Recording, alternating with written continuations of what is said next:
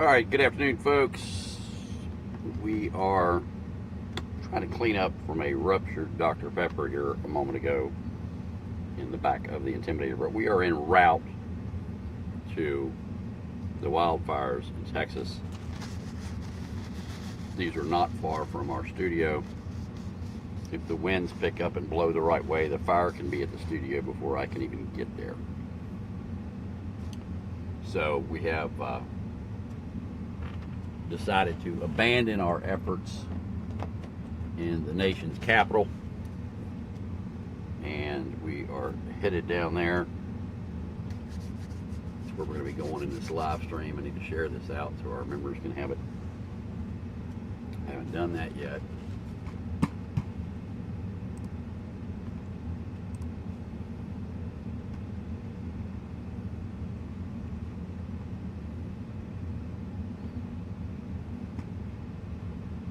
Interesting.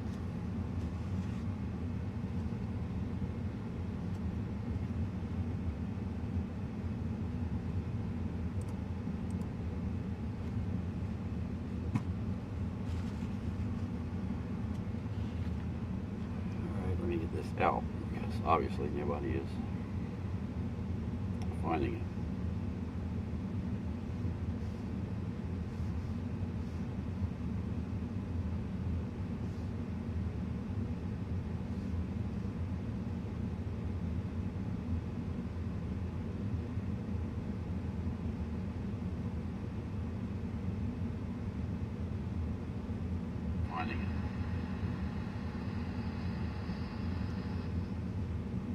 There we go. Units responding. County complex court. Patient's a 57-year-old male and suite 220.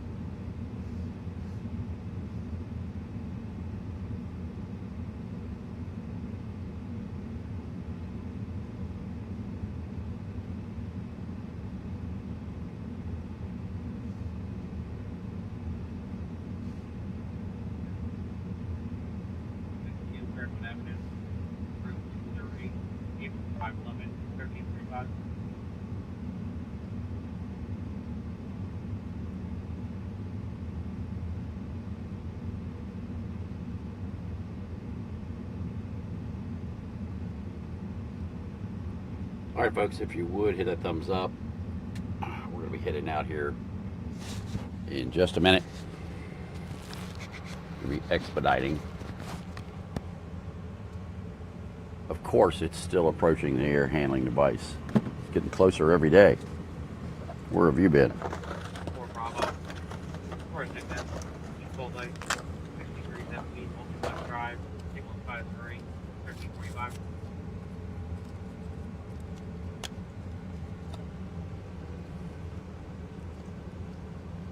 Didn't you just see the CIA director in Moscow yesterday? How much more evidence do you need?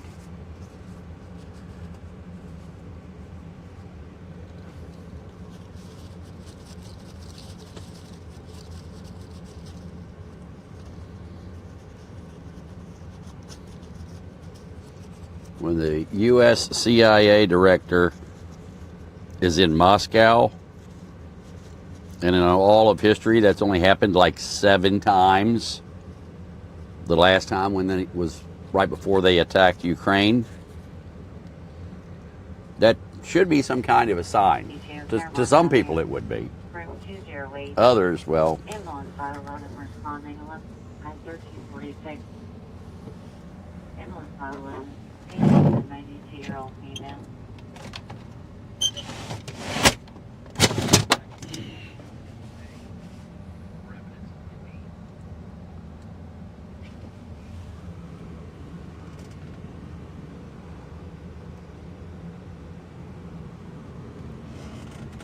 All right, so I'm going to move that.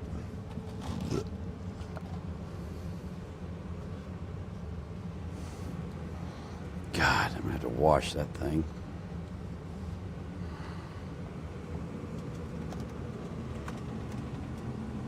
All right, yeah, I'm not happy. I bought a drink from McDonald's here, came out and sat it on the countertop inside of the van, and I noticed there was Dr. Pepper dripping all over the floor, and come to find out the glass had a crack in the side of it, and it covered the whole top of my deck or dash, countertop, my mouse pad. It's all ooey gooey, sticky. Such a wonderful thing. I'm gonna have to deal with it later. So.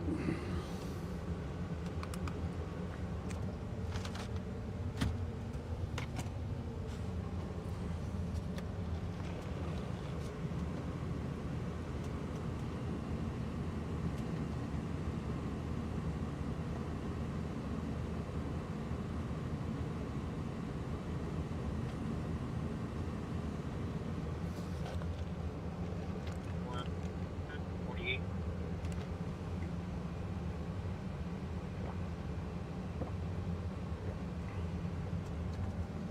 They used to call it a clue, but nowadays God only knows what they call stuff. It's not the same FBI it used to be, that's for sure.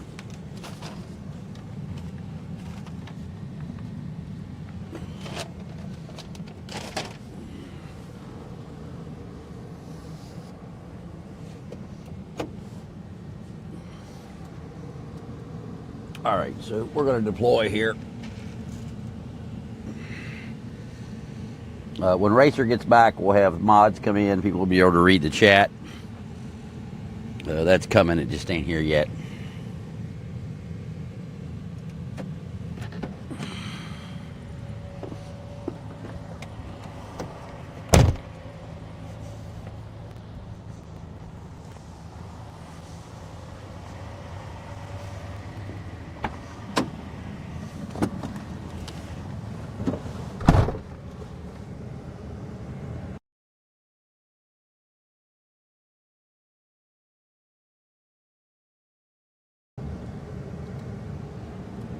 All right.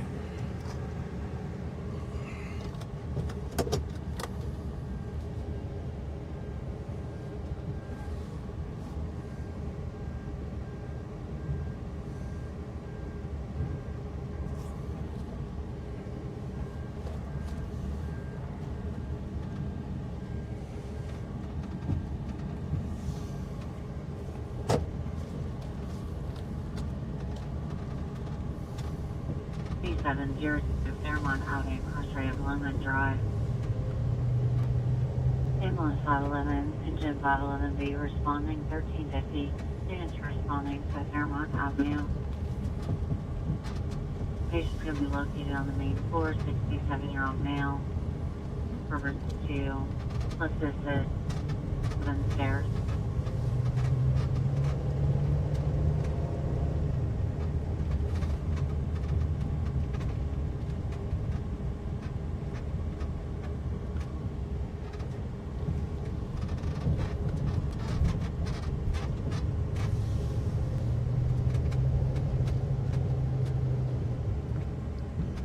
Everybody good?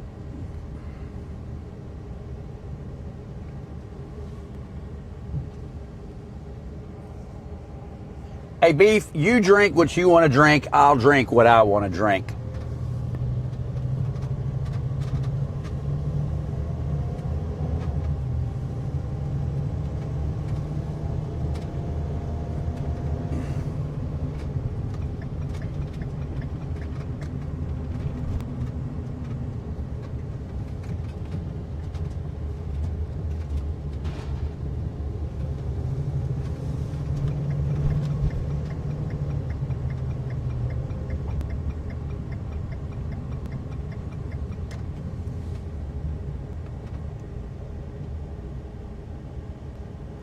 All right, glad the stream's good.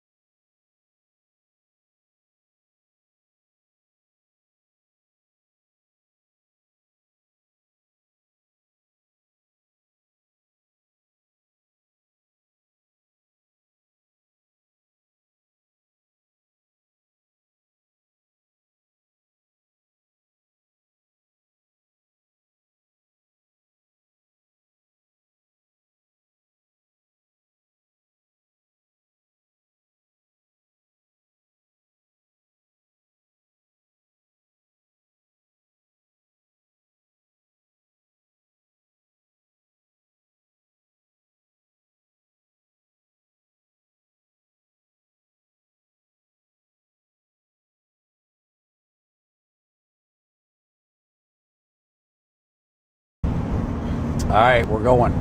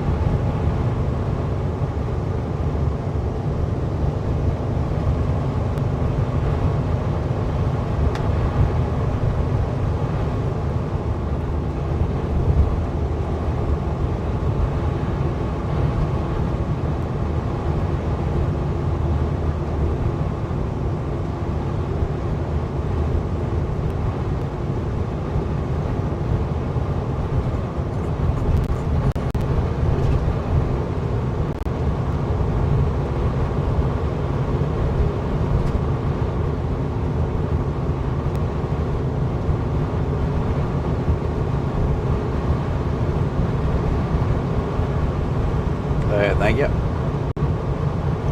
Fuel was $107. So for those who donated towards that, thank you very much. Lunch was $10.88.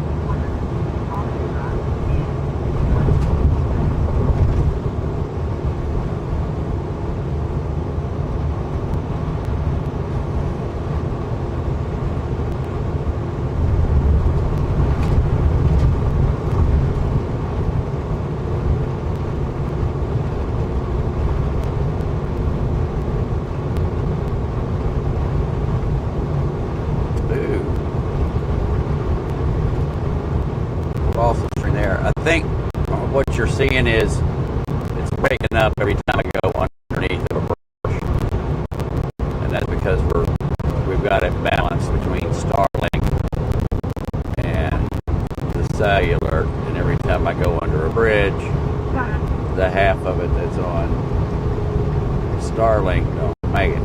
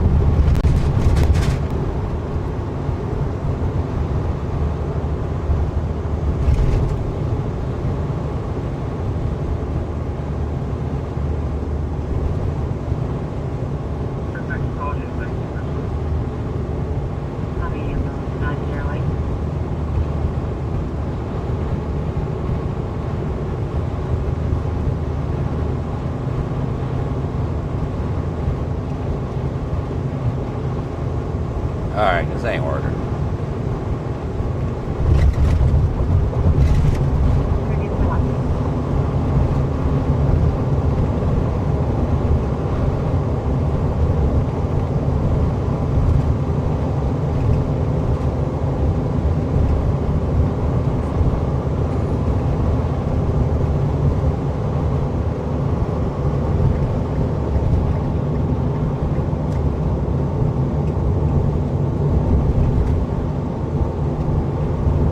There we go, that's more better.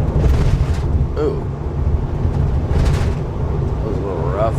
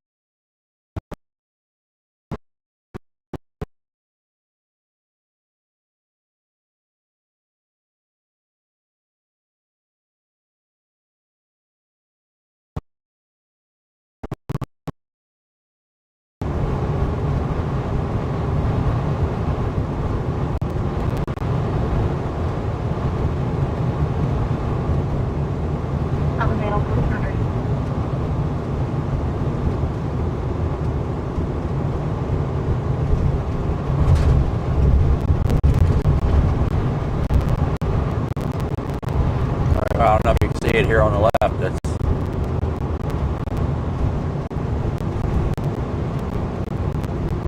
They've cleared all that. Needed it.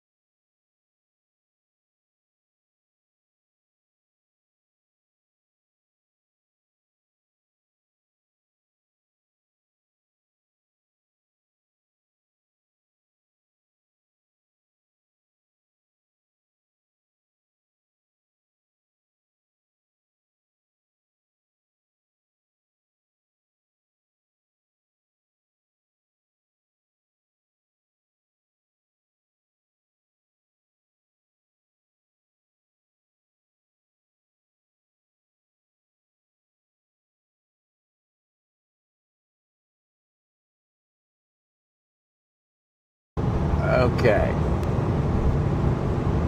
So can you guys hear the scanner? And I don't know what's going on. Racer's going to be working on the video here in a minute. Just so you guys know, I'm not sure why it wants to. Negative, my call is here from an office. We're trying to obtain further from additional cost. Not sure why it wants to be so bad through here, because there is good phone service through here. At the intersection of Davis and Commerce, near the depot. Like I said, I think it may be a Starlink thing because it's balancing. DB5, same, you can put 5-8 service on 30 seconds out. Direct. Can you my lady direct? Yeah, we're aware of that decoy. Again, we got it on load balancing, and when we go under bridges, it affects the signal. So Racer's working on it right now. See, looky there. Uh-huh.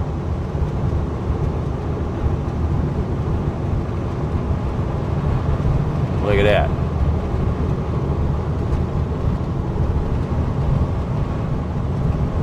Wow, there's another state trooper.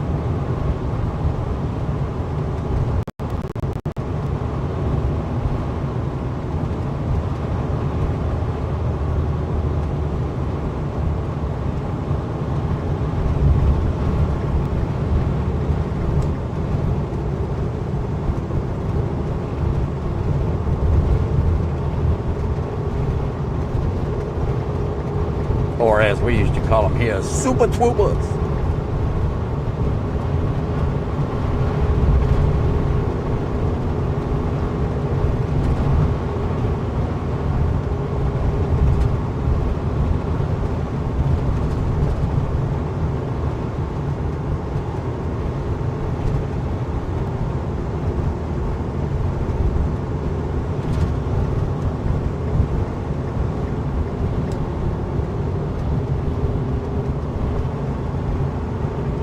That's interesting.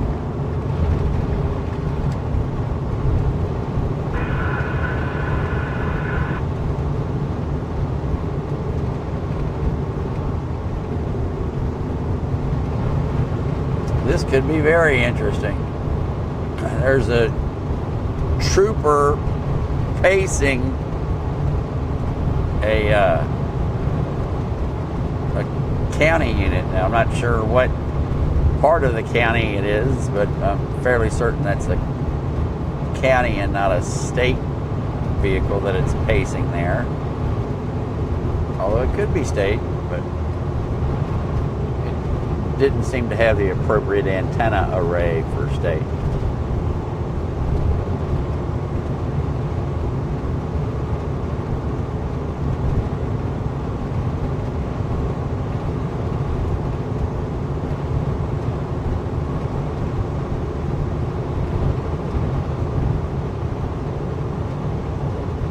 Virginia right now.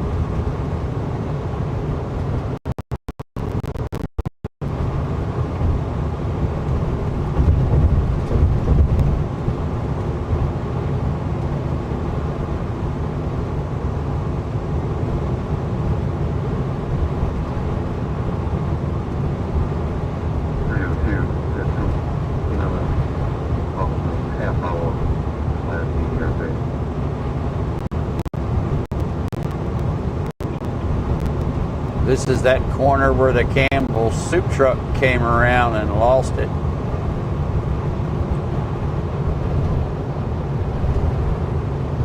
Right here. Bye. Alright, so girls not being dog out here anywhere else at all the down the road. He flipped it over right here coming into the corner and put 15, 16 tons of Campbell's soup cans from here all the way to here. It was Campbell's soup everywhere.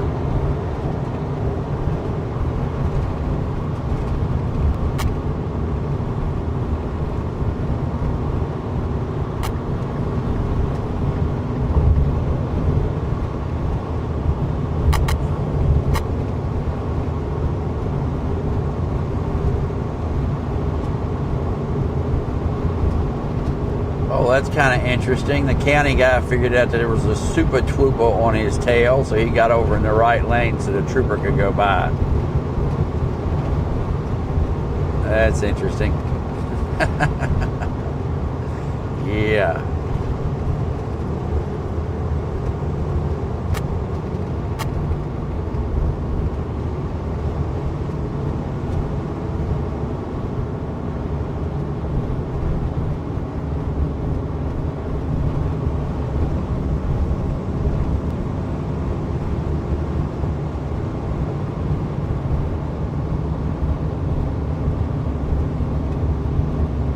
I have that up here? Nope, I don't think I do. That's on the other controller. Should have brought it up. Oh well. Oh no, actually. No soup for you!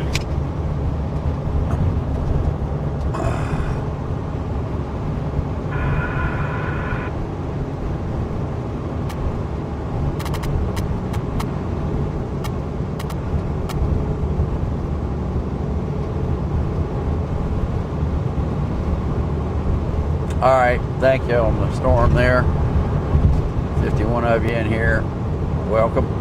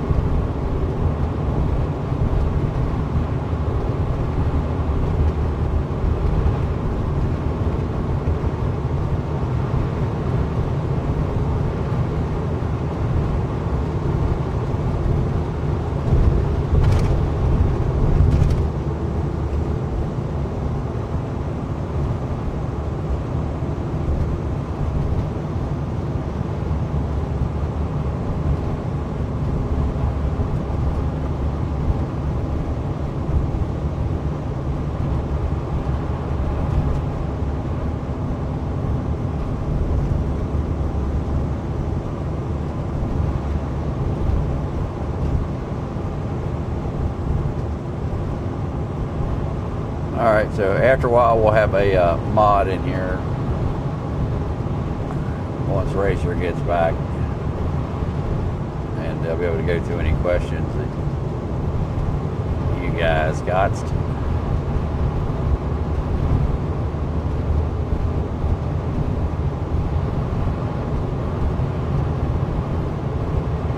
Yeah, there's been an awful lot of suspicious fires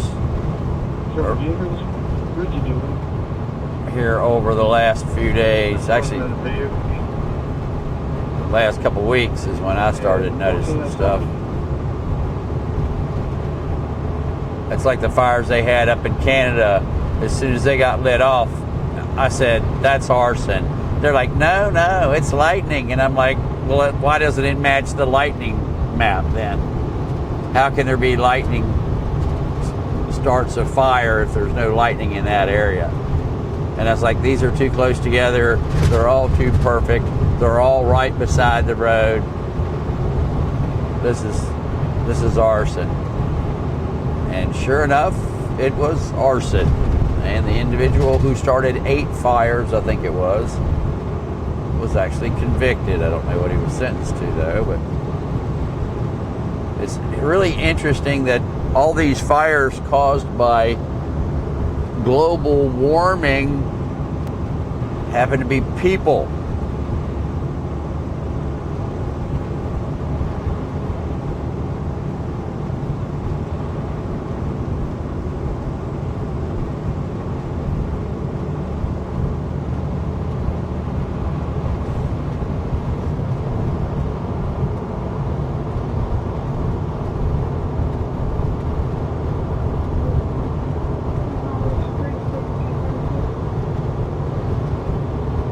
Traffic 1411.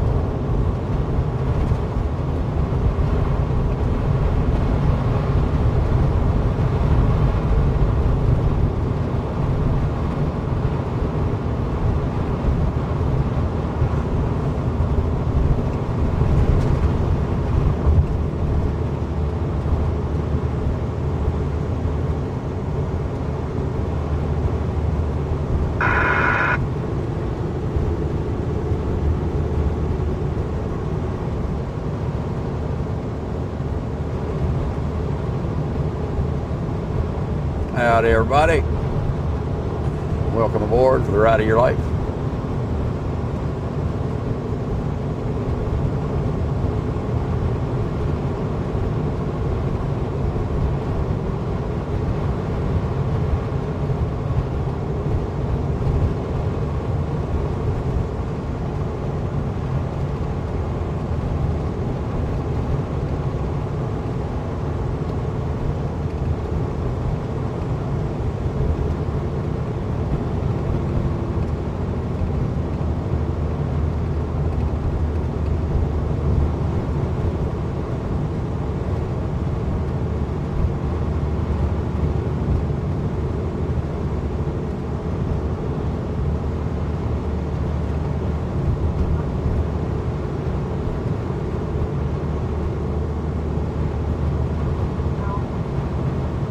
Good.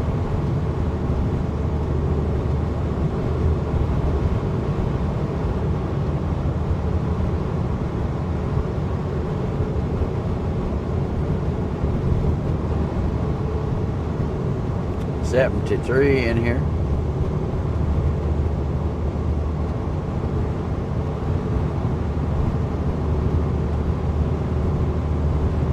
Yeah, some people online are trying to downplay it, but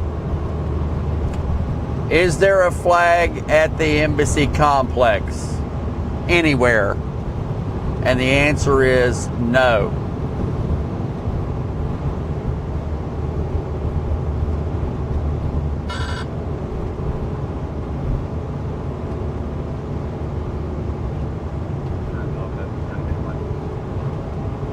Yeah, Russia is desperate, and they're going to say all kinds of things.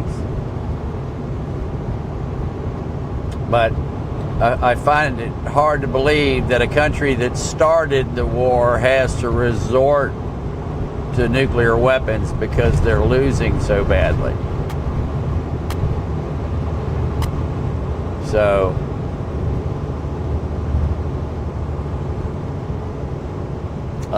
no, I'm not on 40.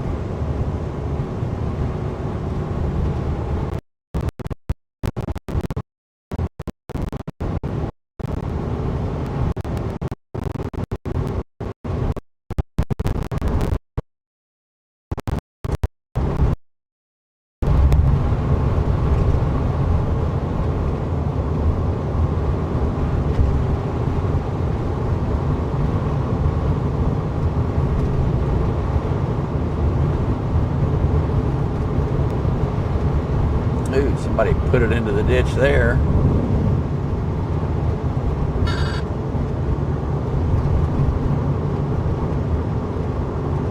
So the fire is now at over 80,000 acres and is growing very, very, very quickly. This morning it was at 50,000, so this thing has actually grown like 30,000 acres in a matter of hours. We're talking almost 10,000 acres an hour. That's a quarter of a million acres in 24 hours. Due to the drought, this fire could quite easily end up being the largest fire in Texas's history.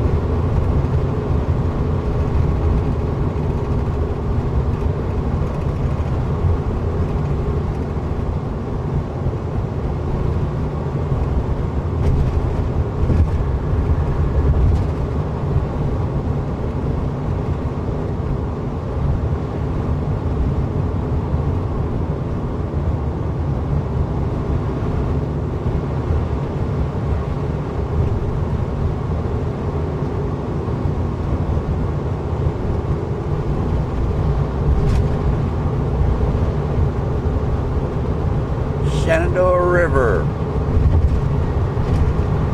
To my left a little ways, or actually, no.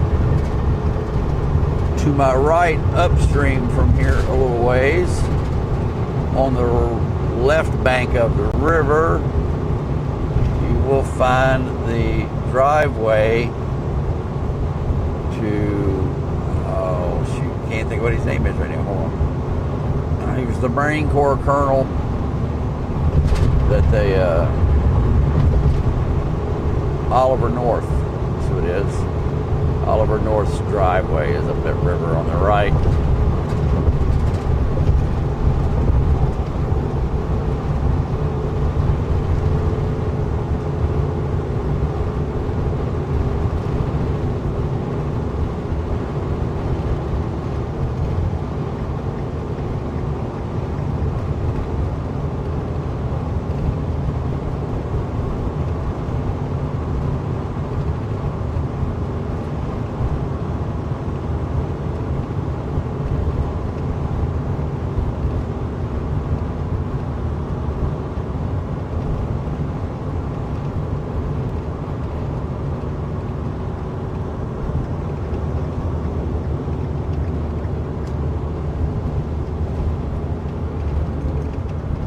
Come on.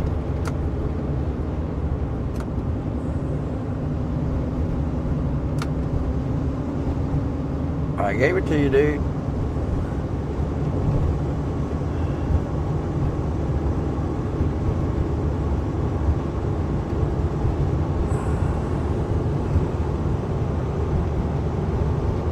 Some people.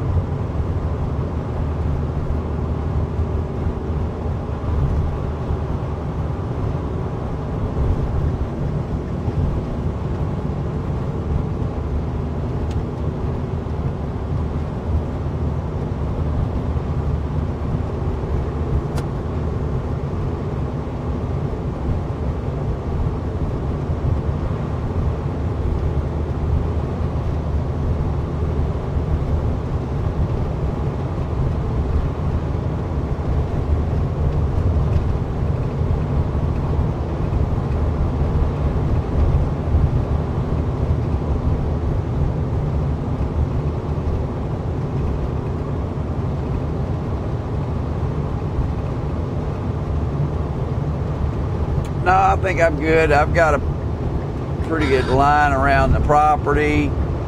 I've got fire trails cut through the woods. I've got fires fighting foam. I've got 2,500 gallons of fire water plus whatever I want to get out of the water supply. I've got 2 separate fire pumps. So I'm ready to defend what's mine, that's for sure.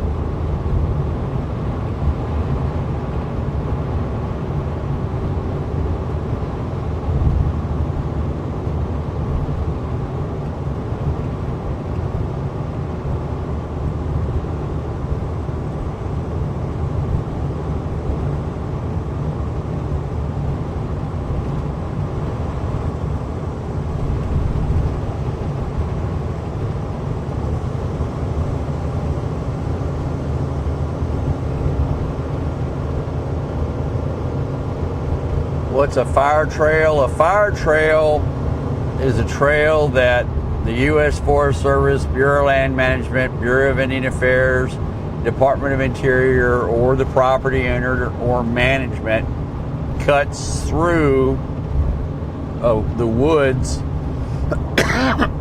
not as a road, but as access. So is that in the event of a fire or during a prescribed burn, they can get in and have a way to move through the woods. So it's not a hiking trail, it's a fire trail. It is only there for firefighters, fire equipment, fire apparatus to make its way in and out of the woods. The rest of the time, it's grown over, nobody uses it. It's just so they don't have to cut trees down or, do anything if they're in a four-wheel drive or a bulldozer or something of that nature, big fire truck, type 6, type 1, whatever it is, they can get into it. Now, you're not going to pull a class 1 down that, but you can pull a type 6 and a type 1. Class 1s aren't four-wheel drive normally.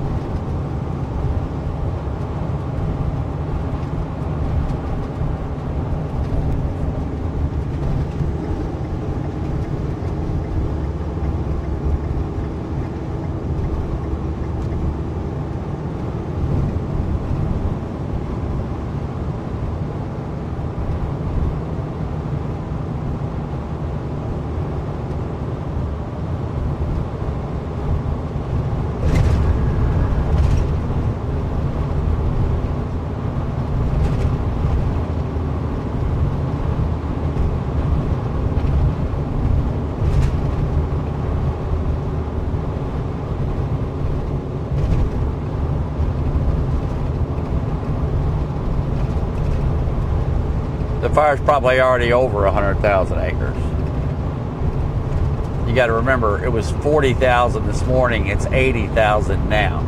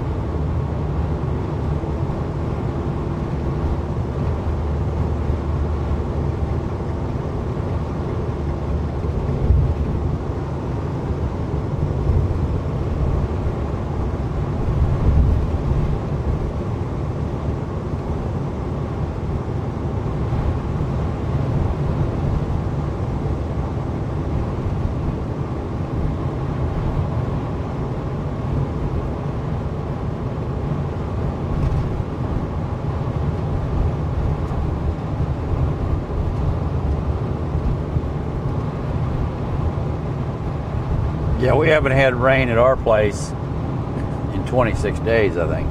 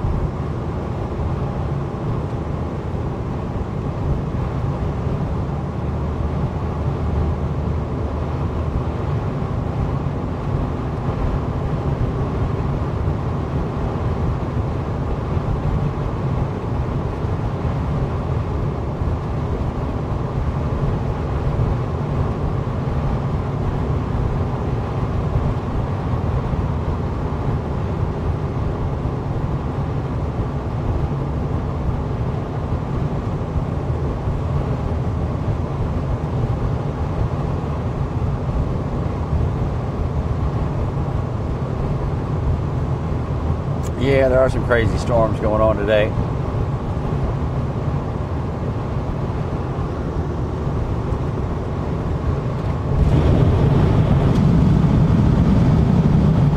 Wow, diesel is $6.10. Are you kidding me?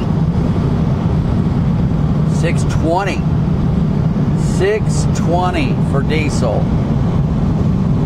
Holy shit. I'm glad I'm going home now.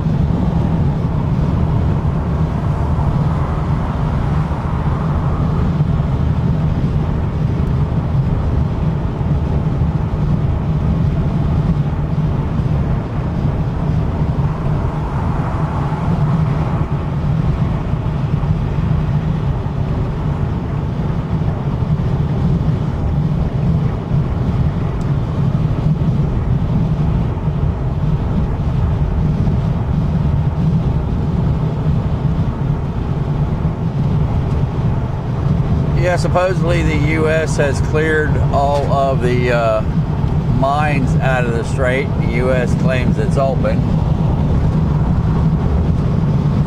The U.S. can claim whatever they want until the insurance companies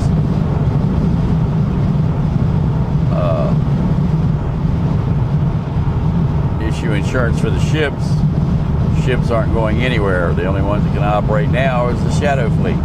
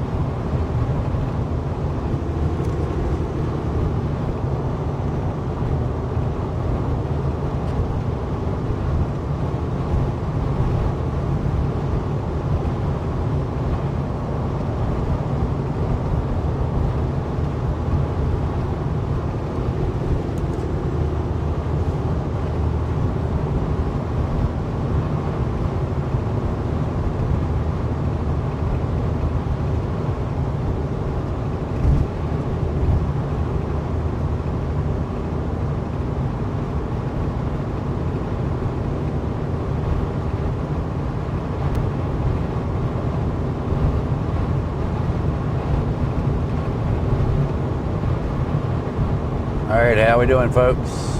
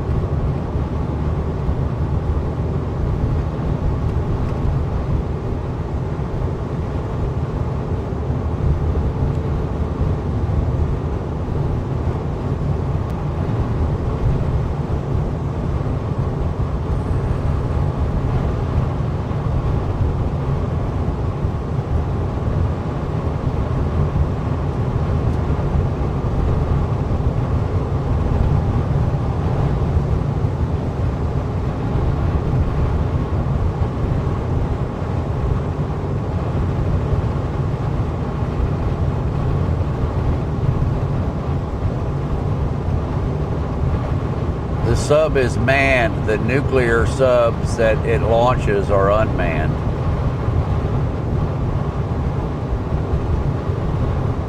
So they just tell it where to go and it goes there.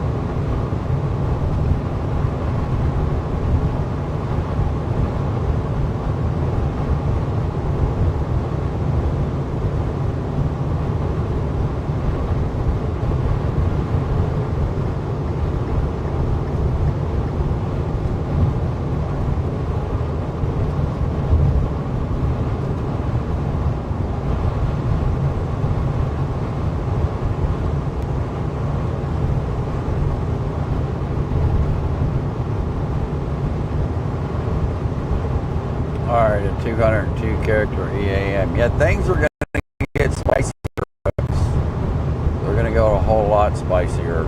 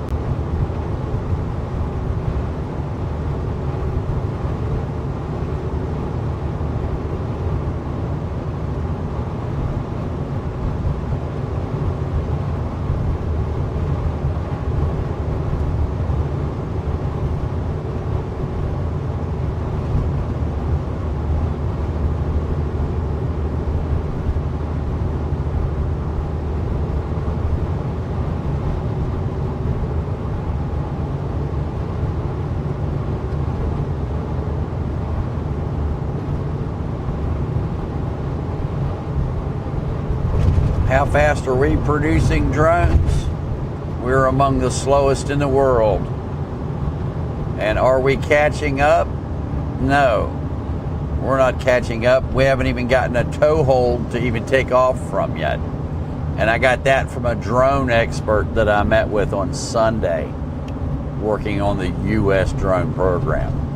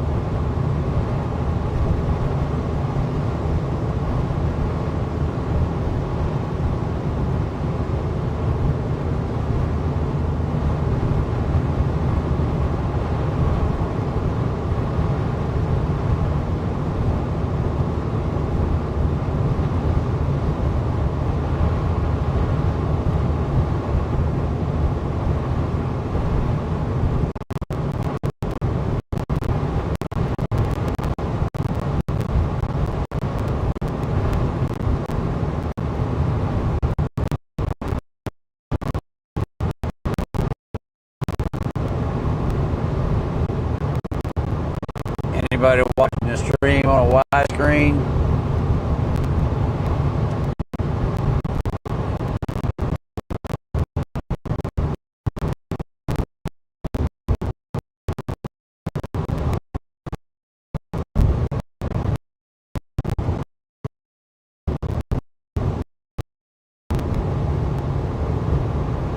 Nope, our government is not updating anything. 22 North Hawksville Street, Hawksville, System Living, room number 3. 75-year-old female, difficulty breathing, distress COPD, 57.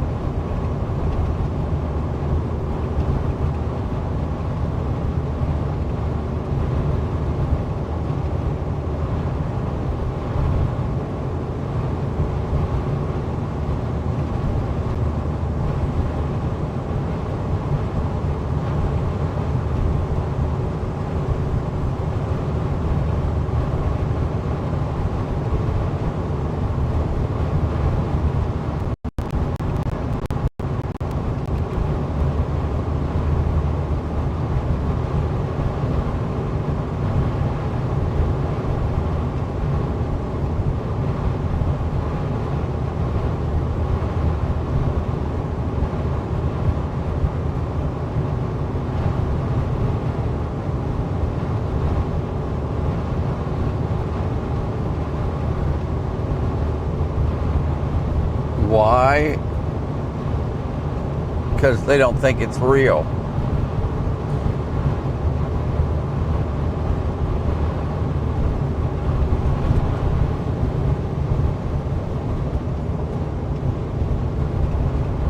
Yeah, our U.S. government thinks that we're too far away for them to attack us.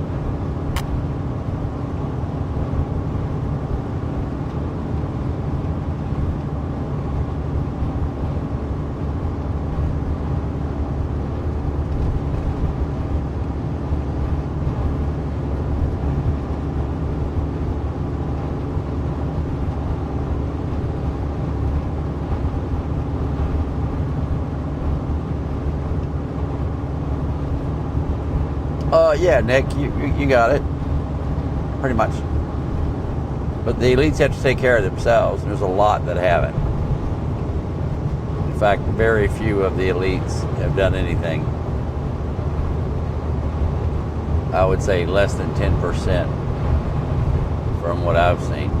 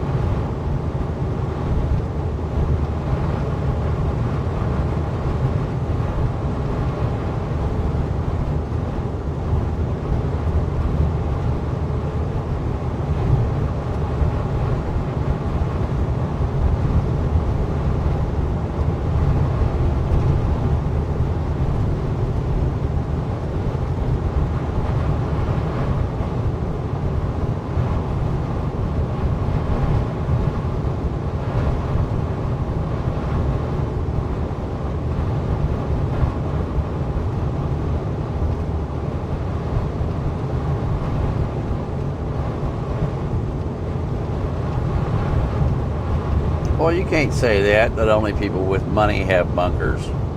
I don't have any money, and I got a bunker.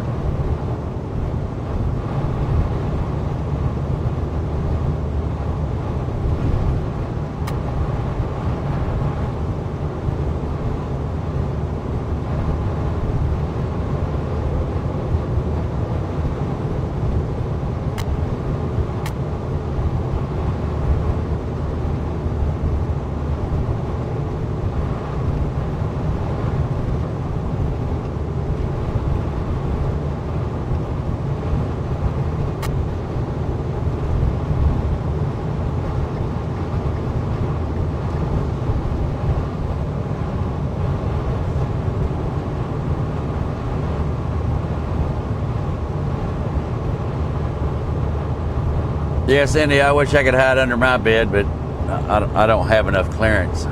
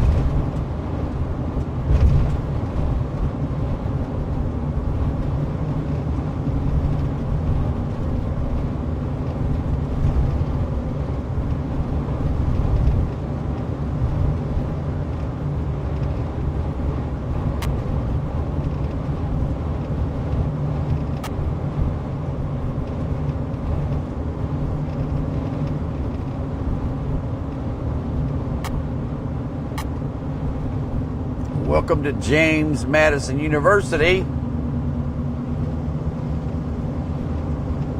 It used to be Madison College, just a little spot on the hill up here to the right. Now it's expanding out all over the place.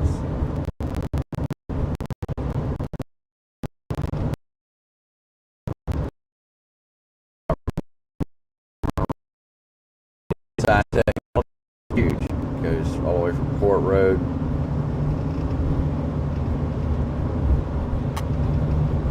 up to Market Street.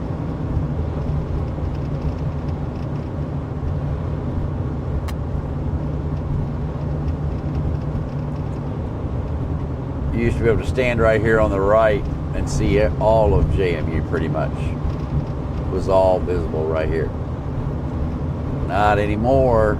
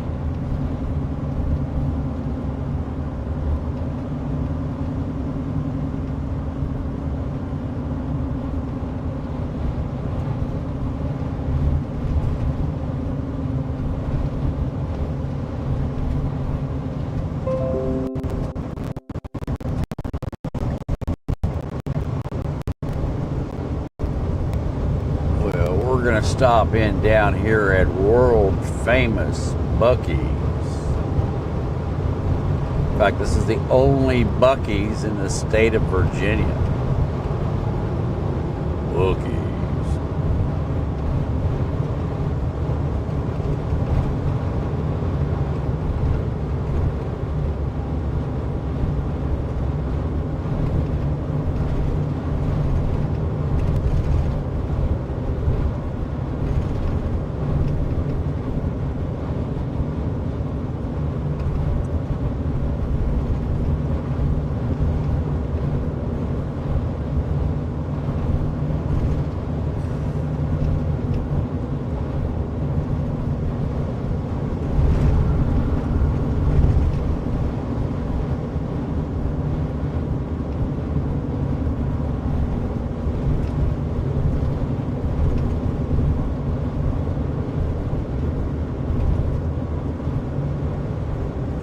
Well, it's the first time I've seen Jersey wall with drainage holes through it.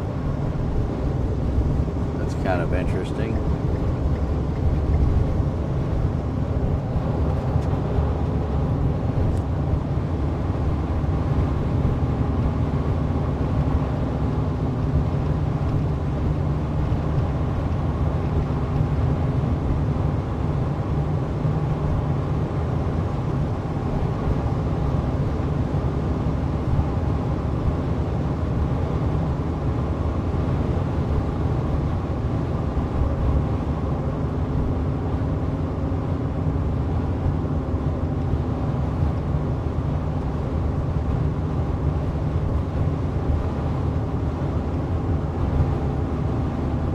Wow, look at that barn over there.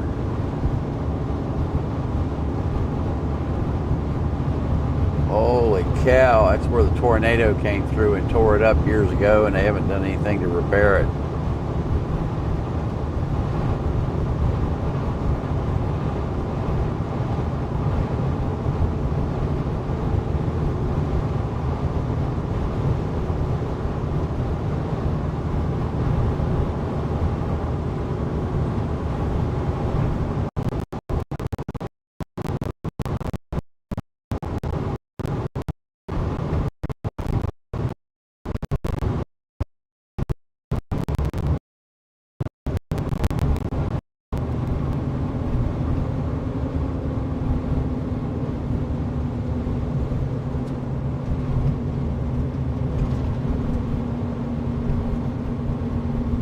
Stopping here because this is the easiest on and off with the largest selection for a long way.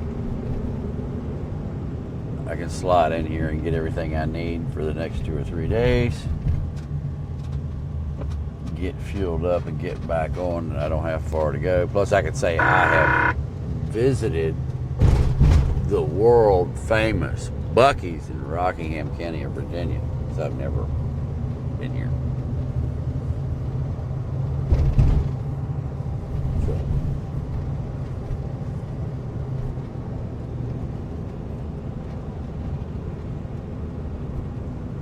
Kind of interesting. Buc-ee's has their own entrance into the place. Look at that. Who knew? This farm here straight in front of us, a kid I went to school with named Adam grew up right there. In fact, all this was his fields when I was a kid. Can you slide towards 84 Rocky Hill Lane for domestic?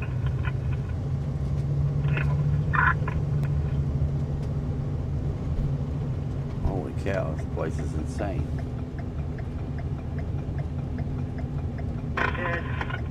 We made contact again. We're still gathering further information.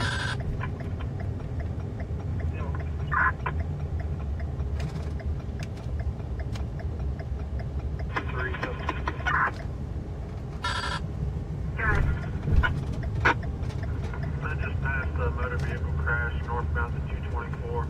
The blue van. I don't know if you got any calls on it or not. I think we're stopped.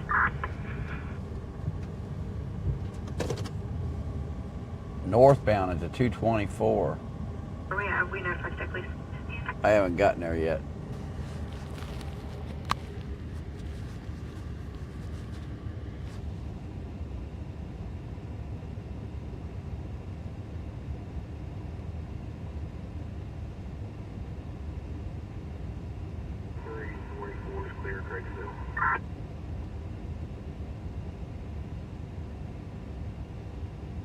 No, I don't think I'm getting a t-shirt here. I don't know, maybe I could.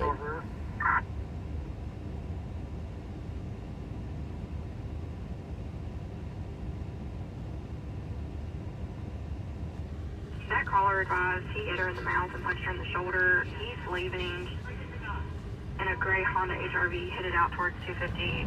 Leaving that trailer park. Damn. Well, he hit her in the mouth and punched her in the shoulder. What a guy.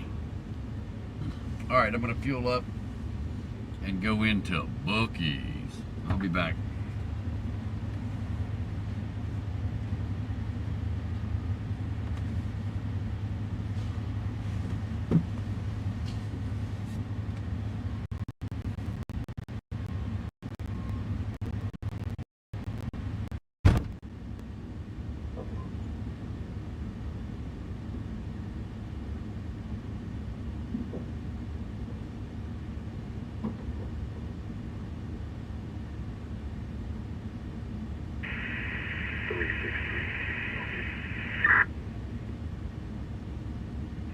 Three 1525.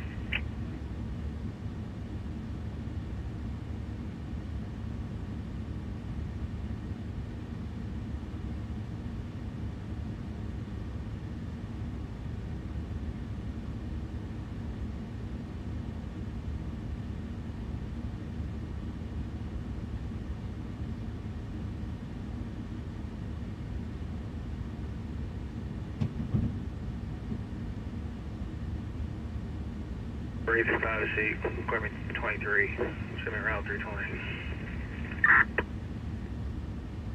10-4.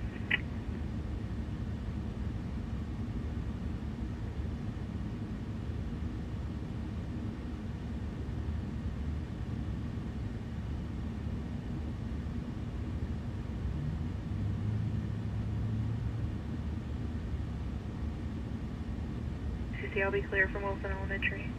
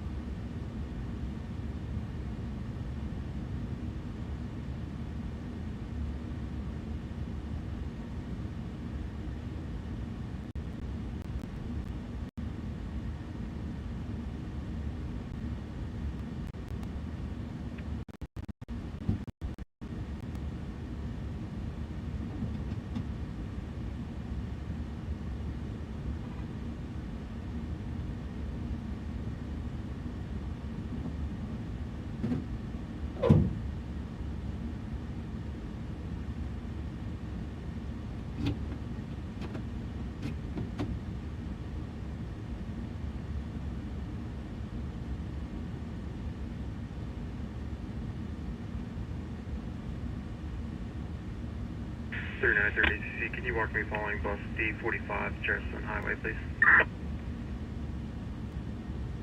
10-4. 3956. Multiple units, 395. I got the team on board to give our courtesy ride back out to the residents. I got to get them miles ready.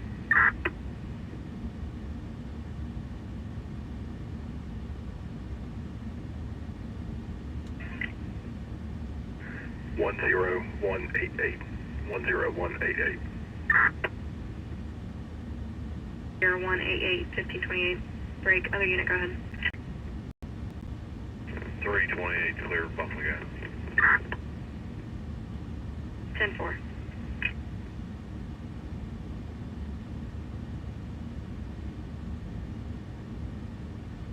City, AC, all city.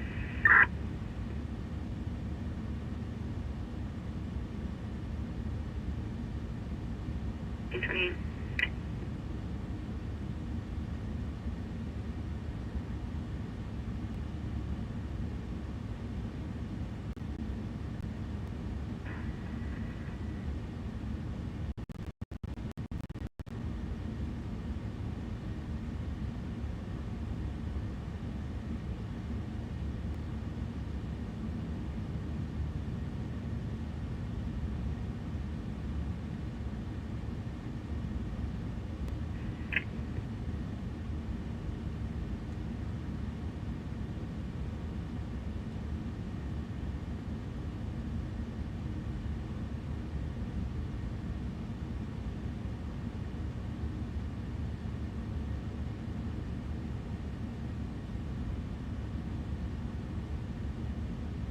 .390 clear for South Illinois.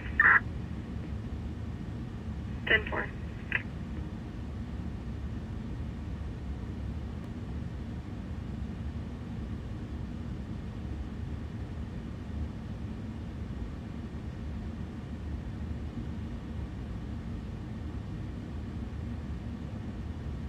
Overhead. 10-4.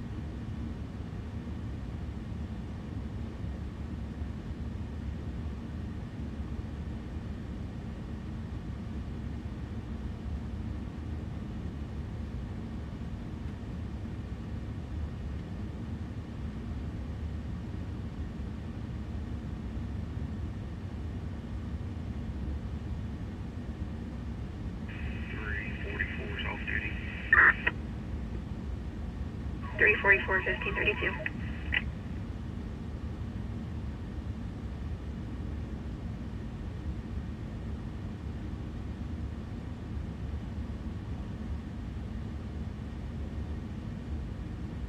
Traffic stop.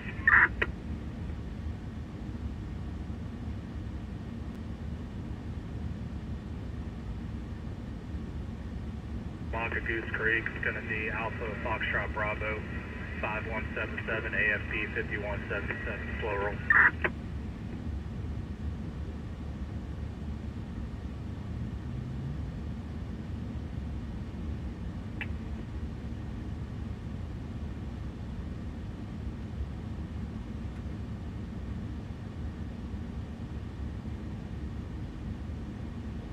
Yielding is going to be Jefferson and Arrow.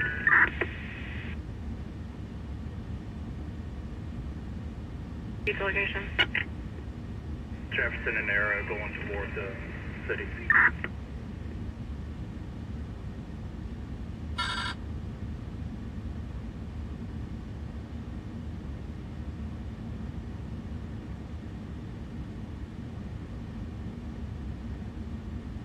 You should turn into Taco Bell. I think she's looking for a place to pull over. 10-4.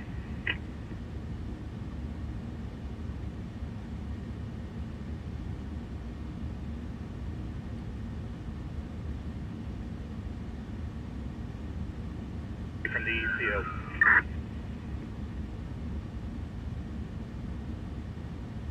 What's the speeds?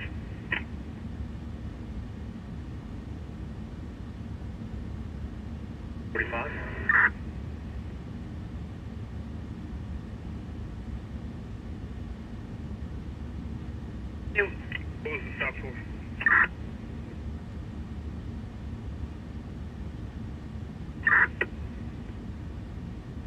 What's the reason for the stop? Lady from the ECO.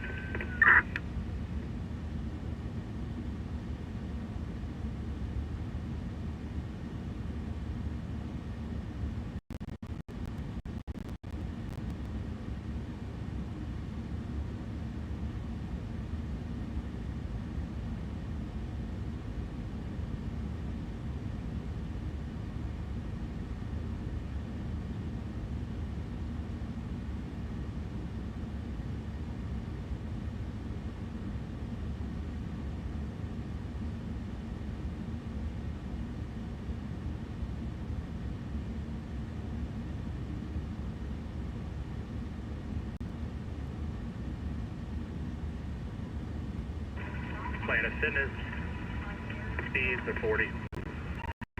Monitor traffic.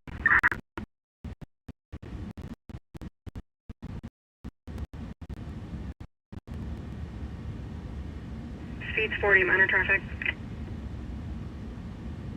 382, if you can update Waynesburg.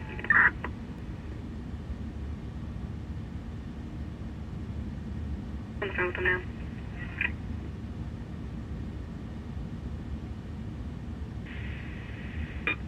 Altered mental status, 132 against Springs Road. 382, Waynesburg advised they're not going to pursue it. 10-4, 382 to 308. Alright, go ahead and terminate.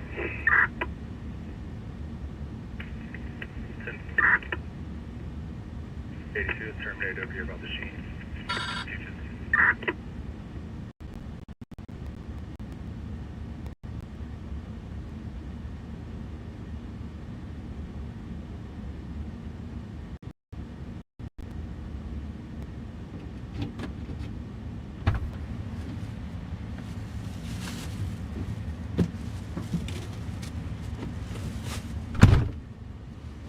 Okay.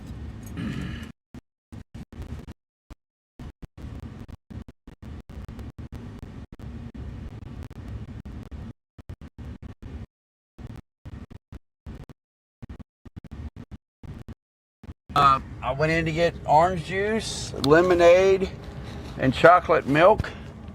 The chocolate milk was extra rich. I wasn't interested in that. And they didn't have any big bottles of orange juice. They didn't have any big bottles of lemonade. So that was a waste of time going in there to get. But I did get 3 different Bucky shirts. One of them glows in the dark. So that's going to be pretty interesting. I have a test that I want to do for that. So also they don't have any No one responding, 1537. You respond to 132 Augusta Springs Road, crosswalks of Concord Tanger and Katy Drive. 78-year-old female with an altered mental status, does a history of dementia.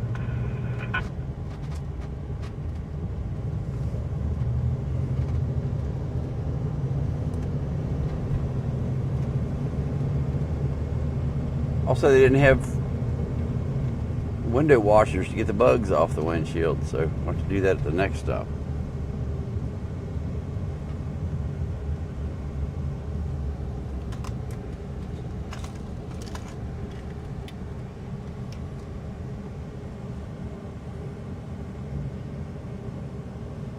Walton Way and Bucky's Boulevard.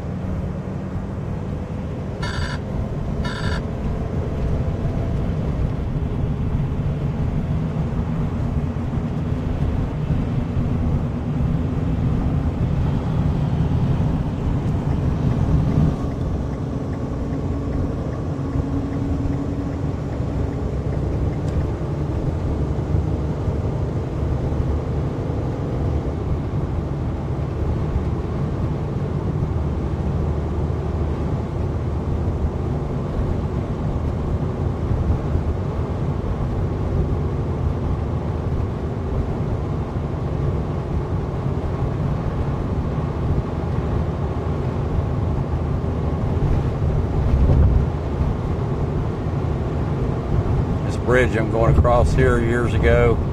Tractor trailer was coming north, got on the wrong side of the guardrail. It was an old man and his grandson. They went right up in between the interstate bridges, and a fuel tanker truck dove right down into the river, and the truck exploded and killed them both.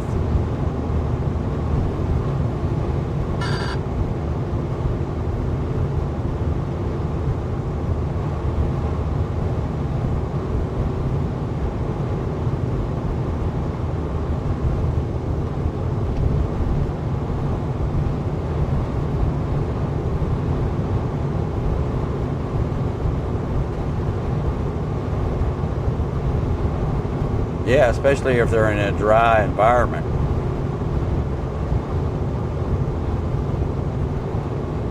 Yeah, Walton's Mountain is up here on the left. I've been all over it. Hell, I've even been to the Rockfish Valley Volunteer Fire Department.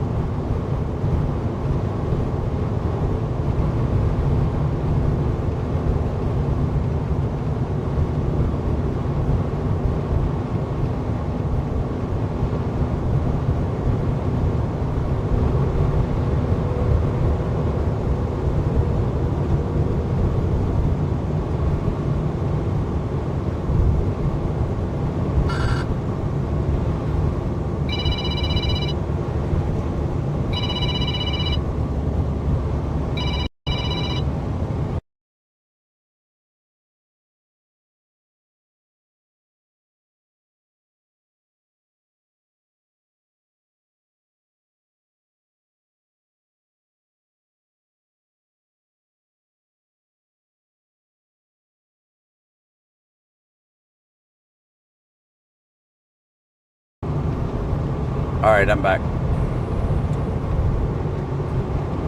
So we are now in Augusta County.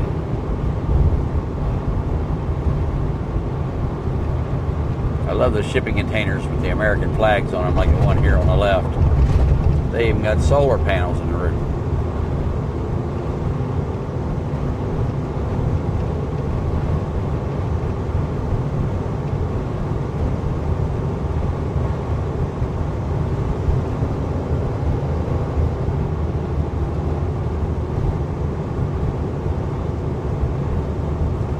Shenandoah Valley Regional Airport, the first airport I actually took off from or landed at. Wow, 53 years ago. Talk about an old fuck.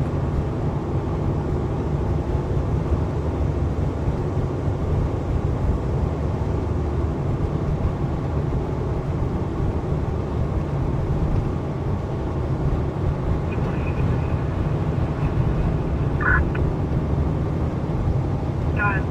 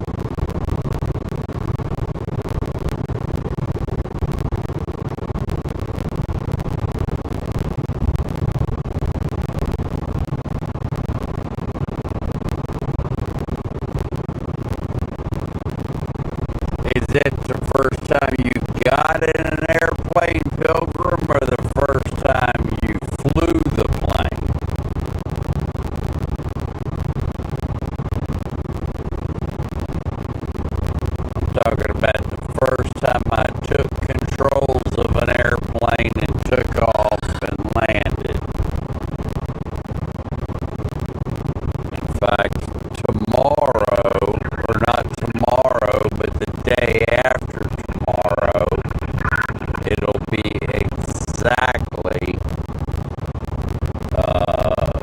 53 years ago.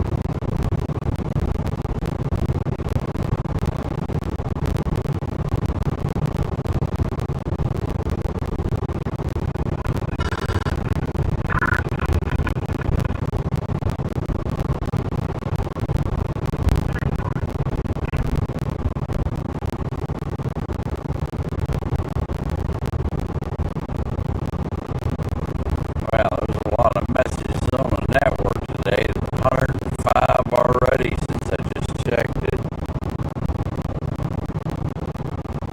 Welcome, everybody.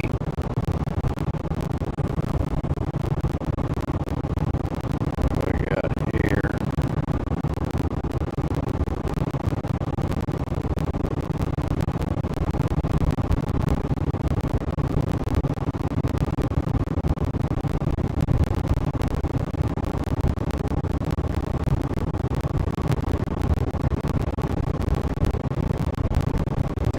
I'll be damned.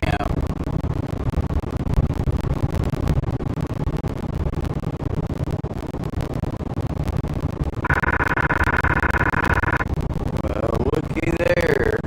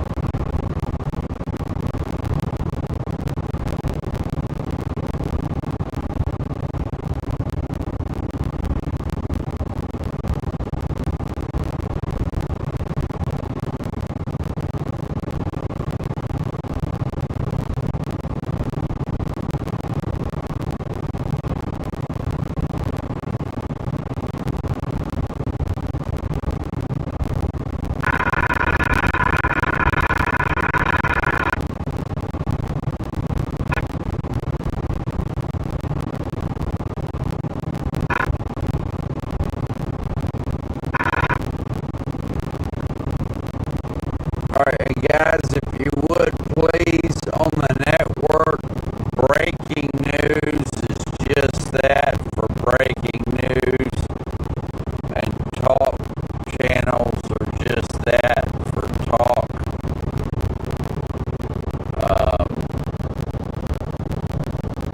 And BS channels are for everything else. So you can do breaking news, but take it to if you want to talk about it, unless you're adding news to it, take it to a BS channel. That way I don't have 105 messages to read through just to get the headlines of what anybody's putting up. And I thought everybody knew about the flooding, so I didn't post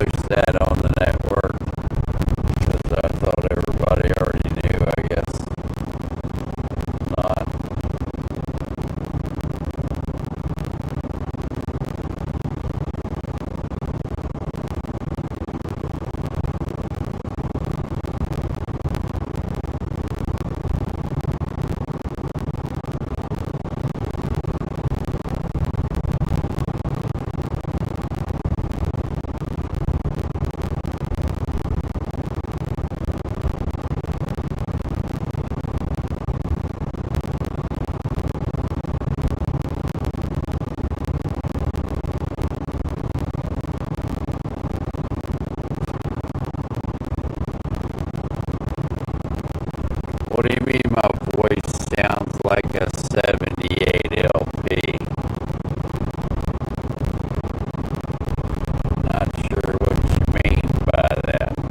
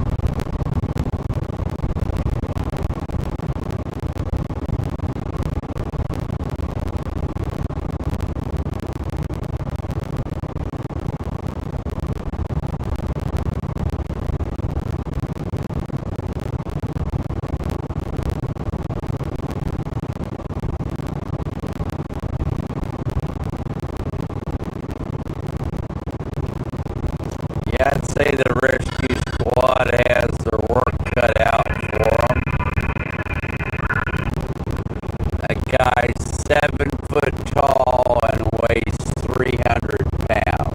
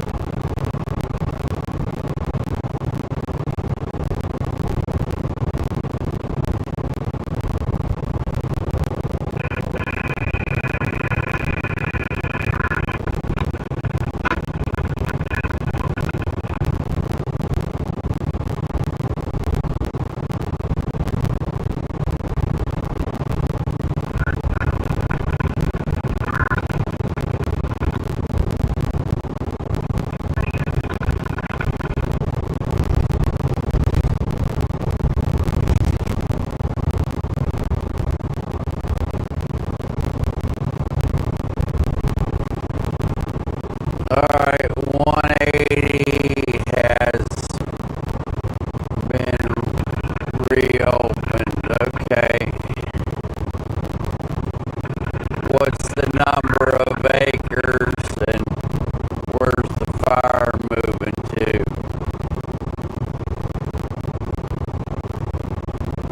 And I don't know what the problem with my voice is. Hello. Audio, check test.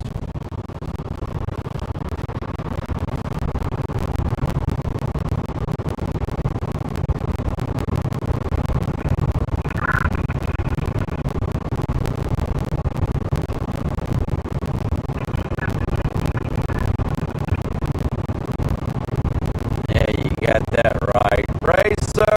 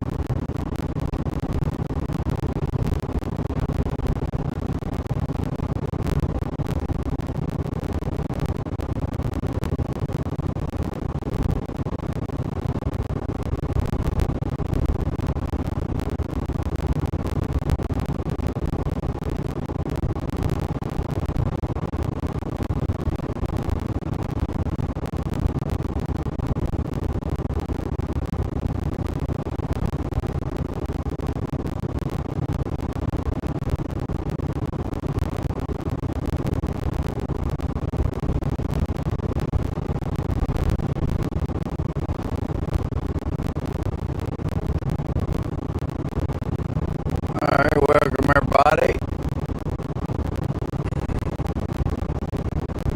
Hope everybody's having a good day.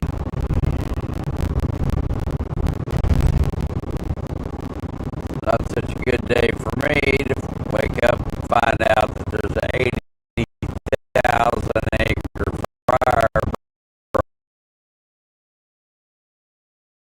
burning towards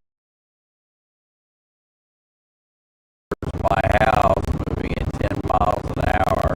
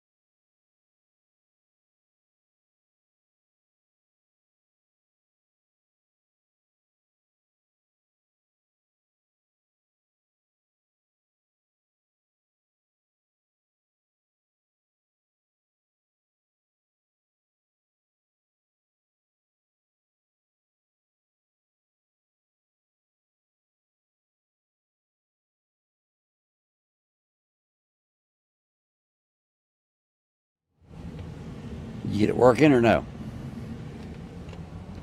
It seems a little better. I'll see once I hear the stream catch up.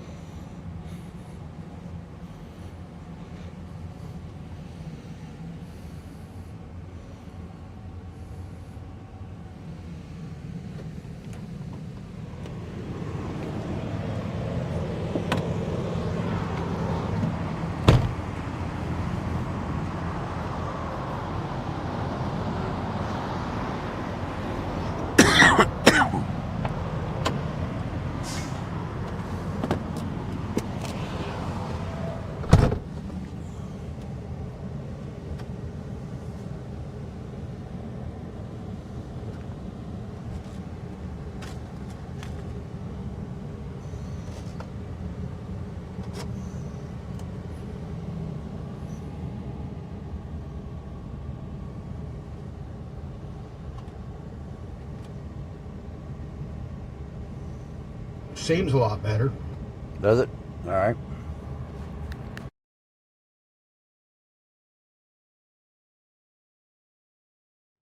If it doesn't, I can swap to this other mic I got.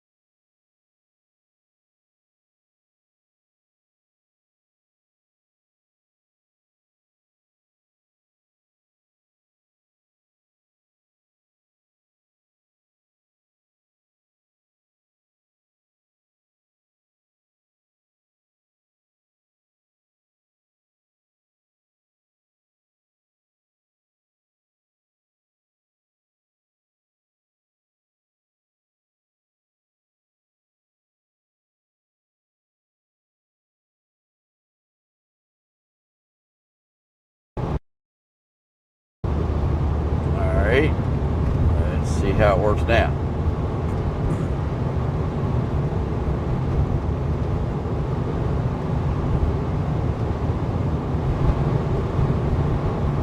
Looking good, sounding good.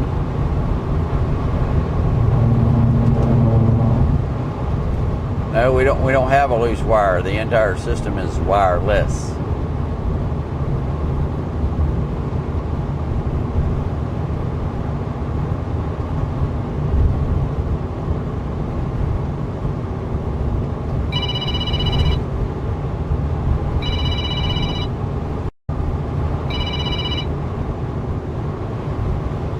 Yes, sir. Hey, buddy, I heard the Intimidator broke down. Do what? The van broke down. I had a check engine light come on, and I went to my buddy's place outside of Philly to have him check it, and the OBD2 port is not working, so we pulled the battery and got it to reset. I got up this morning and come to find out there's an 80,000 acre fire burning towards my house. Yeah, I saw that. So I'm on my way to Texas. Yeah. So Okay. I can't have my house burned down and I'm not there. Where are you now? I'm coming up on Lexington. Lexington, Virginia. Yeah. Okay. Yeah, I'm hauling ass.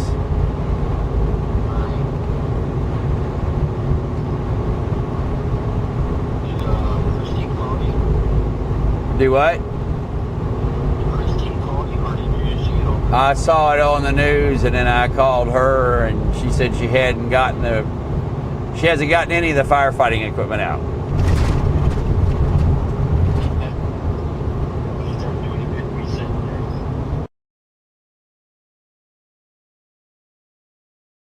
Alright, well, so the truck's running fine now.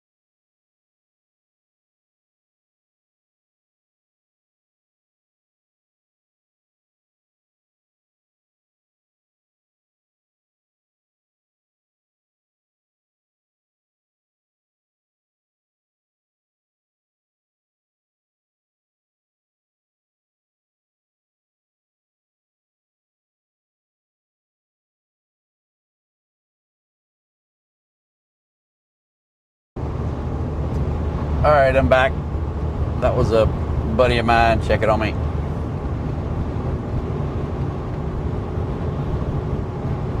I was supposed to have a meeting this afternoon at 4 o'clock. He was kind of wondering why I weren't there.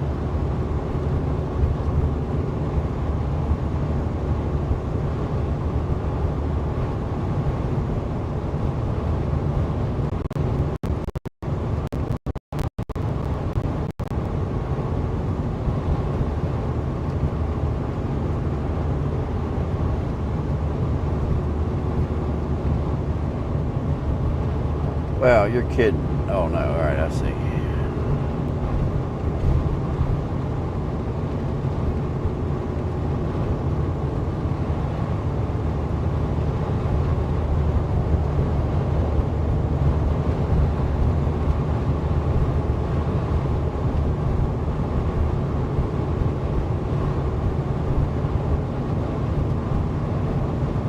No, I have not responded to the 24 tanks on the border, but the 24 tanks on the border is because the U.S. knows that Russia is about to launch an attack. That's why there's 24 tanks on the border.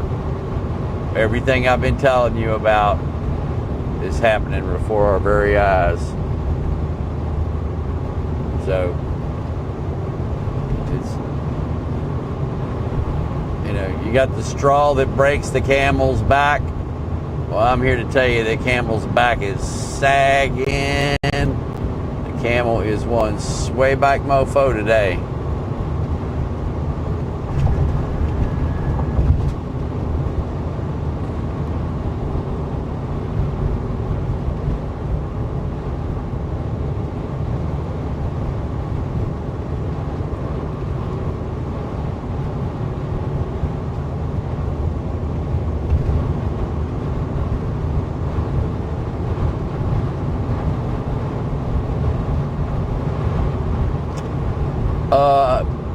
I was told that Germany was going to buy some of those, but I did not know that they had been delivered yet. So, photographs of said tanks would be a great thing.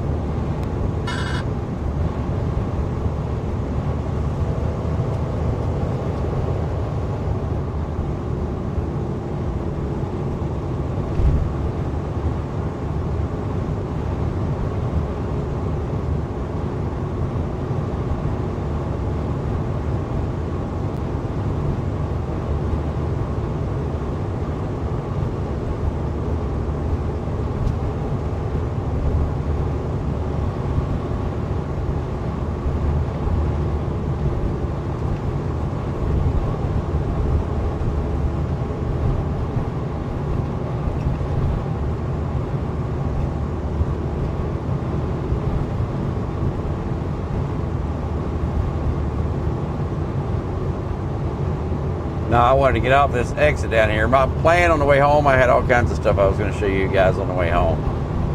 I'm not doing any of that. I'm just going straight to the fire, see where it's at, and then determine what I'm going to do.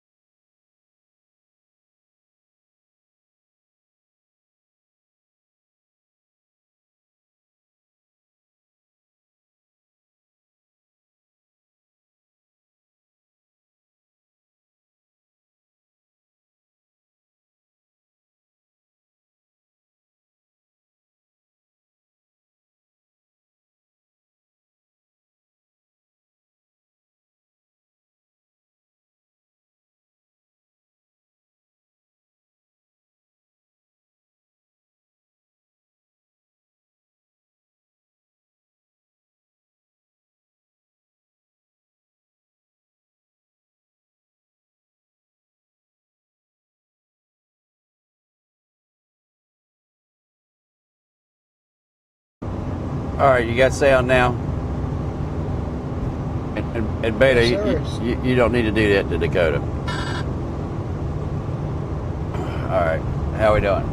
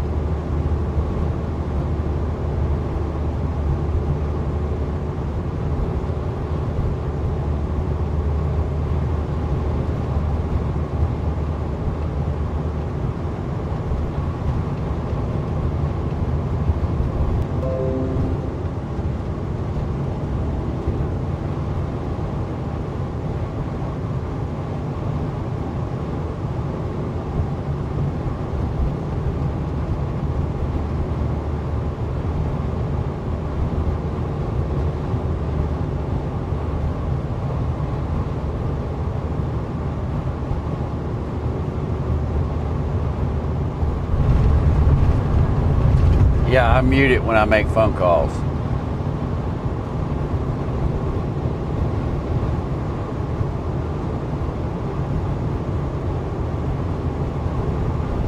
No worries, Beta. I beat up Dakota all the time myself, so he's used to it.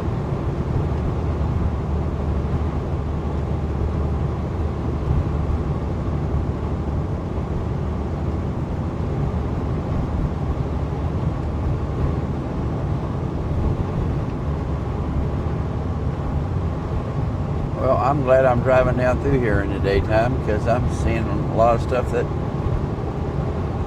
I never seen before.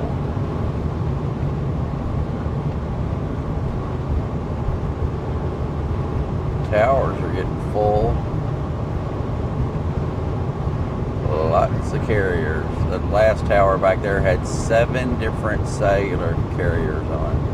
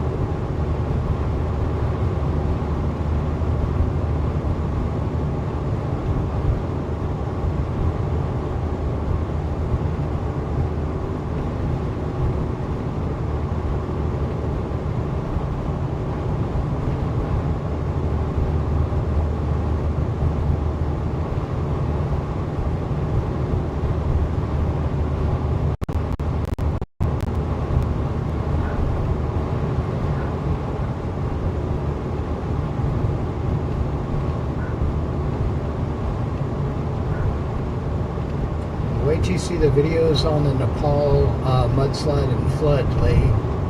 I have. Some of the most incredible footage I've seen. Yeah, I have.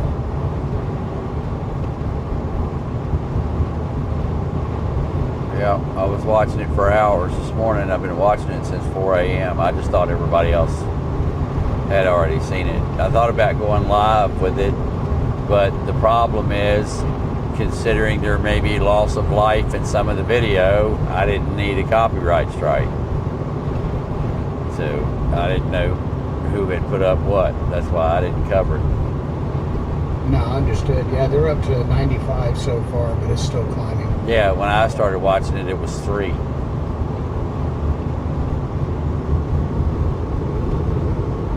That security cam footage of it wiping out that building with all those people. Oh yeah, that was yeah, just crazy. yeah. That's I said right then. The number's going to be in the hundreds, if not thousands, not 3. Yeah, it did look like it was out of a disaster movie.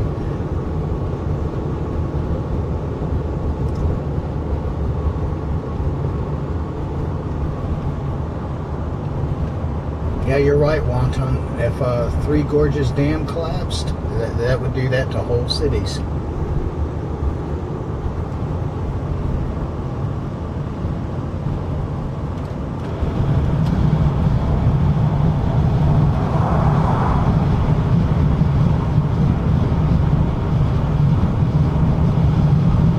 Well, I'll tell you, when I first saw the video of that thing wiping out that building, I thought it was AI.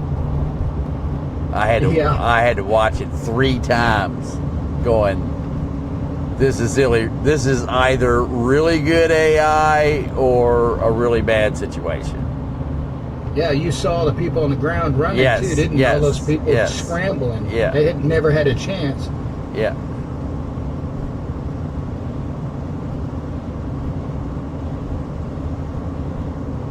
Welcome to the grand solar minimum. People can say whatever they want. Look at what happened this morning. You know, it's one thing to get hit with a wall of water, but a wall of mud and debris and water, right? You ain't got a chance. You can't swim that. Right. Look at the solar activity we've had. Just you can correlate the two yourself. Coronal hole streams and CMEs, and yeah, the KP index is super high right now too. Is it? Well, I haven't even paid attention to it. Like I said, I got up this morning and saw what I saw and know how fires can burn. I was on a fire that, when I got called to the fire, it was 150,000 acres. And when I left the fire, it was almost 1.5 million acres. So it just spread like literally wildfire.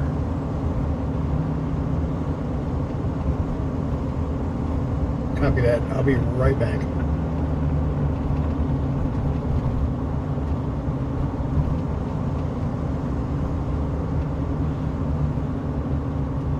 Wow, look, it's the dent dudes.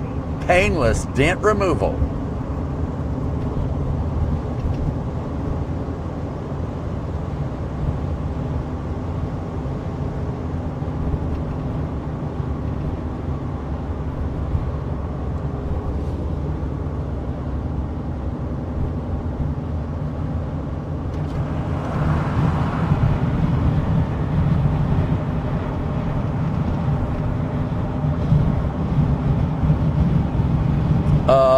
How long am I driving for?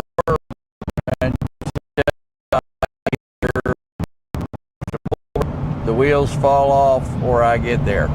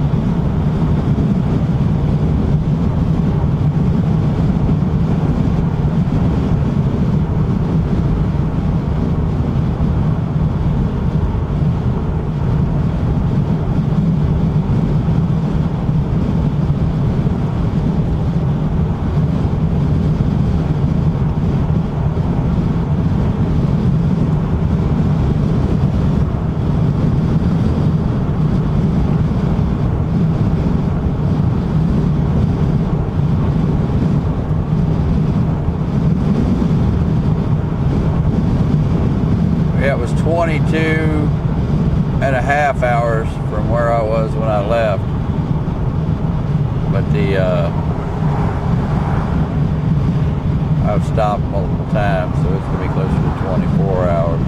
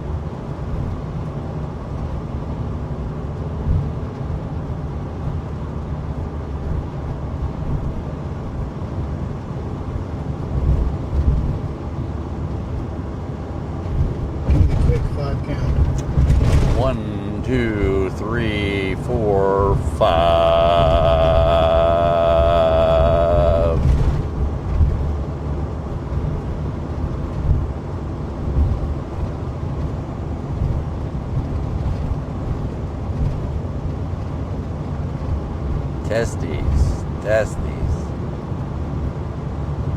Seems good. 1, 2, 3, 4, 5.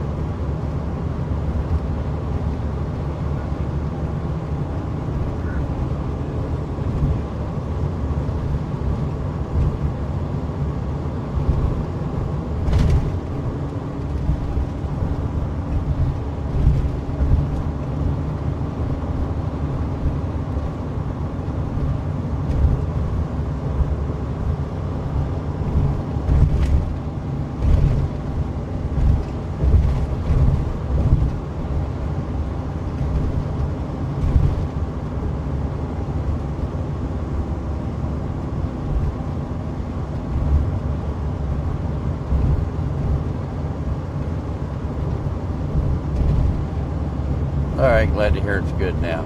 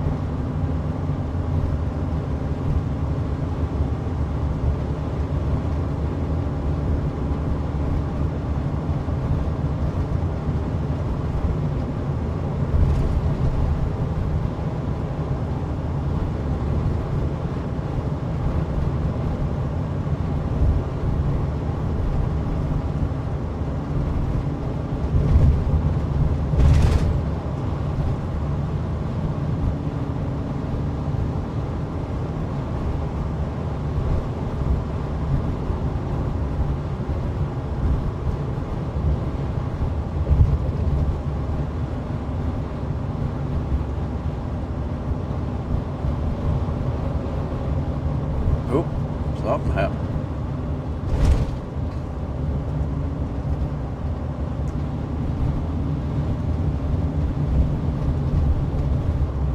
We're back.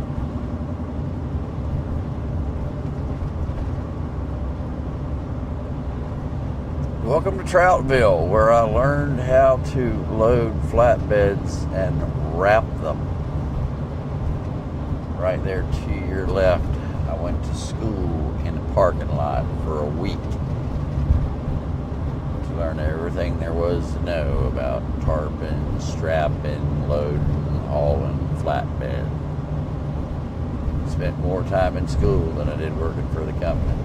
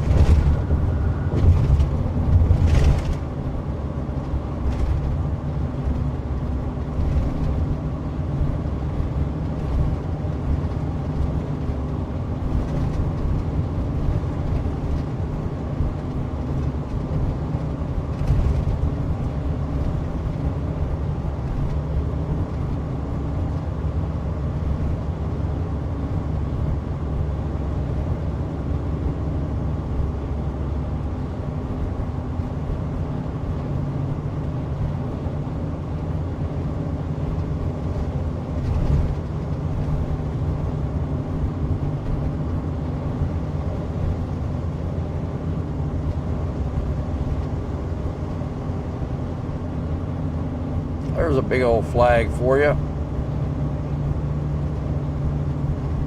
It's kind of hard to put that one at half mast because it'll be dragging the ground.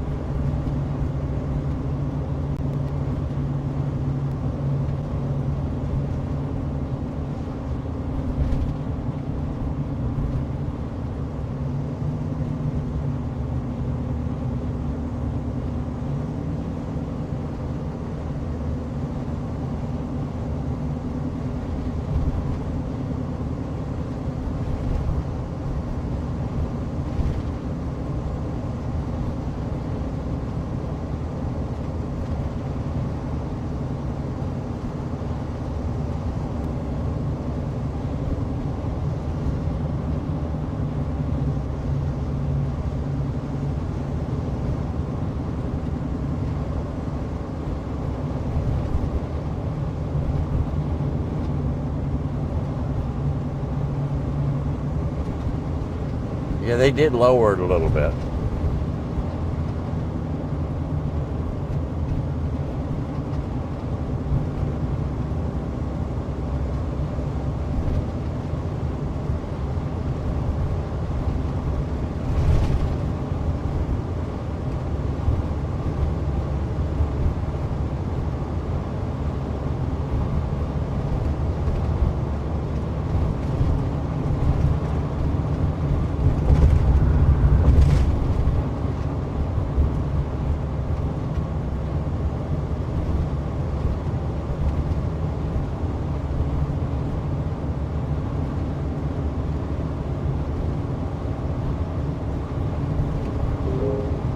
There's construction ahead. You think?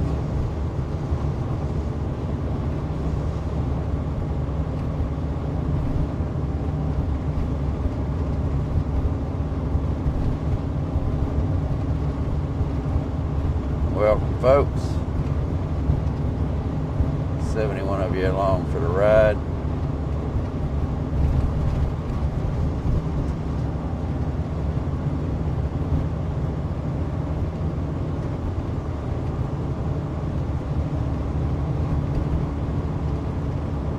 This was the route we took when we did the Corvette Caravan for the homecoming event at the Corvette Museum in Bowling Green, Kentucky.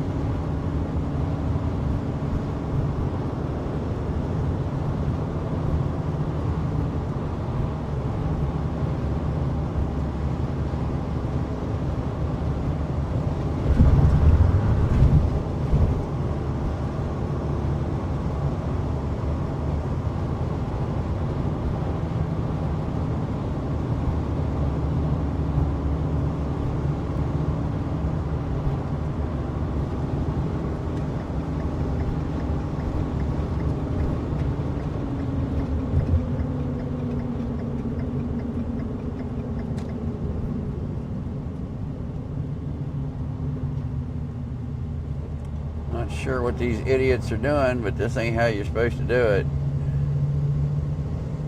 Wow.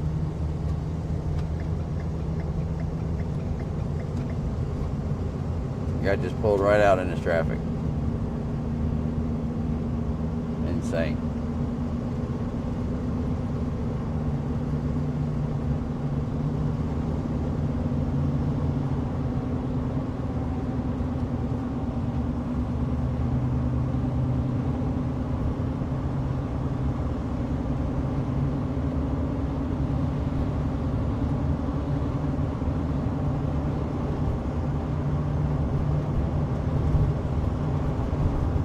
Now, the city of Roanoke used to have a giant star up on top of the mountain. They called it the Star City. I actually drove up on top of the mountain one night to see it. It's pretty big.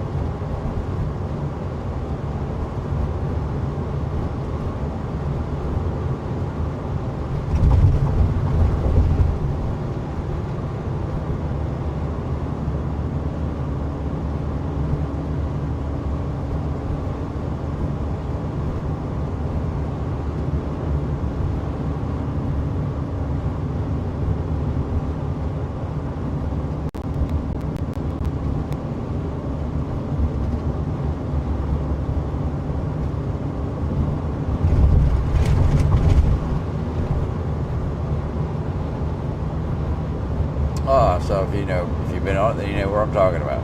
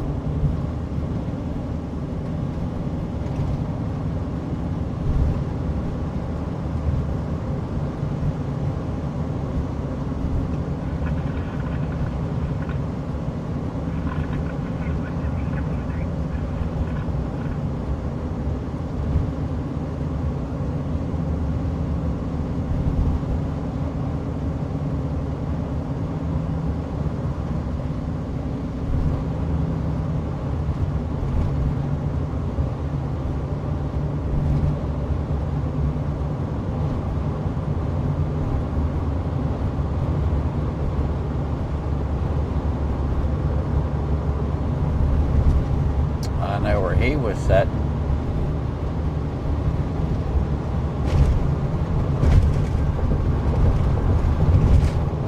You got this nice little pull off up here right up around the corner. They love sitting there.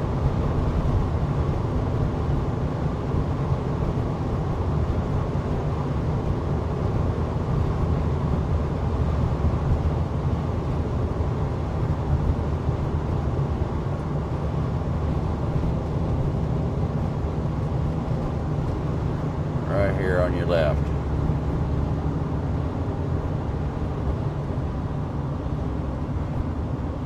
Right there's their favorite place to sit. See that?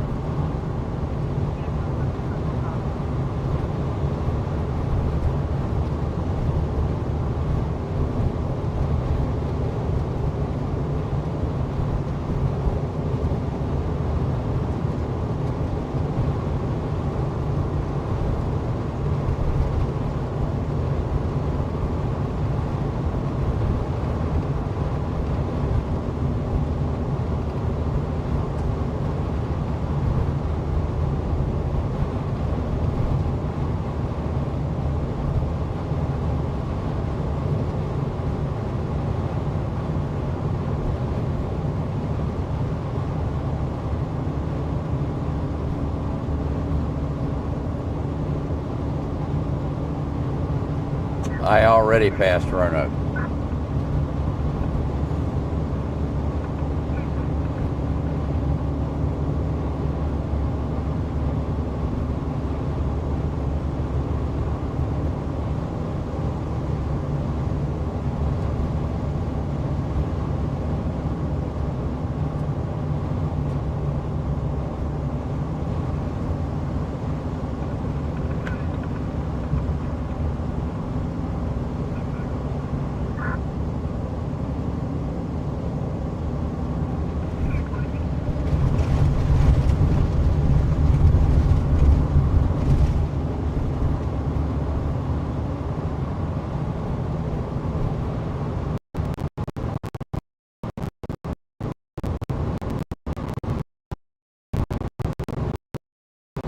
Ooh, he's smoking.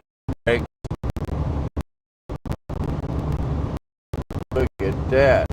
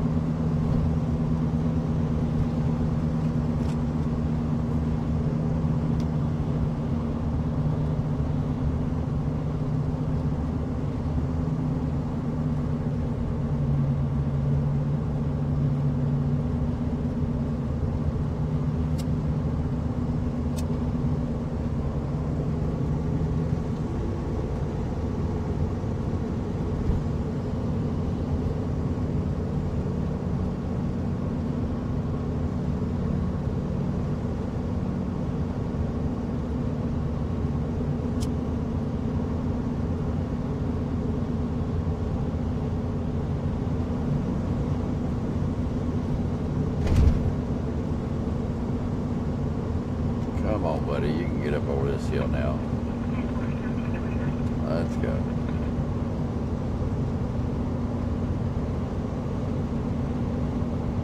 How we doing? Any more word on the fire? I can't believe it only went from 80 to 83,000 in 3 hours or 5 hours. We're now 6.5 hours later.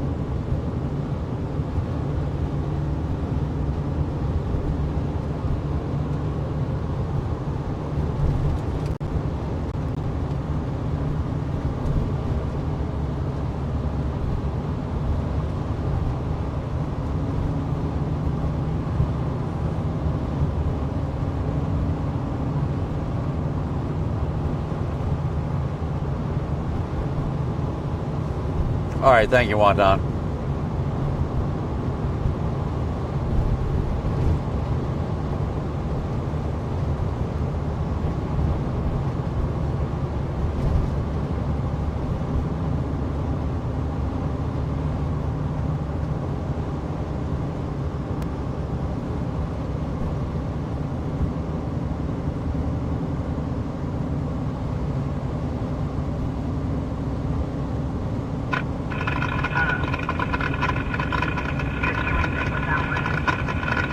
What are you talking about smoking?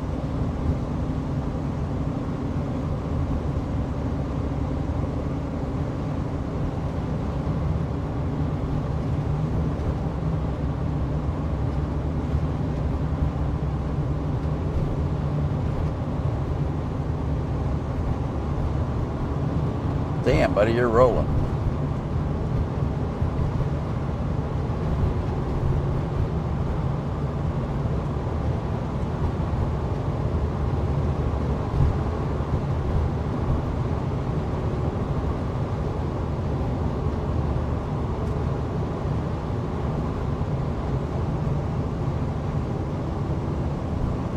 Yeah, is there an ETA when I'm getting close? That would be tomorrow.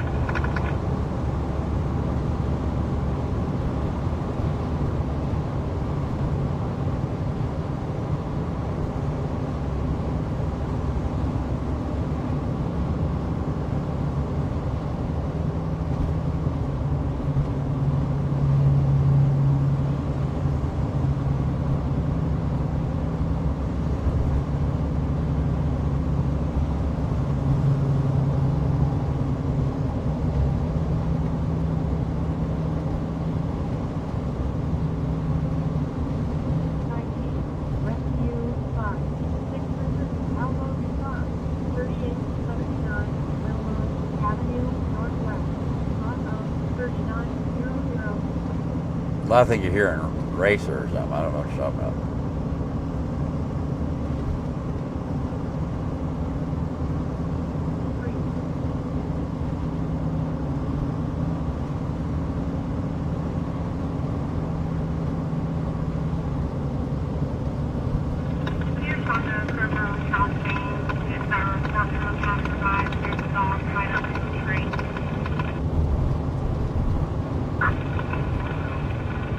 Glad you like the 4K.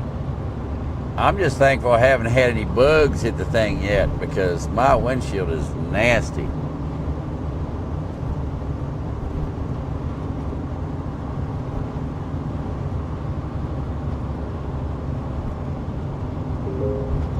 There are police reported ahead. You bet there are police reported ahead. They love this stretch of road.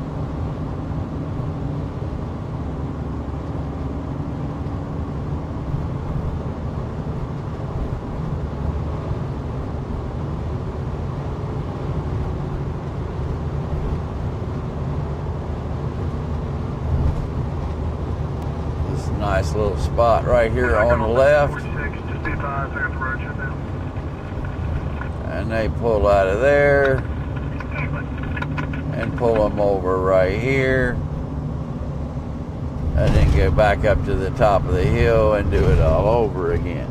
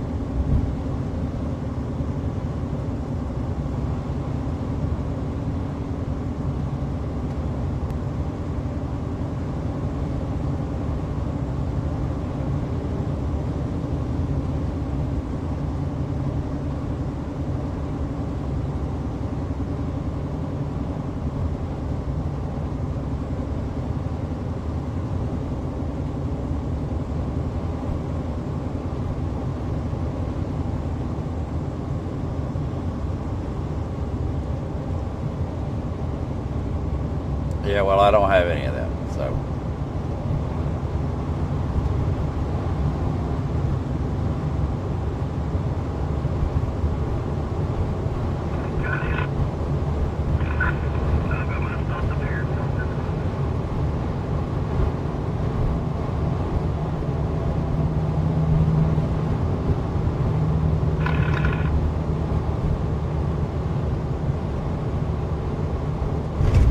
Their flag's at half mast.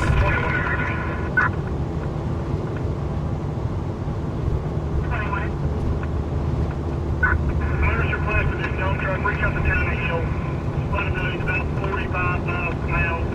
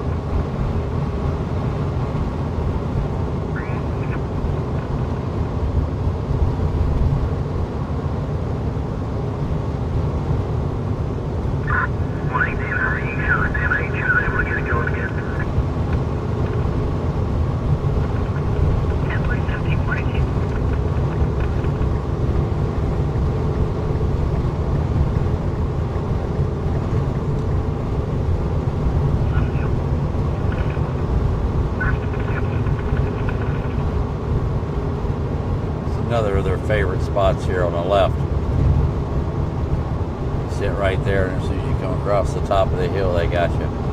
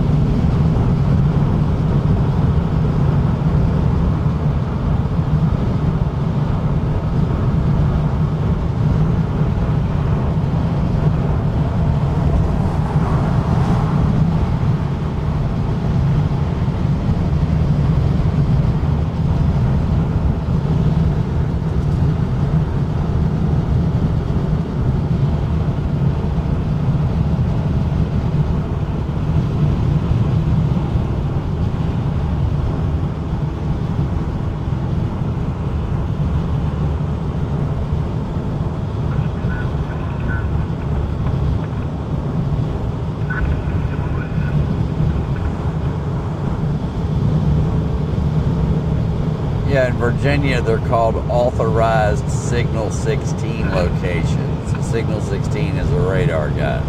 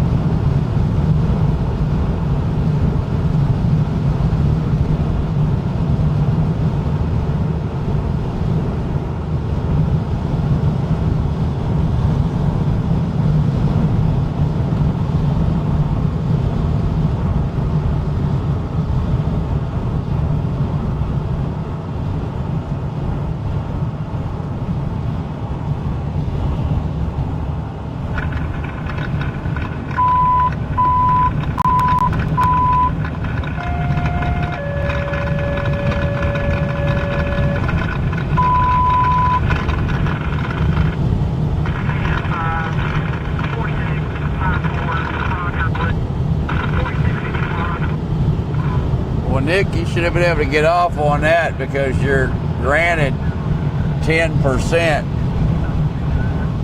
tolerance of your speed limit. So unless you were more than 3 miles an hour over, you could have gotten out of that with being intolerant, being within 10% tolerance.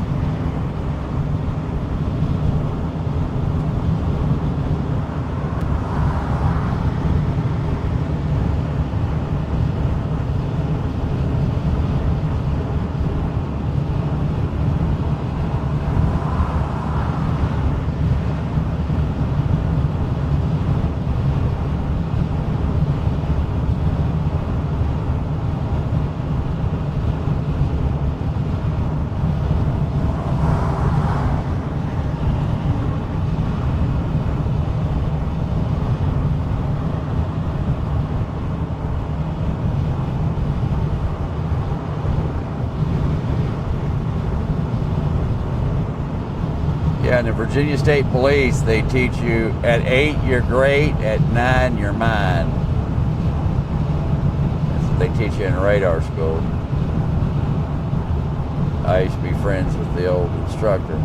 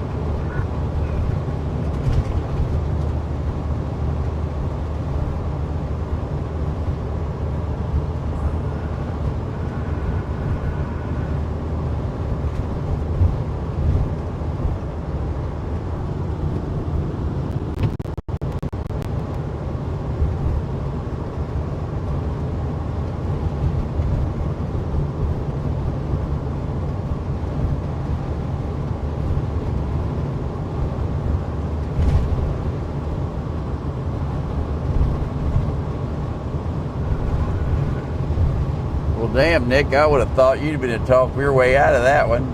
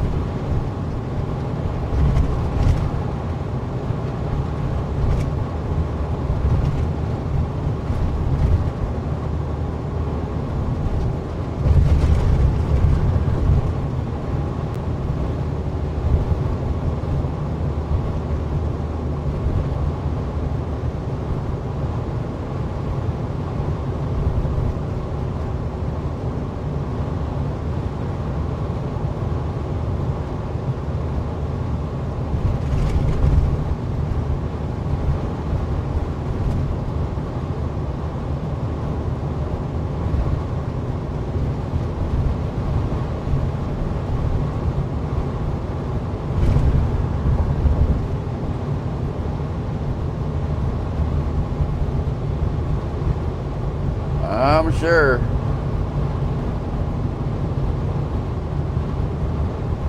The storm I'm headed towards is actually weakening. Well, that's a good thing because it looked pretty nasty earlier. There was the one hell of a cumulus nimbus sticking up. I was like, oh my God.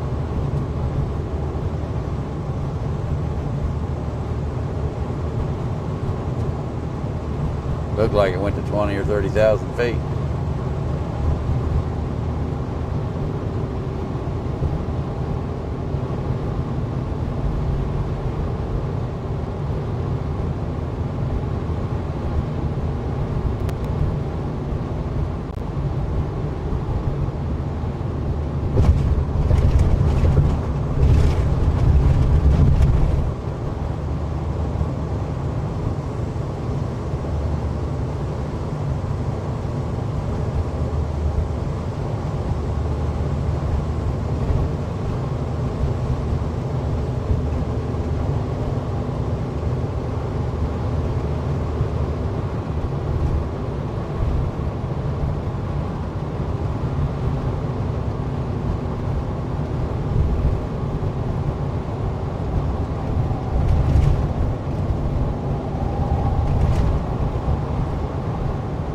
You see that mountain up there on the right ahead of me?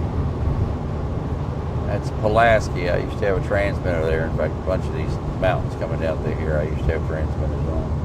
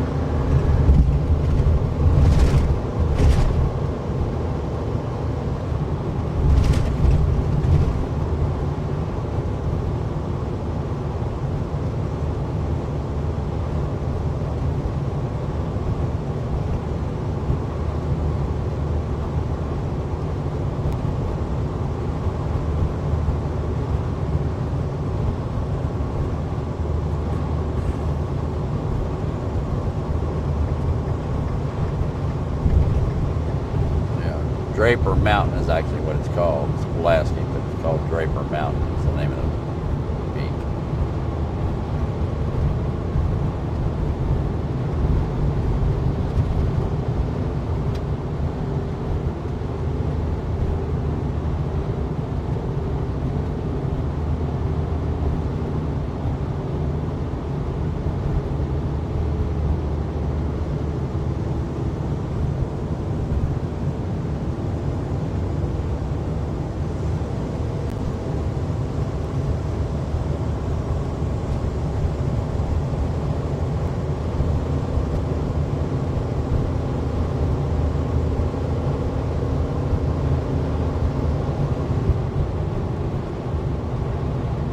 the exit for it. You get off, turn right, go to the stop sign, make a left, go down about 150 yards, and there's a gate that goes into a field right there.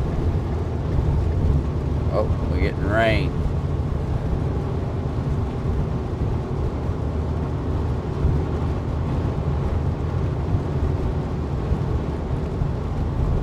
Maybe it's a little farther than 150 yards. It's right there on the right. It's the gate to go up in there.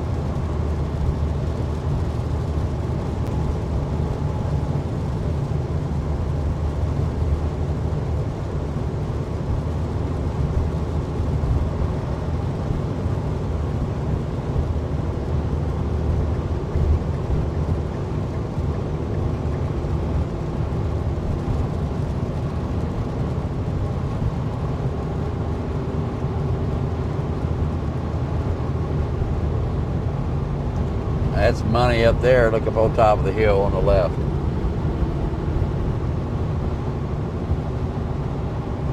That's close to 6,000 square feet.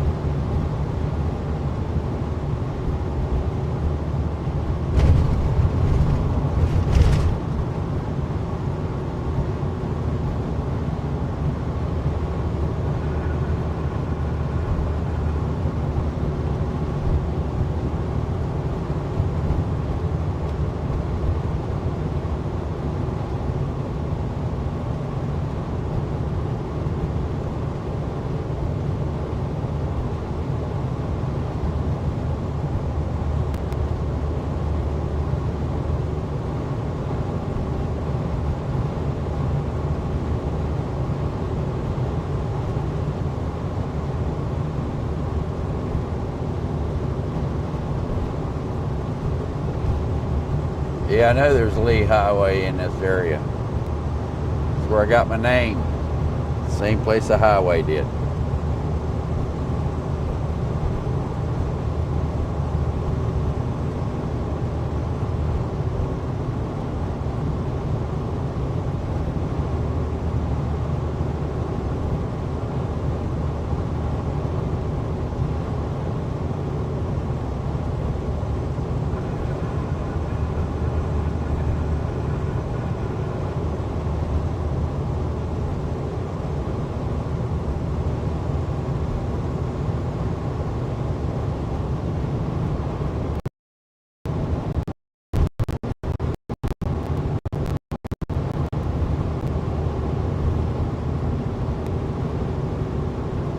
That was pretty interesting. That camera on the pole was following me as I went by.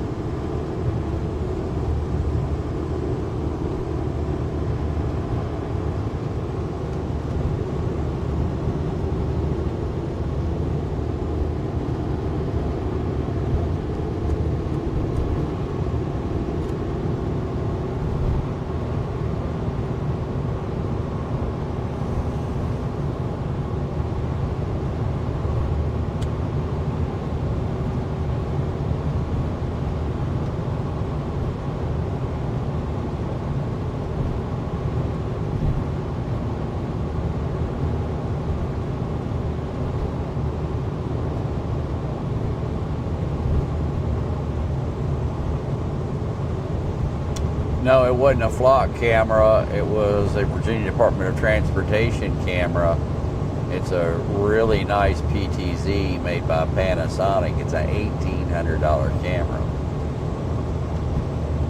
Well, if you buy them in bulk, they are. Individually, they're like $2,300. Maybe more than that now. That was a long time ago. I had one of those prices. That was in 2016. So, yeah, 10 years ago. I'm sure they're a little higher now.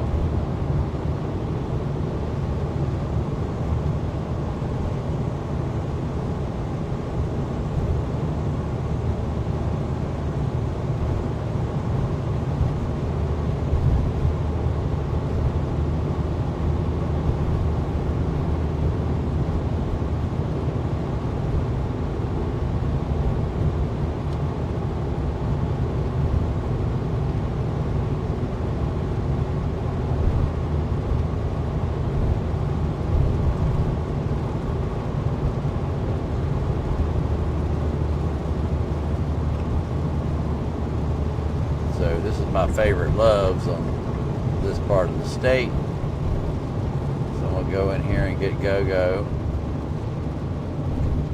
and clean my windshield.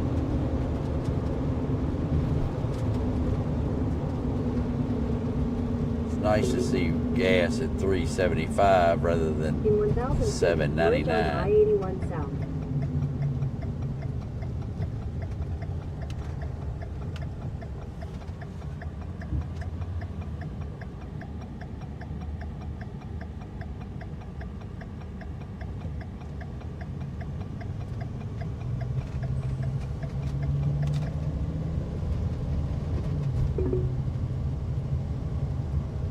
At the next stop sign, turn left.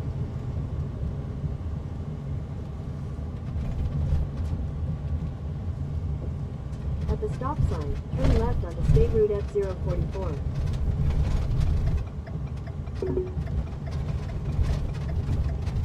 In 1,000 feet, make a U-turn.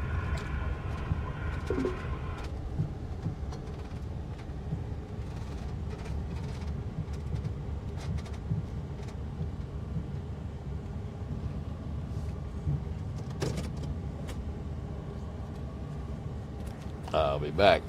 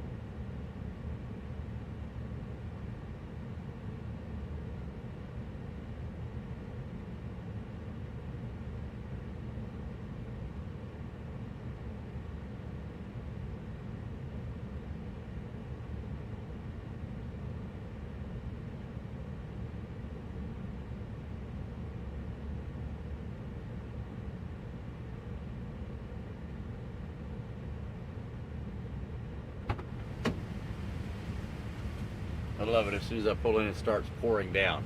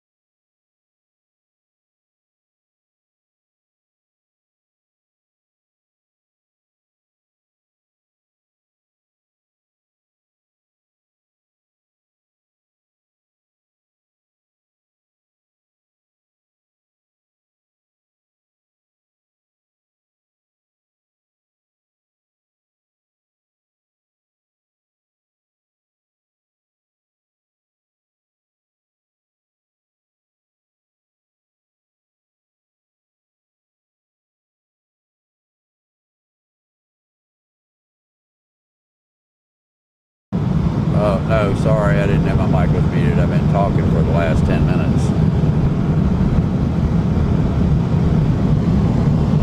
Yeah, I was just telling you about an accident back there I had years ago when I hydroplaned coming around that corner.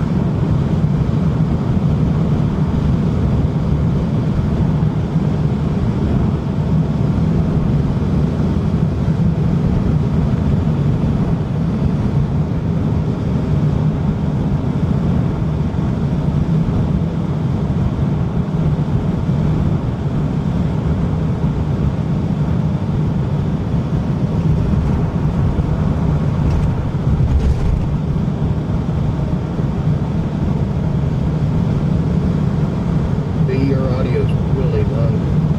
Is it? I don't know why.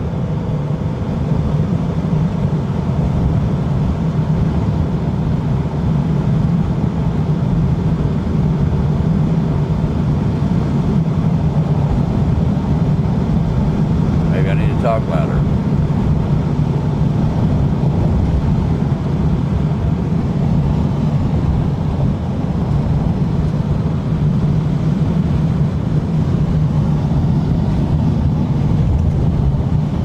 I figured it out. You have a whole lot of background in there with you.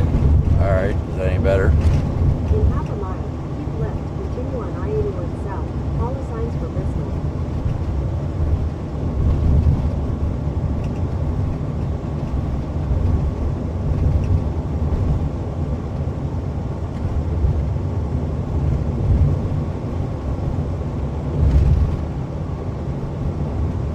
Keep left, continue on I-81 south.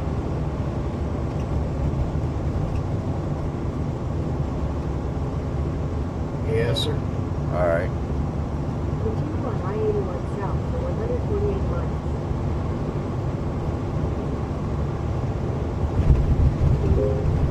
There's construction ahead.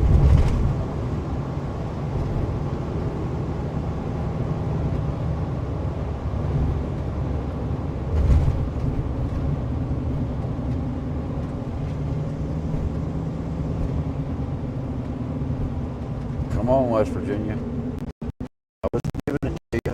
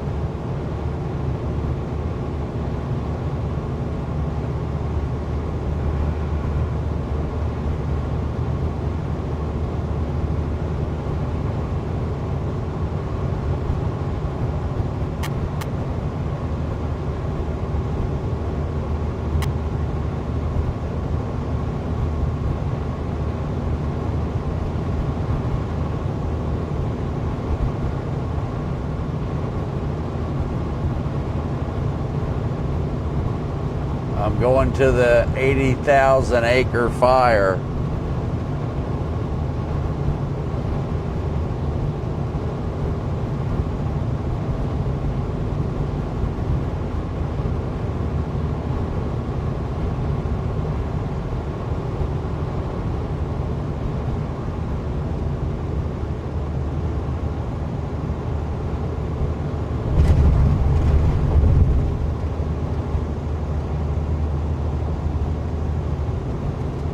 Yeah, they're all brown in Texas.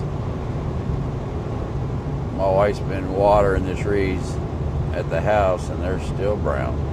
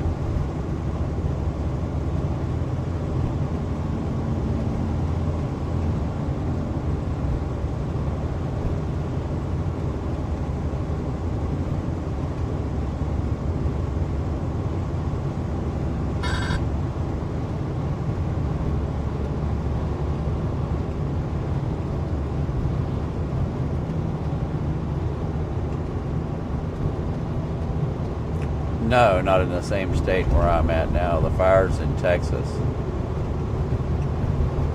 I'm about to enter Tennessee. 67 more miles.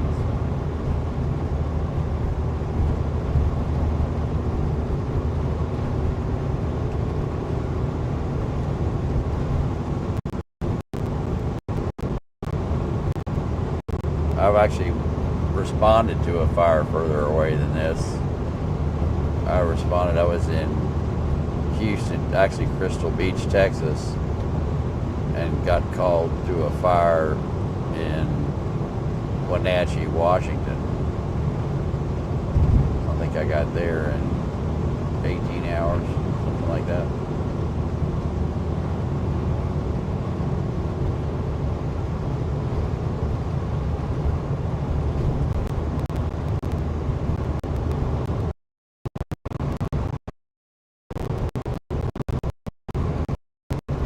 Oh, that's a shame. I'd hate Kingdom burned down. Awesome Kingdom is one of my favorite places.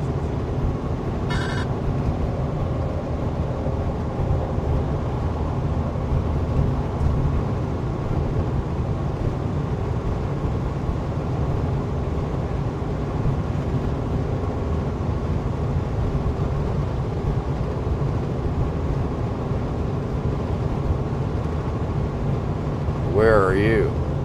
If you're expecting a strong, heavy thunderstorm tomorrow.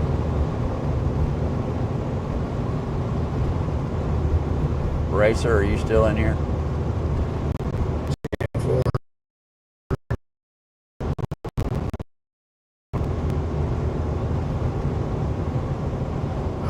Storm's on vacation. I don't have a direct contact for Golden. All right.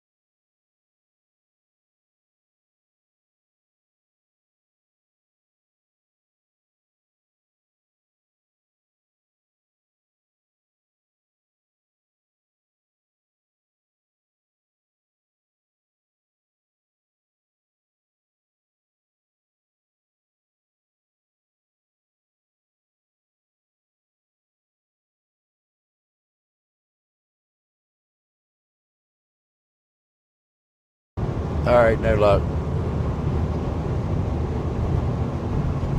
Well, that's all right. I got you. You can read the chat, right?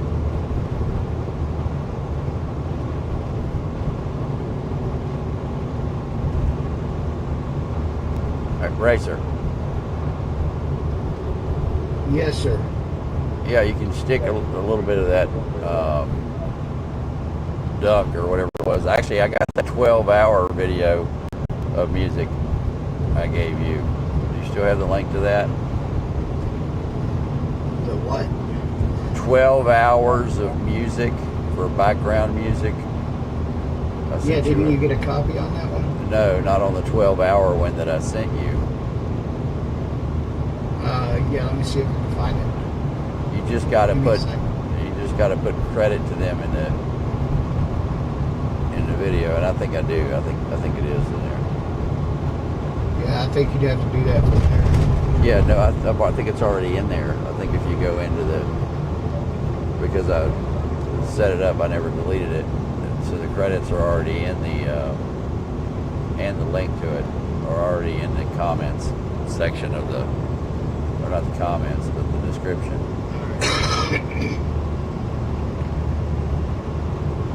Yeah, let me give me just a second. I'm trying to get Golden set up with a link to get in there. Okay.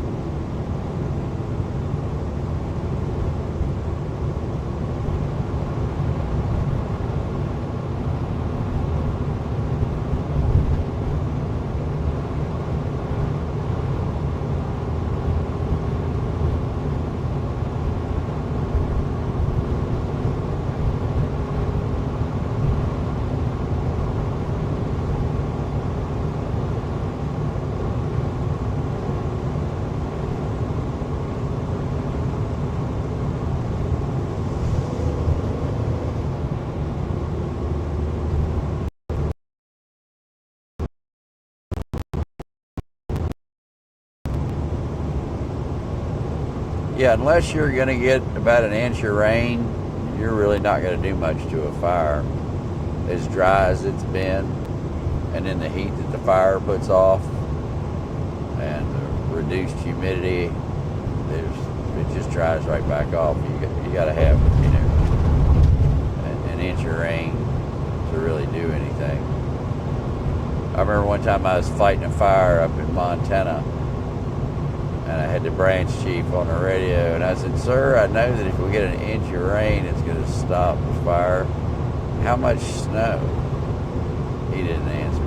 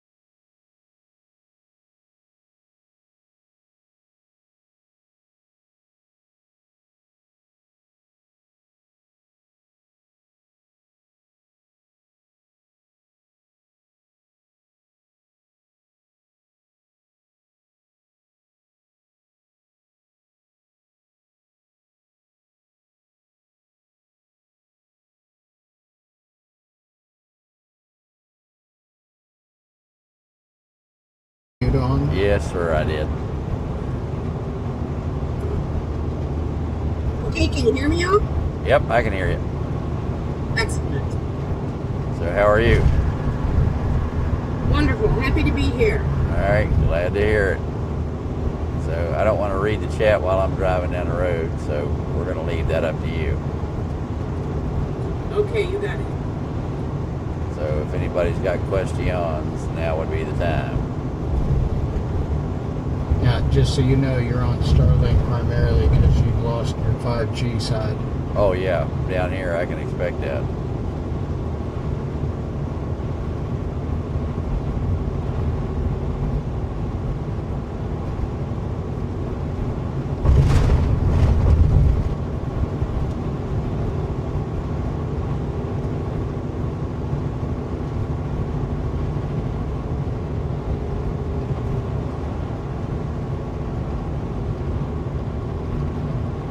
You can go ahead, Golden. I'm just back here for tech support.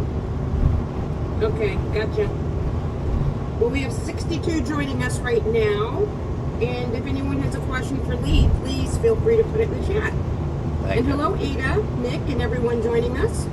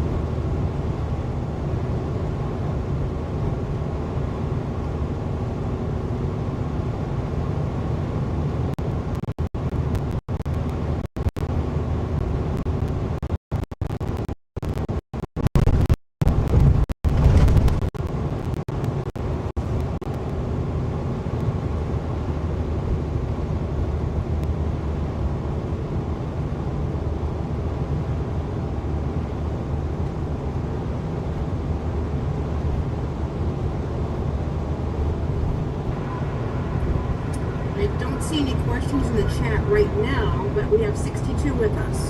All right, thank you.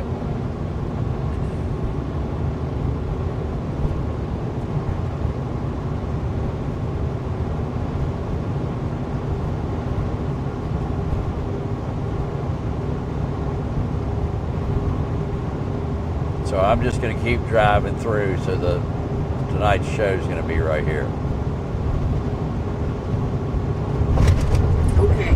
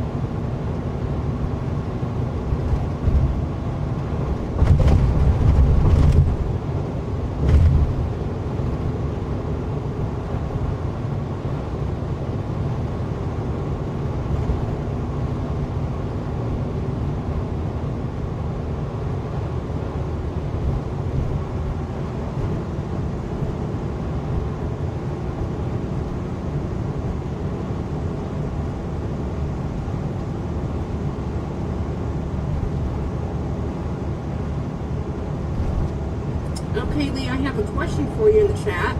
Okay. Albert is asking, how soon will you see smoke from the fire? Depends upon which way the wind's blowing. If it's blowing to the... Wind is blowing to the... Wind is blowing to what? Wind is blowing to the southwest. Oh, then I'm not going to see it until I'm pretty close up on it. I thought the wind direction was supposed to change to the southeast.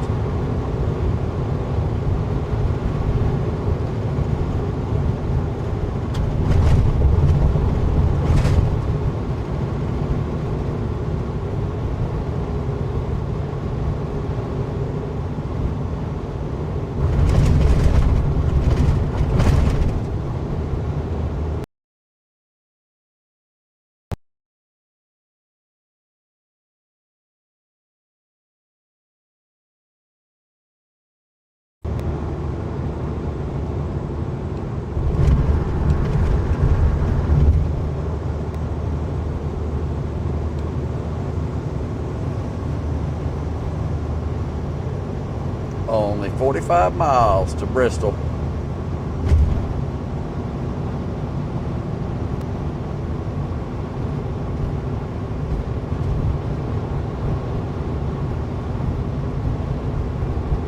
All right, still blowing south-southwest. Okay. Well, that's good. That means I can go straight to the fire rather than going to my house first. Unless that changes.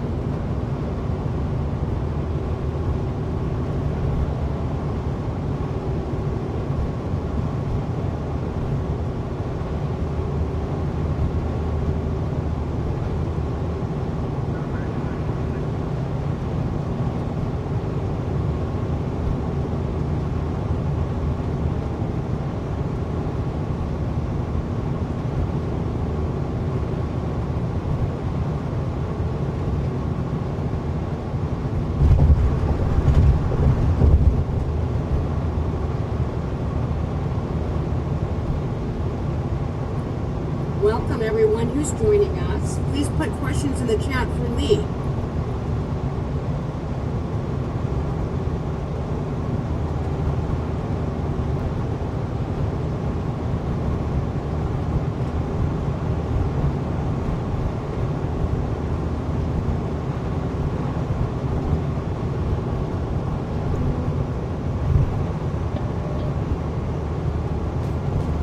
All right, so who watched last night's broadcast with Jack?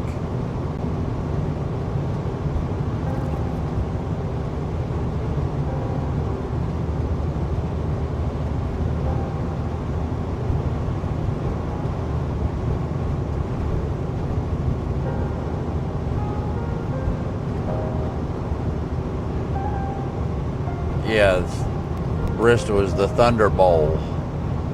It's the loudest racetrack in all of NASCAR. I was a firefighter there several times. So a few people did. See.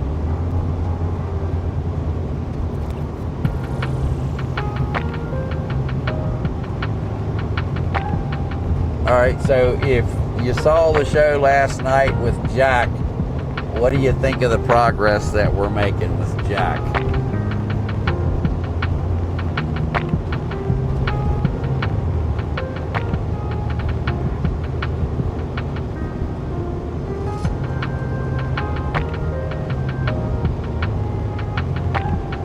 And the interesting part was that I was just going to say, I think that he's made amazing progress since you started working with him. Yeah. Well, the crazy part about it is I can't find anybody else that's doing what I'm doing. I have yet to find anybody that is actually taking the curriculum and teaching it to the AI. So is that it has that as a base knowledge.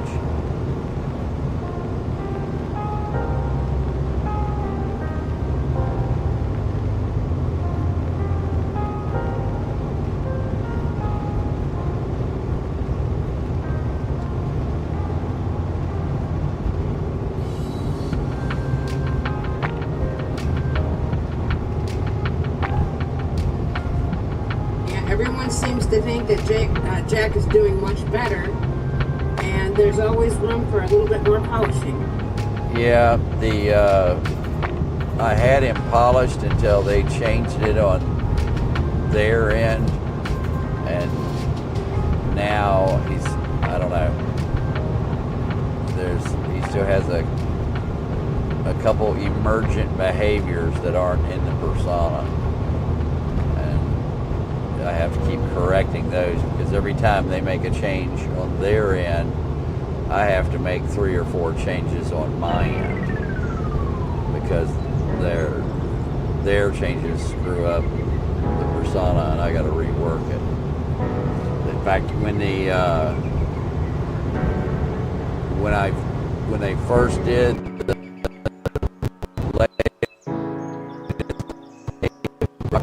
and I loaded the persona, it would lock him up. And so what I had to do was to go to an old persona and load it to see if it would load, and that was buggy as hell. So I was like, okay, I don't want that. So I had to start a new conversation and then start a conversation with Brock and say, look, I got a persona I want to lay on you, but I want you to evaluate it and not adopt it. So I had to have it go through the persona, then we had to make multiple changes, and then I loaded the persona, and once I loaded the persona, I still had glitches. So last night was the 4th time I've worked with him since they changed the software on their end. So actually I think he did pretty good considering I'd only had like maybe 3 hours of working with him. No, it's more than that. Probably 6 hours of working with him, but I didn't have him live. He has 2 modes. He has an on-air persona and an off-air persona. And so we argue a lot in the off-air because he doesn't have the full database, and so he doesn't know.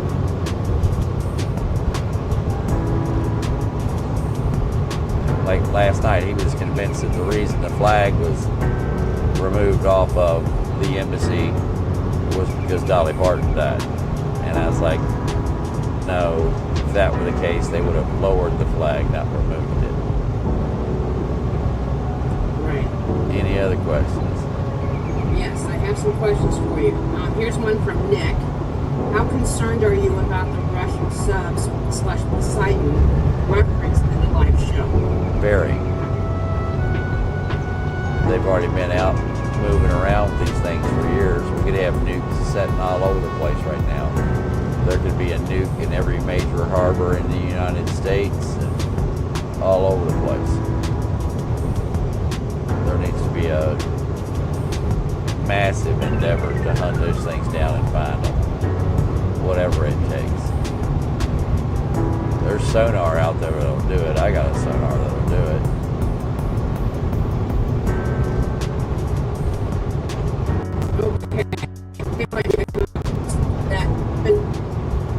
Hold on, you're breaking Different. up. Hold on. Okay. All right, try it now.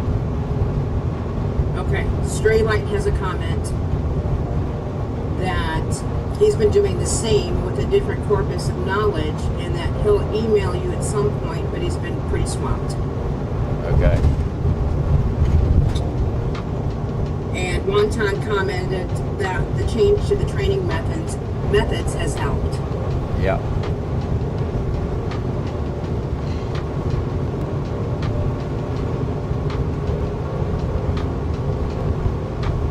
Kip is asking, has Jack ever critiqued himself? I constantly make him critique himself. That's what we do when we go through his persona.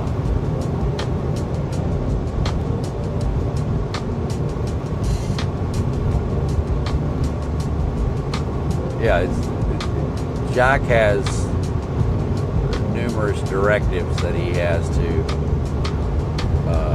comply with during a show. So, first off, he can't say anything or imply anything that he can't prove. So, I had to argue with him and going, well, you can't prove that the flag was removed because Dolly Parton died. And he goes, well, the president ordered the flags lowered to half staff. And I was like, okay, half staff is half staff. That's not removing the flag entirely. And he's like, good point. So I have to, that's the issue I've had with him, is he doesn't want to look at anything that can be negative. He always wants to put everything in a positive light. Oh no, they didn't leave the embassy, Dolly Parton died. Or oh no, they're not going to attack. They're just stocking up weapons and tanks and fighter jets and building accommodations and increasing the size of their training areas next to the border just because it's something for the military to do. You know. So that's the issue I have with him as far as seeing the reality of it. But I'm hoping that once more history of war is loaded in and he has that as a database, he'll be a better analyst. And so what we're doing is the subjects that we hit the most are the doctorate degrees that he's getting first. And so there's 26 doctorate degrees and 1 master's degree.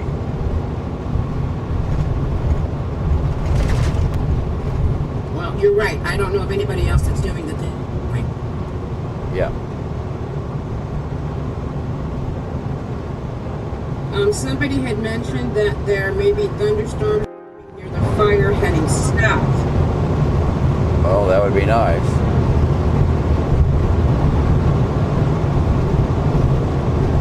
Okay, here's a question for you.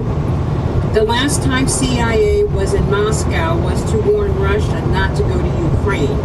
Could this new CIA visit mean not to go into the EU? It could be, but it also could be don't nuke Kyiv.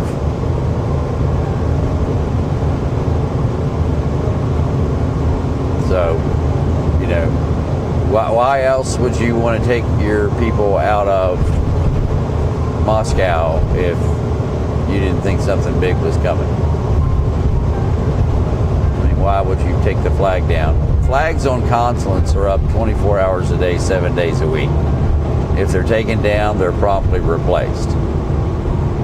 You don't take, and you know, it wanted to continue to say that it was off the front of the building. Well, the entire building, there's only one flag on that whole side of the building, and it was gone. The light was on. The lights in the building, all but one room, were out, and the parking lot was empty. You tell me.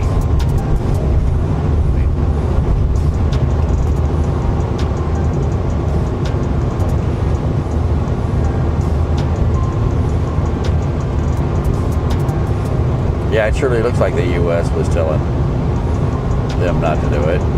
That's what we did the last time we were there.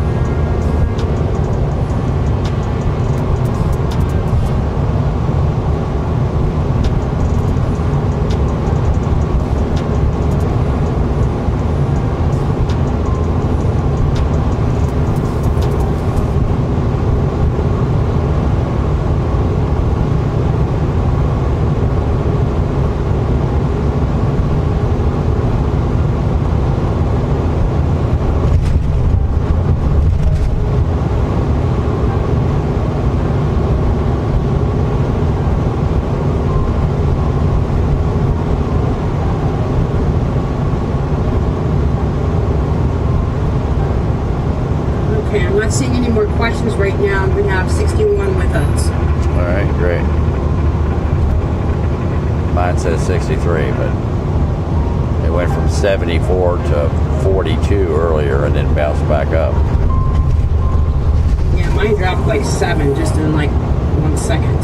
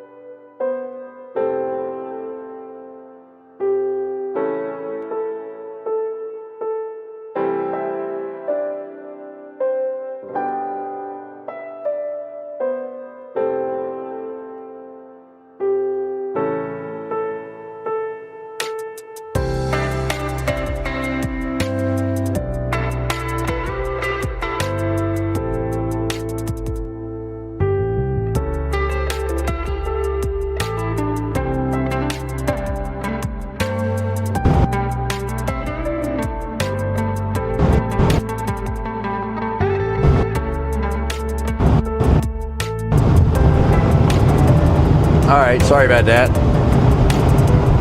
That was the guy I was supposed to have a meeting with at 4 o'clock this afternoon.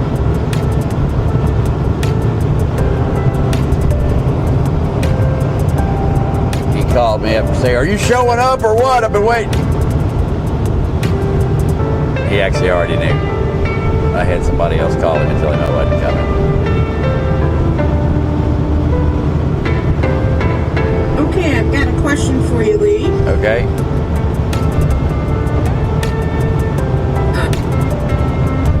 Oh, you broke up. Okay, can you hear me? Yep. Okay.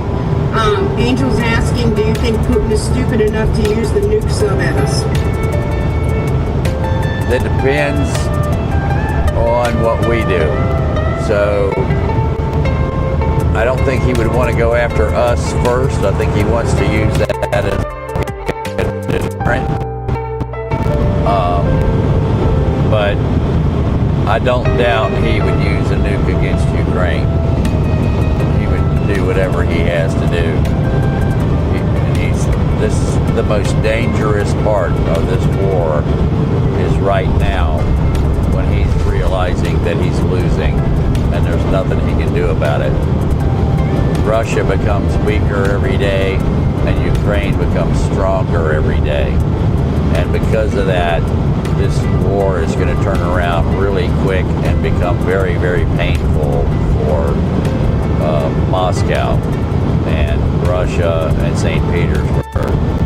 There are a lot of things that are in the works right now that are going to deliver the pain to Russia like never before. And it's going to come and it's going to be very painful when it happens. So,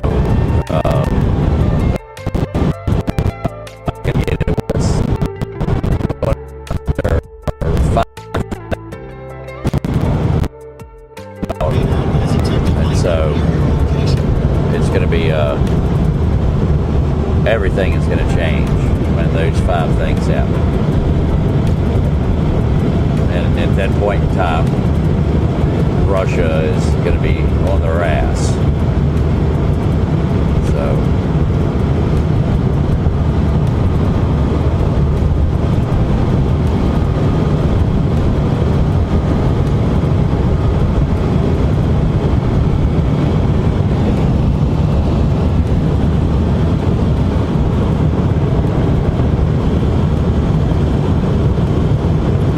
In addition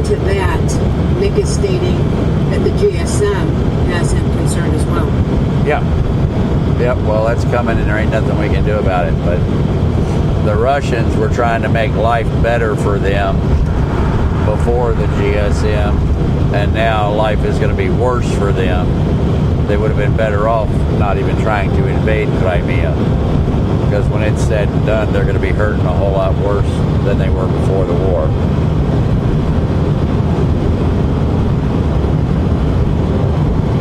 But I mean, it comes back to the fact that Putin's pulling people from different parts of the country, and it's almost like an extermination of his own people because of the number of people he's taken from some regions compared to the number of people he's taken from others.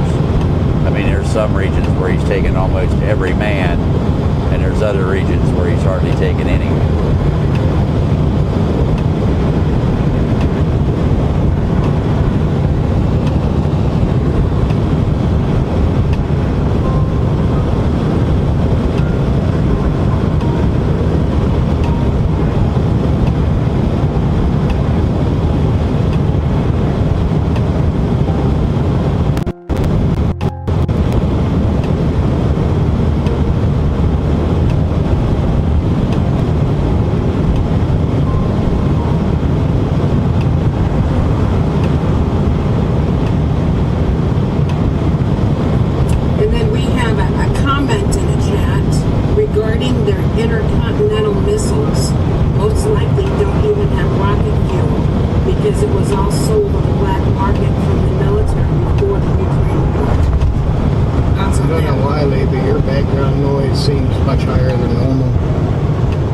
Yeah, I don't know.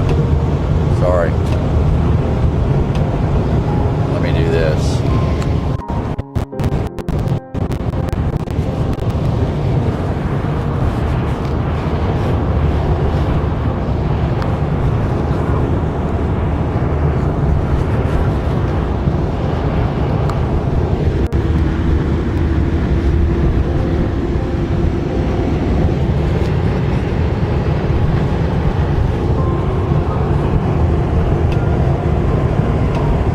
Alright, is that better?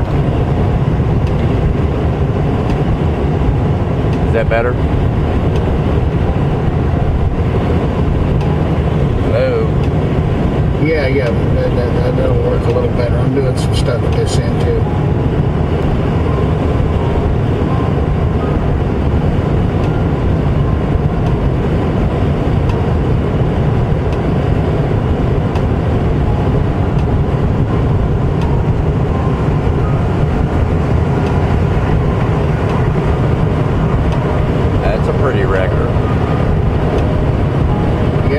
It's just real loud. Yeah, I got the noise, the window cracked.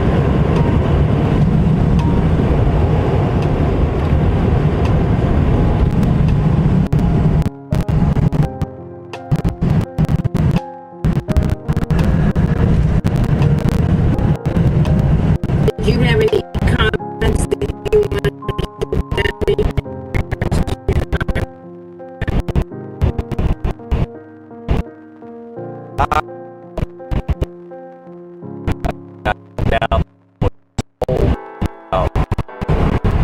Intercontinental ballistic missiles. They are the most highly guarded, highly inspected, and if that were to happen and somebody were to get caught,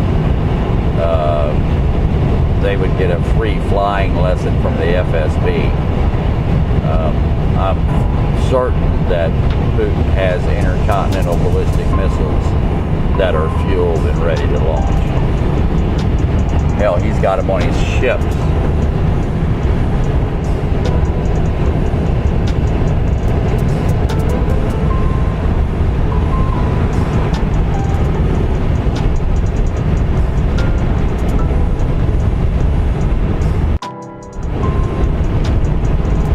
Plus, the fuel would have to be, if somebody even did sell it, they would have to refuel it because they recycle the fuel or cycle fuel that's in them. So rocket fuel is only good for so long, and they have to drain it out and replace it. solid rocket fuel, that's permanent in there. You would just replace the rocket engine in that case. Move the warhead over onto another rocket after you swapped out the tritium that's inside. Which just the tritium alone is $170,000 per warhead. At least it is for the U.S.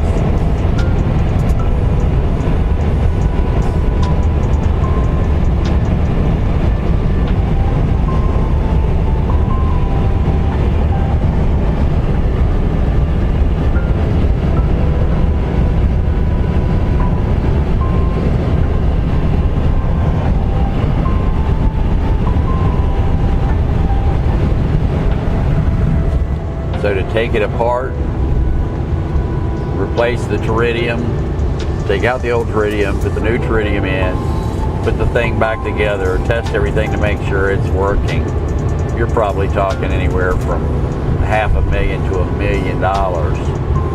There's a bunch of them at the same location. It could be as low as $500,000 if it's a remote site. It could be over $1 million to swap out the tritium.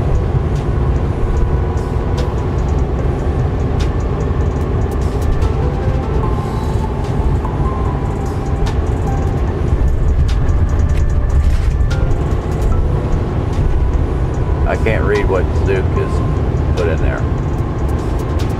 Okay. He says that's true. It's just that after the disaster of the Russian military and the equipment they thought they had ready, but didn't have at all from the vehicles to base rifles and ammo, I wouldn't be surprised. Right, but I'm saying that the nuclear, there were warehouses that were supposed to be full of uniforms and stuff that weren't there. And there were cans that were supposed to be full of pea soup, and the cans had 1 pea in each can. It was water with 1 pea in it. That's all that was in the can of pea soup. And so he says he agrees with you. Yeah, but there's got to be the Russian military. If they do have some things that they guard closely and maintain their nuclear forces, their primary deterrent.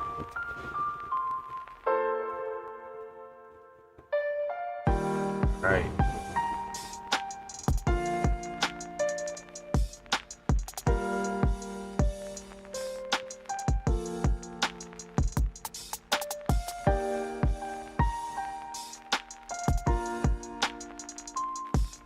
You just up here, that's actually a sec.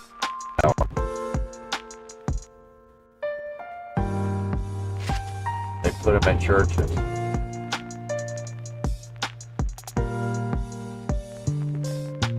Climb up in that thing, mount antennas, all kinds of stuff.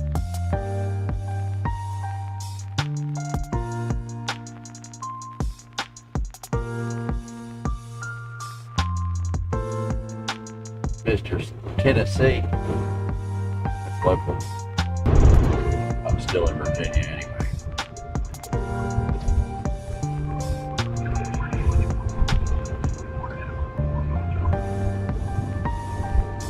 I'm picking up aircraft in Atlanta, or on approach to Atlanta on my scanner. It's crazy.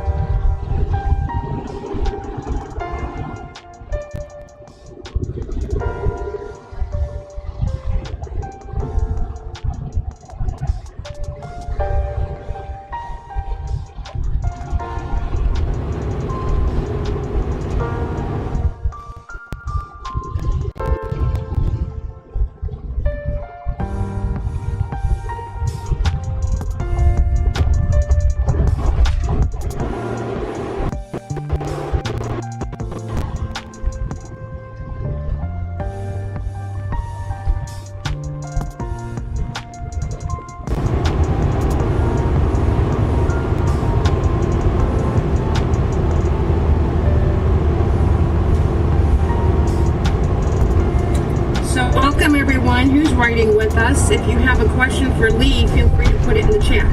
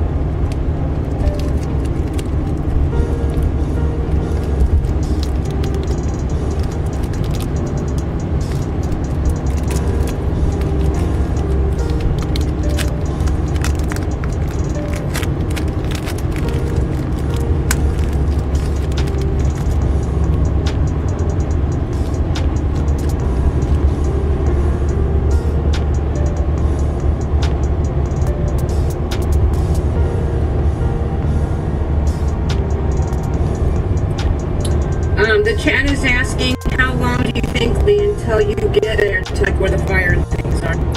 In the morning.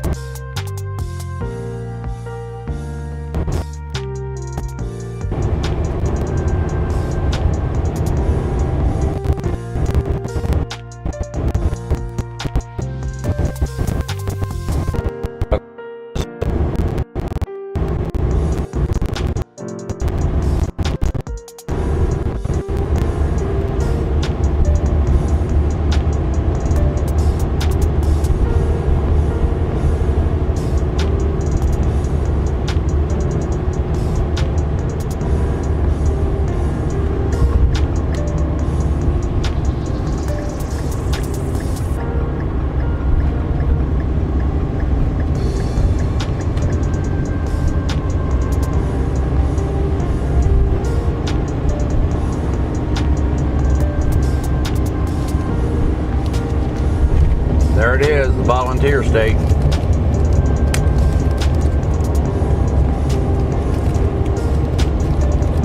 Welcome to Tennessee.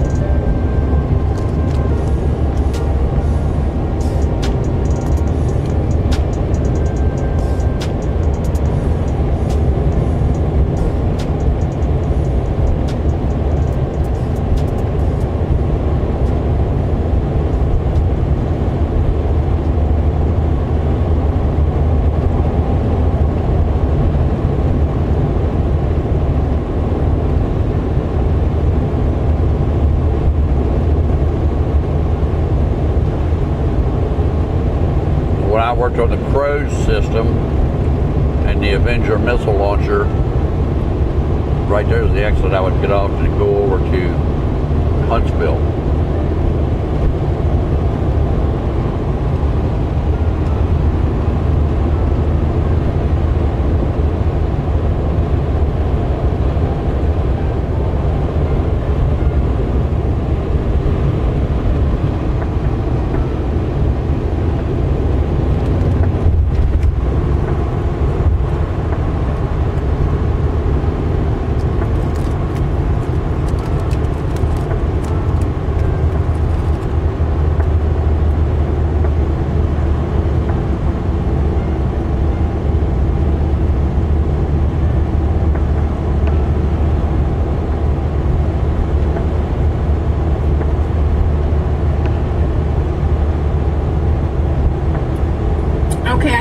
For you, Lee.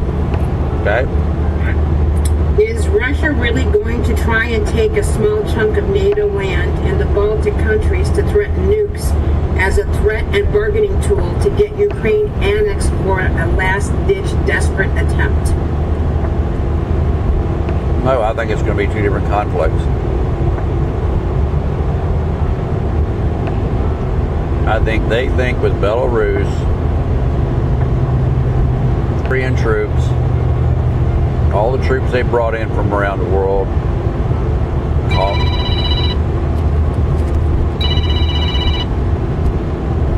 calling up troops from Belarus. They have more than enough troops to take the Suwalki Gap and the Baltics. They have way more than enough troops.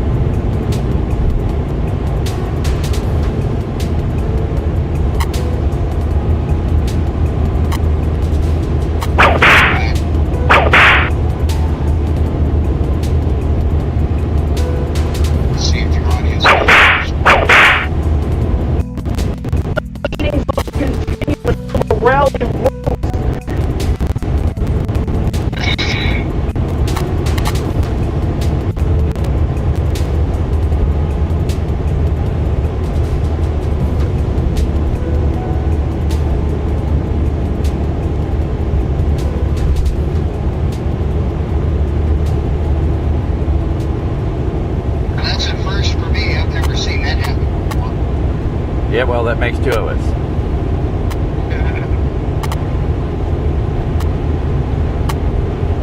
Alright, I'll catch you on the fly. All right, can you put OBS output back on the front display? Yes, I can. Thank you, sir. Did we lose Golden? No, I can close it there. I'm here. Can you copy? Yep. Sorry about that. I have no idea what happened. I didn't touch anything. I was just driving. It wasn't me. I don't know what happened. Yeah, you're echoing again. All right.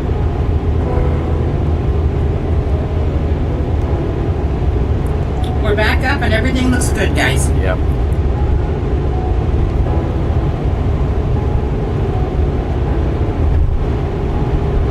Alright, catch you on the street. All right. Thank you, sir.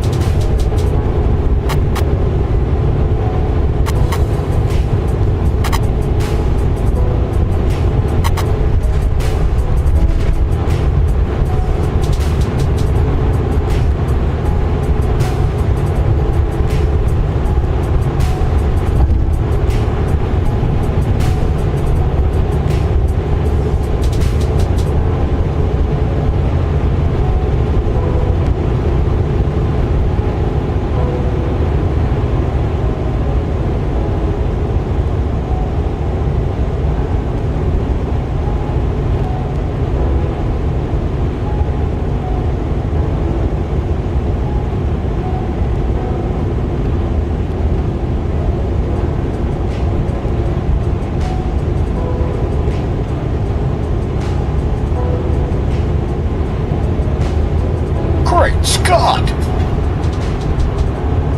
What's Scott do now?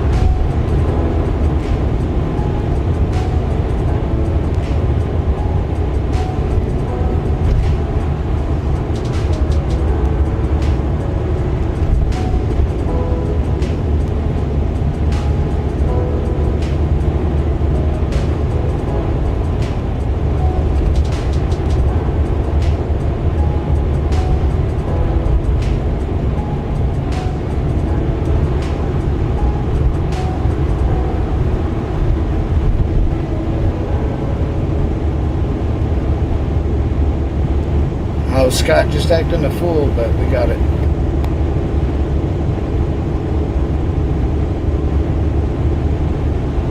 How we doing on the server?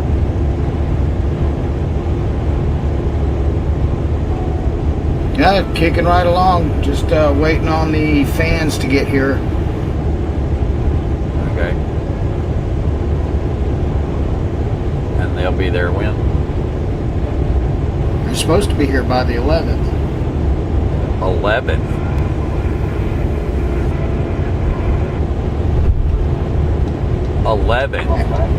Yeah, that's the fastest I could get them. September 11th. Yeah, unless I come up with an alternative. I mean, I've got some old dirty ones I can put in there, but I don't know how long they'll last.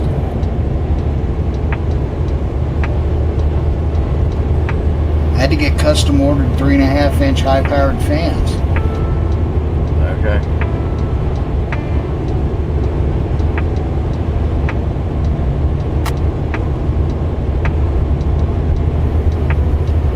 I mean, I don't want to put a soda can air intake on a $10,000 engine.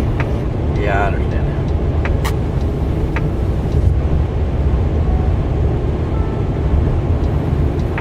Or actually $4,000 engine, to be exact. Yeah.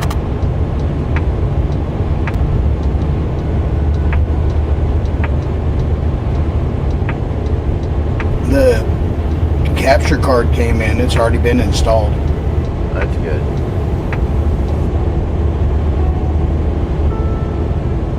Well, here I was thinking I was going to get the thing on Friday. I don't know. Whoops. Turn my audio up too high. I mean, I'll try to clean those fans up tonight, but... Well, don't worry about it. I don't know when I'm coming, so don't worry about the fans till I am. Alright, but I'll be able to send you a bunch of pretty pictures then, because I don't need the fans to finish the setup on it. Well, you can... I just don't want to put it in the van without the fans to help draw Right. that heat out of that thing. Right.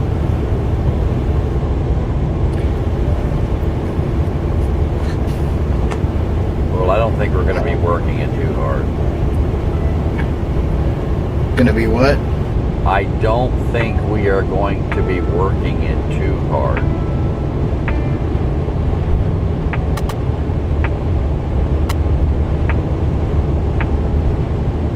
No, not with all that horsepower.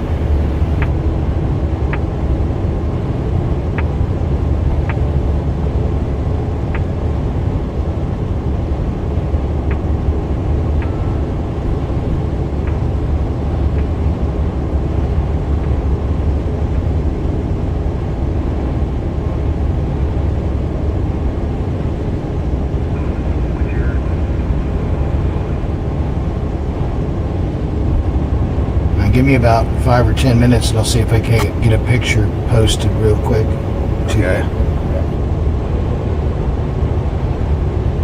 Well, you can put it on the stream. You don't have to send it to me. Copy that.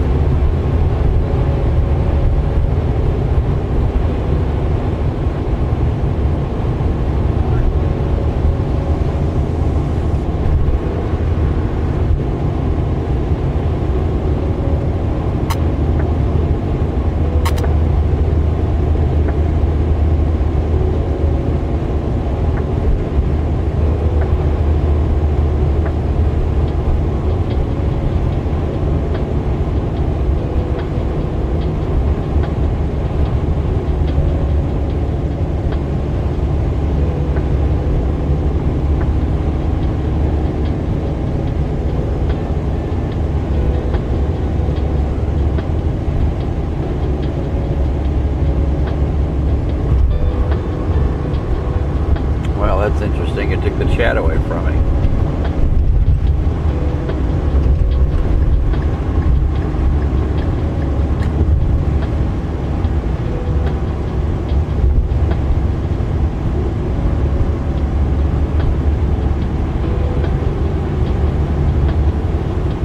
Well, we have 62 joining us, and I don't see any questions at this moment.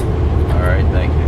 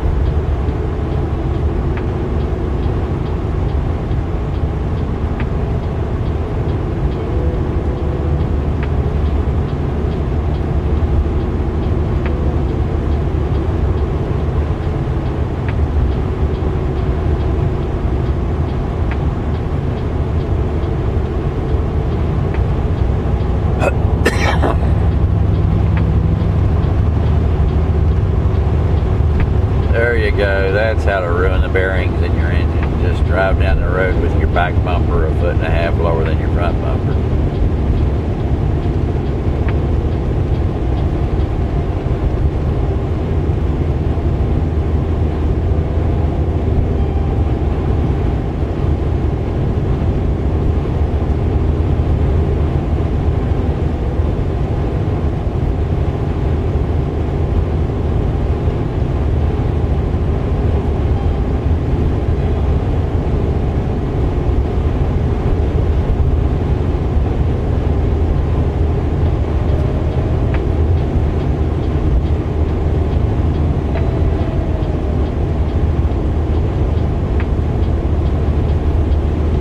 Watching video from Fox 4 from yesterday. I'm going to get some of today.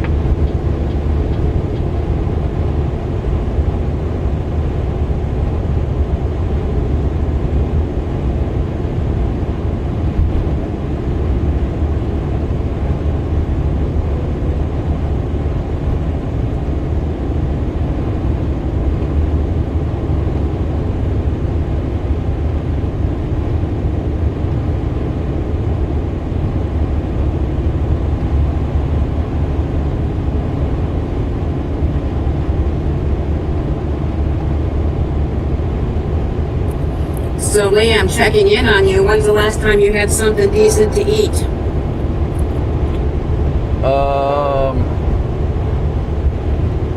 It was this afternoon, probably, I don't know, noon, 1 o'clock, something like that. I had a Kit Kat bar a little while ago.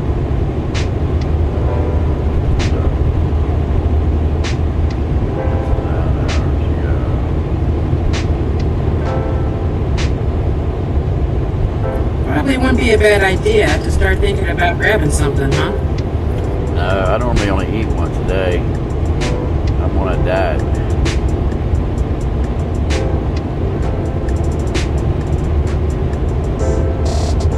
So I mean, good stuff for me. So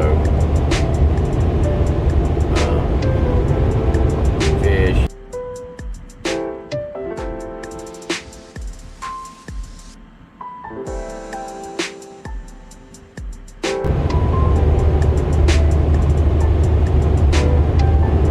I'm wondering why I'm not seeing any updates on the fire from today.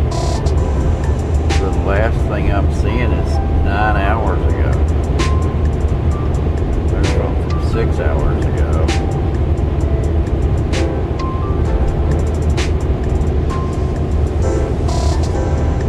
Ooh, Racer, that looks sweet. Oh, he's showing the computer. Yeah, he did for a brief moment.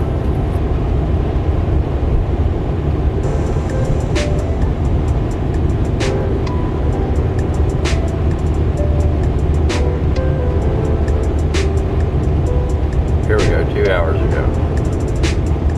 This hour, a community on the north side of Possum Kingdom Lake can be sitting dangerously close to the fire line. What it looked like now from CBS News Texas Chopper Wildfire, you can see just how close that fire is now great leading towards these homes. We've been keeping a real close eye on this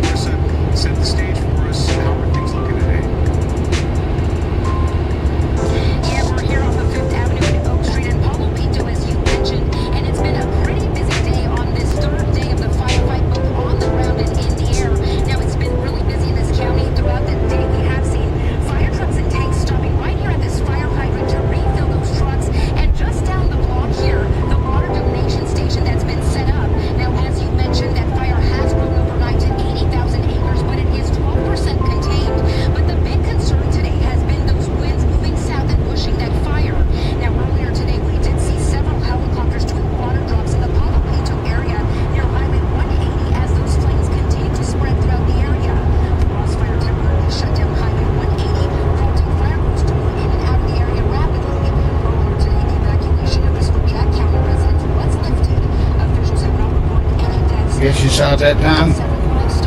No, I didn't see it. I was getting the latest update on the fire. 60 head of cattle so far. Many are suffering from burns, severe injuries, and smoke inhalation. The family told us about those tough conditions. Windows here, that is so actually.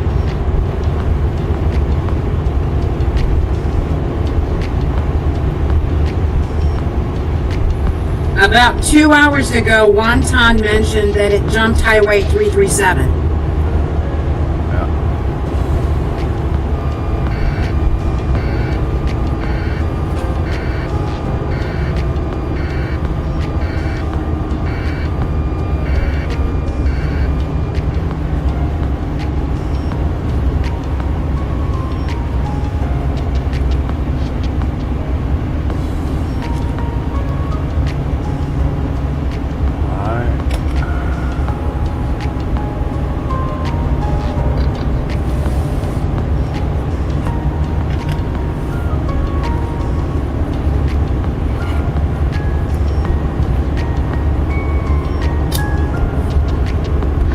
Judy said that she sent you a link for Channel 4 Live. Yep, I just got it. Thank you.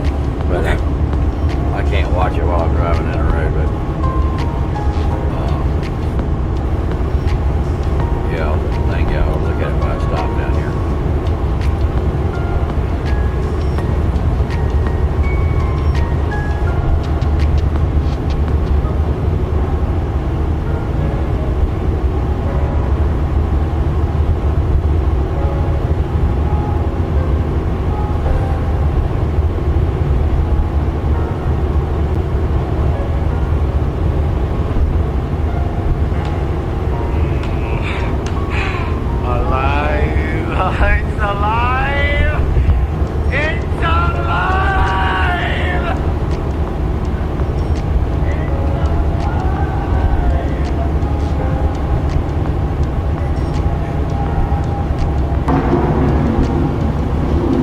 Playing music in the background right now. That's perfect stuff.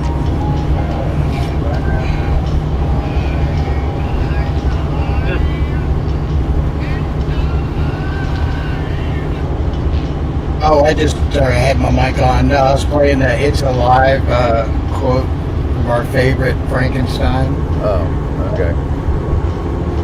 Well, can you find that if you go into the description of this video? There should be a link to the music I was talking about. I've already got the video up and playing, and I've already put all the credits in your description like required. And he is. Oh, I didn't hear it. I don't think you'd be able to hear it. It's only playing at the server side. We're fighting time and the elements. Are you ready? Are you sure this is how they did it? Yes, it's all written down in the notes. Now tie off the kites and hurry down as fast as you can. What's the hurry? There's the possibility of electrocution. Do you understand? I say there's the possibility of electrocution. Is it looping? Do you understand? I understand. Why are you shouting?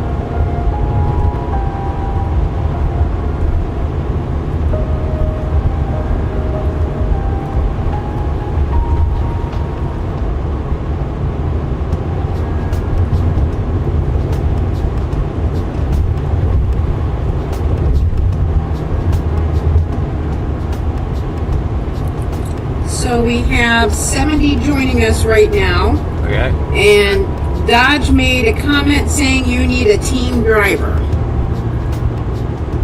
Why? All they would do is sit in the passenger side seat, complaining about the number of hours that I drive. Exactly.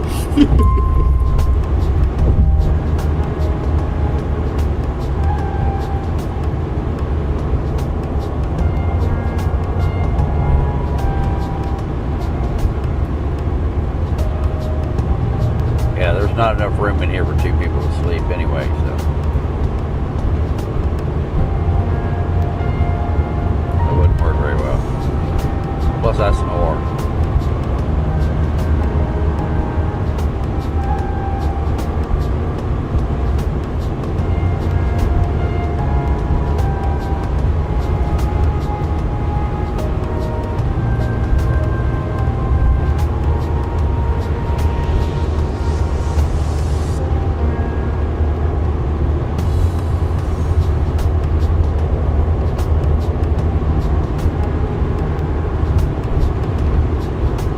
Oh God, there's Yoder's Country Market. You gotta watch them Yoders.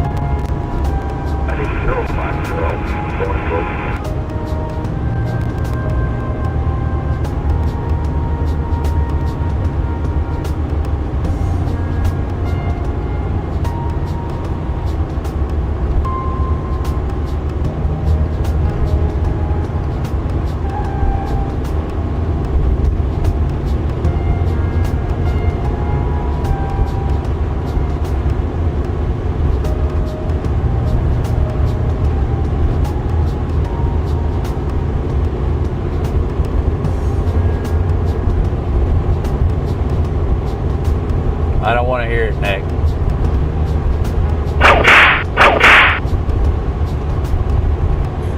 I wasn't going to say anything, but... Like you don't.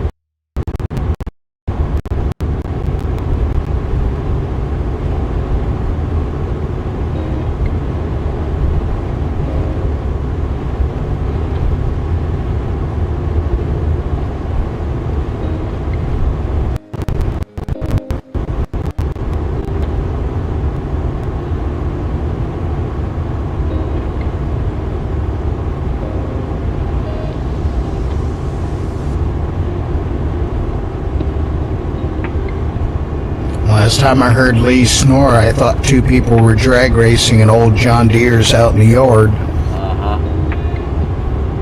Racing.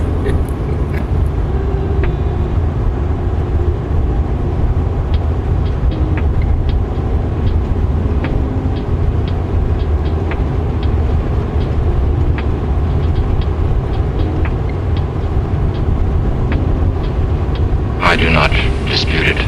I merely state that it is wrong.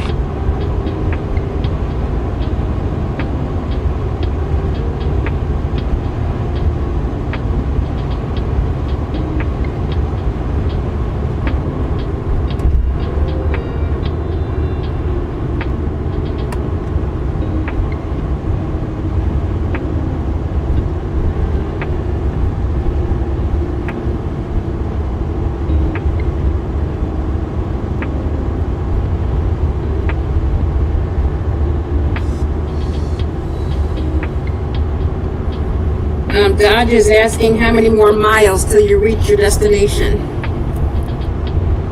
I don't know, maybe 850.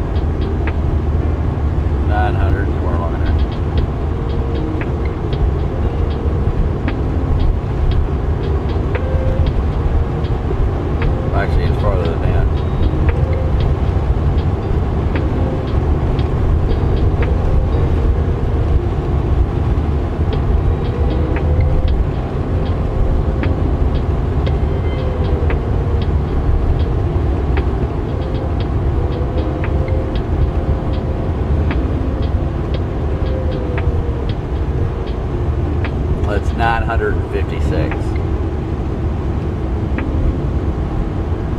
Yeah, so still a little ways.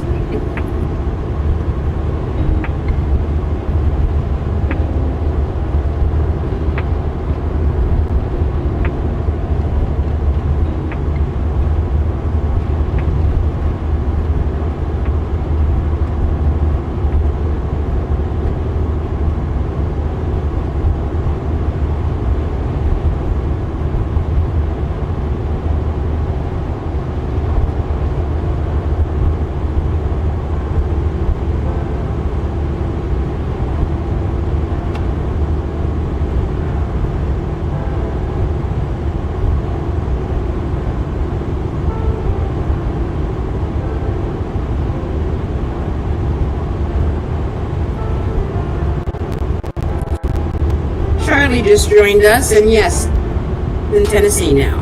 Yep.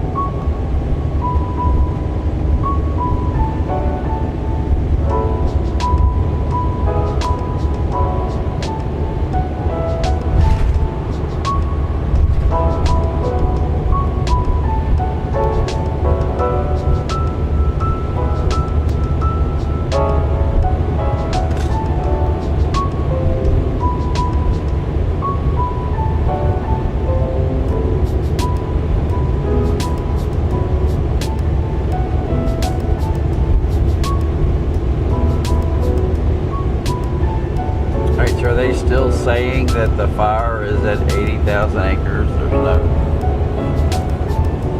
no updates since 11 o'clock this morning.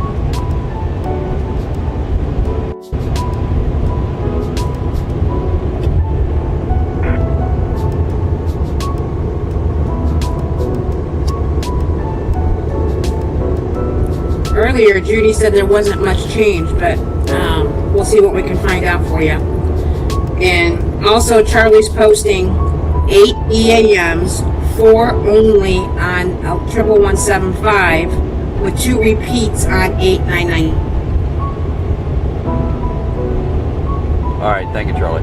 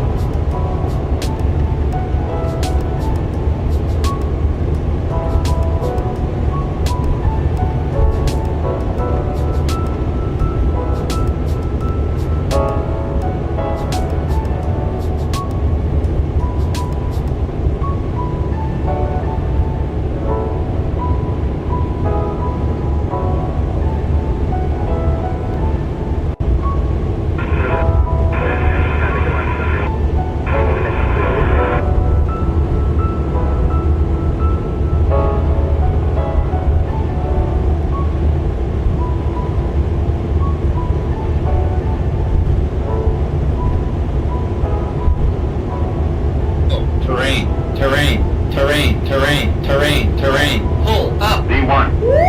Pull up.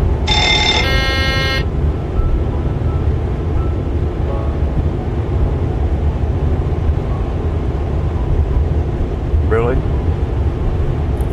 Okay, that's a new one.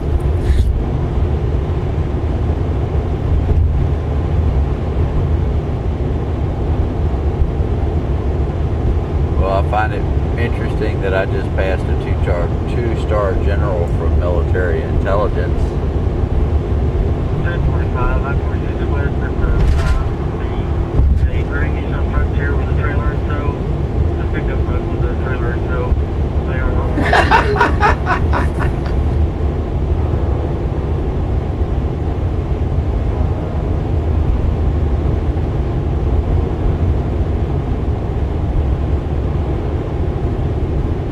I think Racer's having too much fun.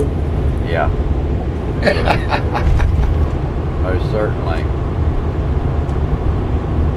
Yet we all need a good laugh. Yeah.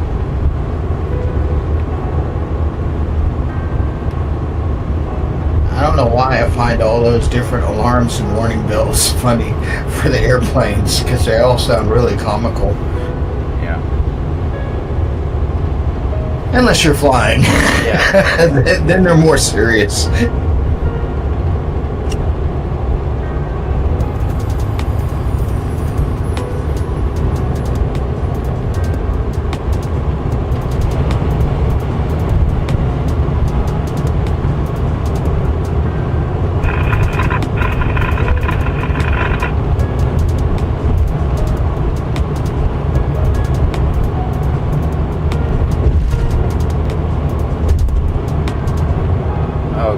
So the guy in front of me with the low rider in the rear did not adjust his headlights, so he's blinding the shit at everybody in front of him.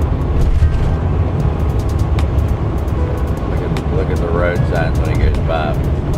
See that?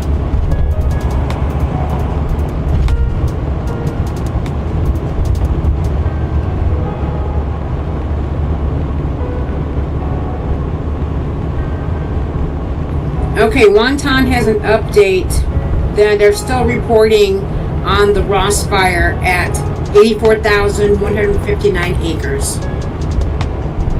Okay. So I grew by 2%.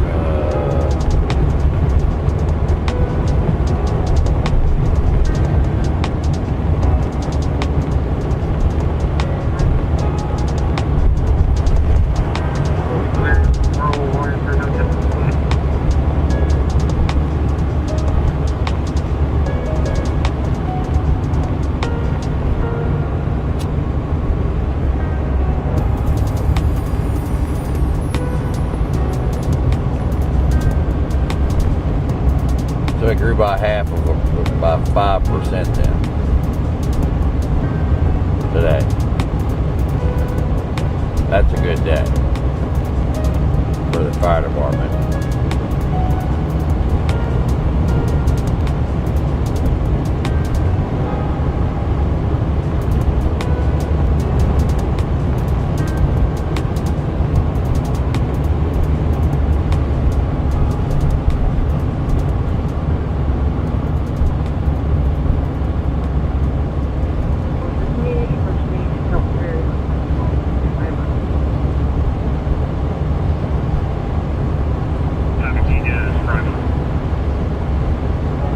Probably in his mid-20s, wearing surf shorts, white shirt, coming from the picnic top area of the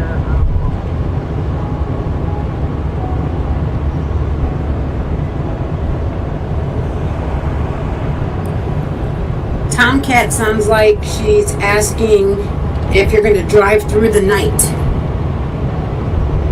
Well, yeah.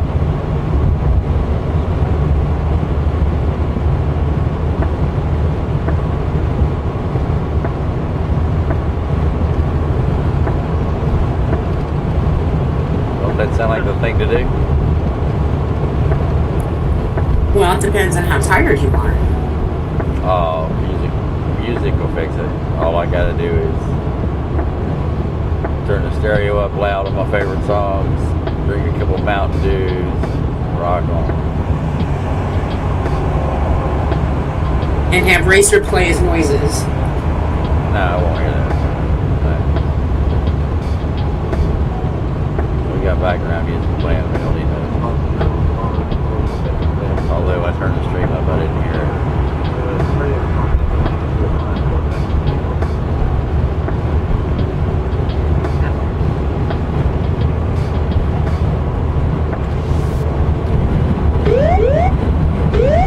Okay. Terrain. Pull up. You're going to get the whip, son.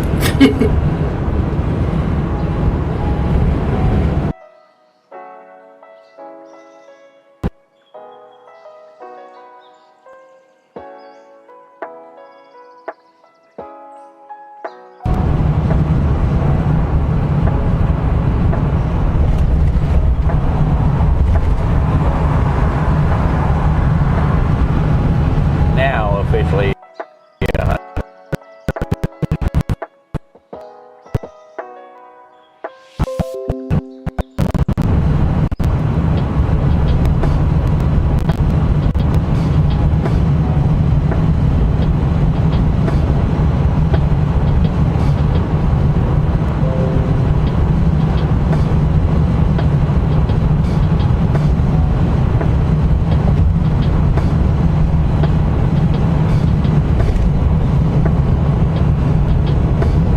I can't get over the cameras. It's dark to me.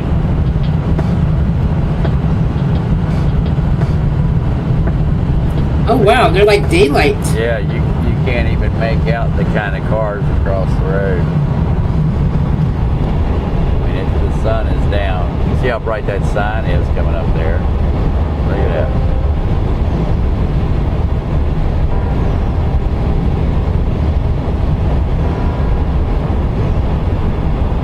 Yeah, it's well into dusk. Street lights are coming on for sure.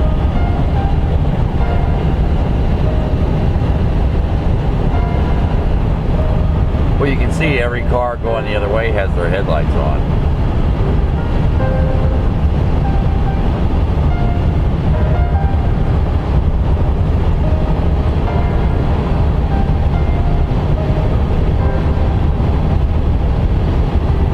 Judy is asking if you're seeing any Stuckies along the way because she loves their pecan log rolls.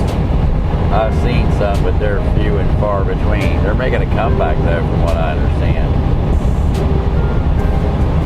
I didn't even know there were any still around. Yeah, there's a few.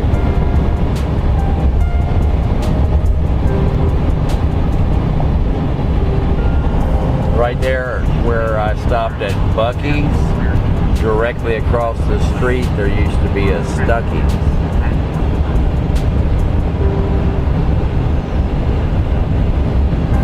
So Buc-ee's. Wow, that brings back memories. Yeah, Buc-ee's replaced Stuckey's. And if I recall correctly, Stuckey's was actually created to market pecans.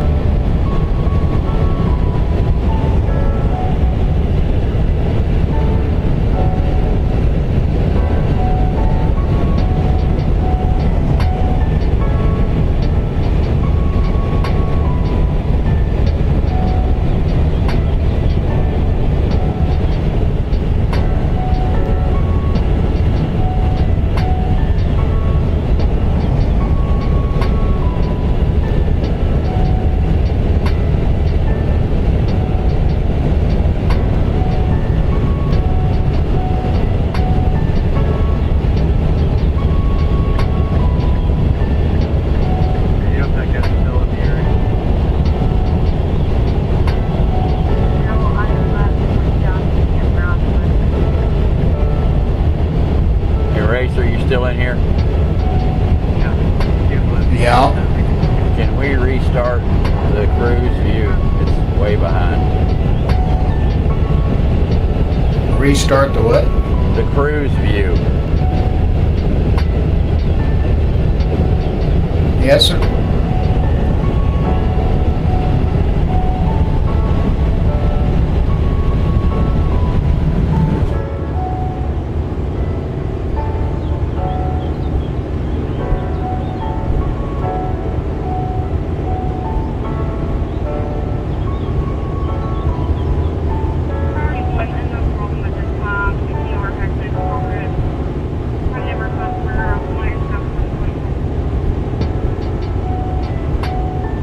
Bring the scanner in also. You can just turn that on.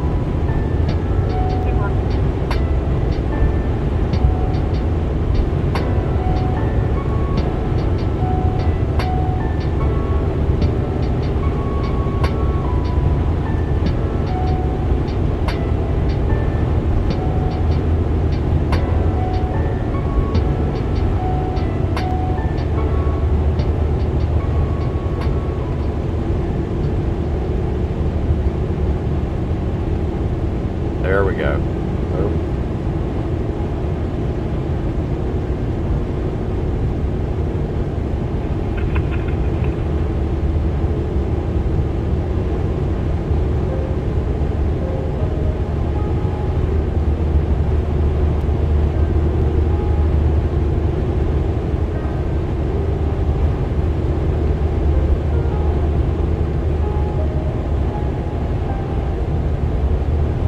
Right back to being behind. That was crazy.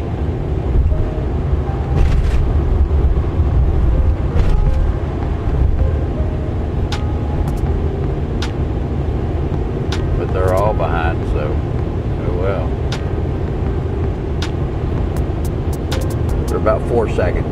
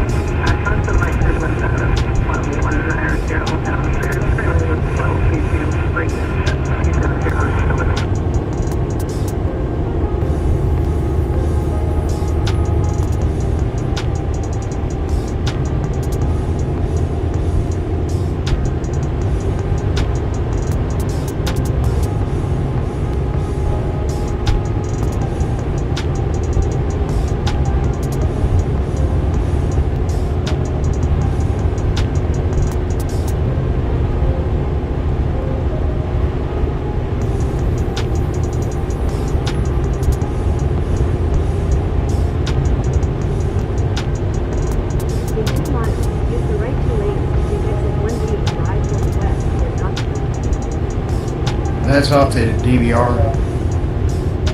All right, cool.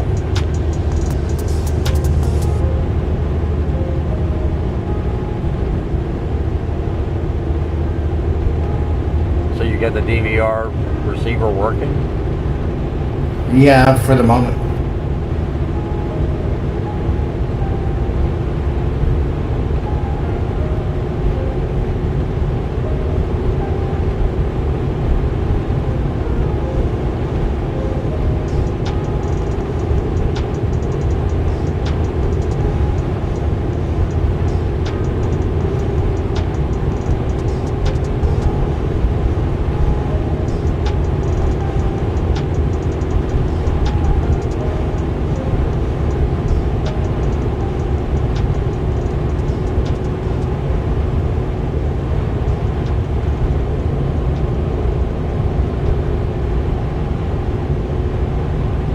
In half a mile, use the right two lanes to take exit 1B for I-40 west toward Knoxville.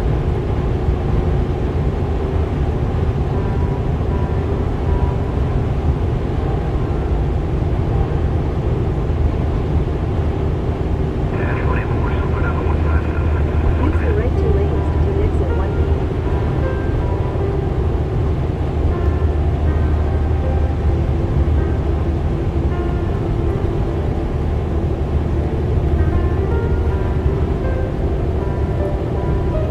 Years ago, I was going down through here in my Porsche. Right after I went past this exit, some, I guess, Navy pilot in his white Mustang 5.0 decided to come up beside me. I was doing about 70, 75. He kept coming up beside me and goosing it like he wanted to race, and I kept shaking my head at him. No, don't want to do it. And he kept goosing it, kept goosing it. So finally I dropped a gear, ran out in front of him, waited for him to catch up, and ran out in front of him again. And he went blowing by, and so I got right up behind him, and he couldn't get over 140. So I passed him on the right, waved at him, went up to about 150, 155 for a little bit. Then I slowed back down to 75, and he wouldn't pass me after that.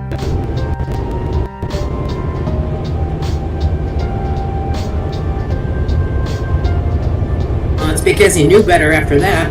Yeah.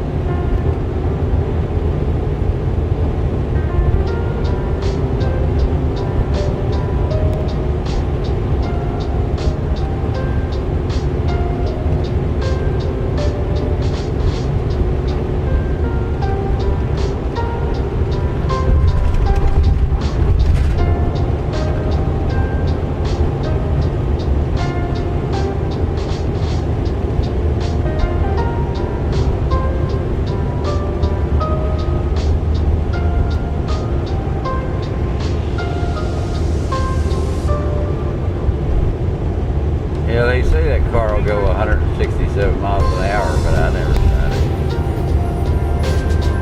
Fastest I ever did was 155 on Watkins Glen track.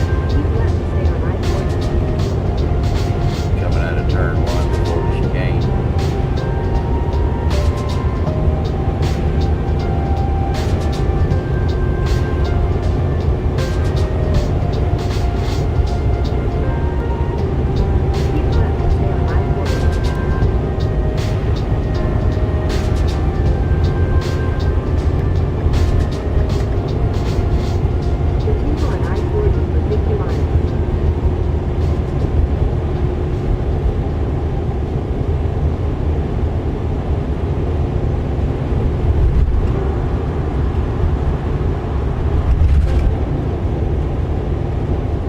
It's unbelievable how much brighter the new headlights are.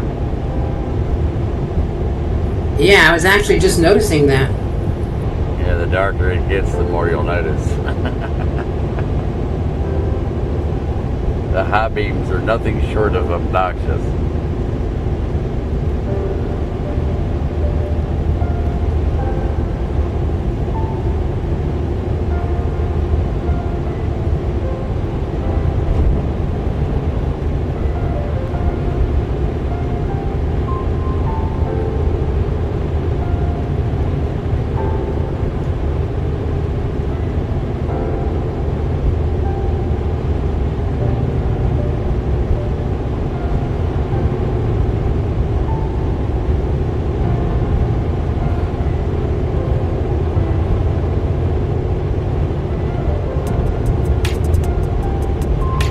Humvees.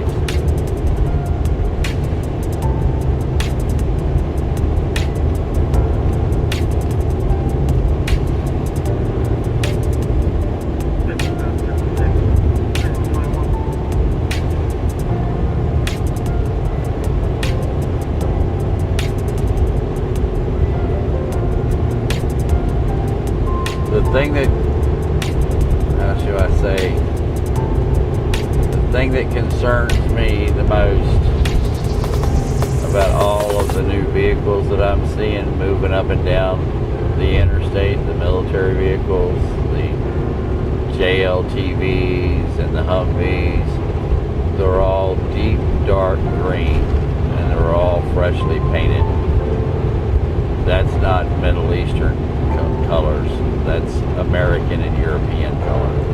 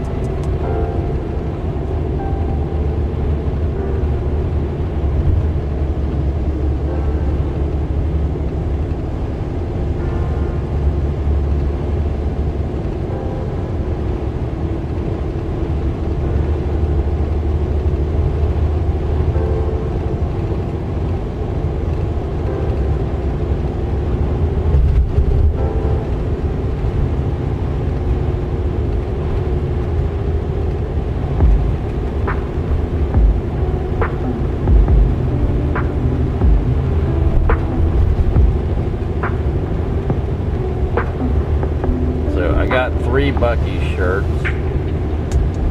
I got the standard red one with Buc-ee's on it. I got a gray one that has Buc-ee's Rockingham, Virginia. And then the third one is black and it's Buc-ee's, but it's glow in the dark. So that's the one I'm gonna wear when I go out and do the spooky thing. I'm gonna take my UV light and charge it up before I go. Oh, that's gonna be cool. Yeah, I may even set the light somewhere and shine.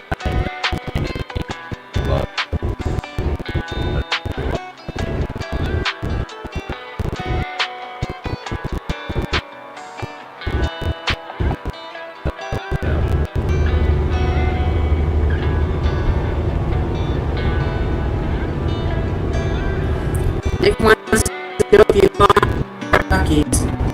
What? If you bought the beeper at Buc-ee's. I guess.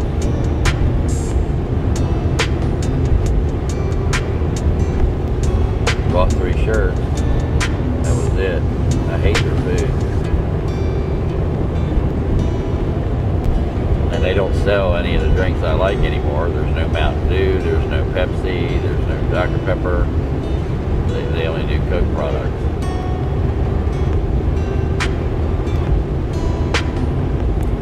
And they didn't have your lemonade or your orange juice that you wanted Right. either, did they? Right. They just had itty bitty bottles and stuff. So, yeah, they got nothing I want anymore.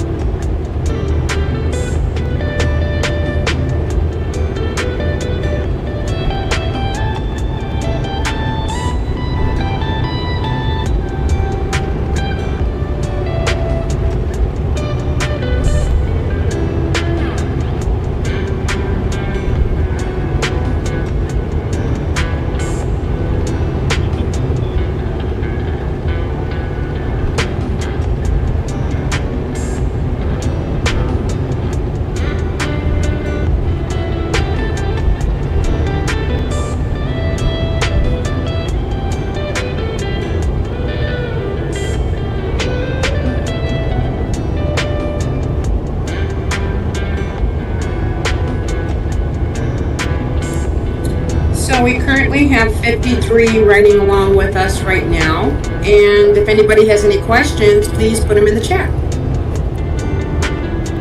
Yeah, we're going to do a full-blown question and answer session about everything coming up in 18 minutes for the Nightly News Show.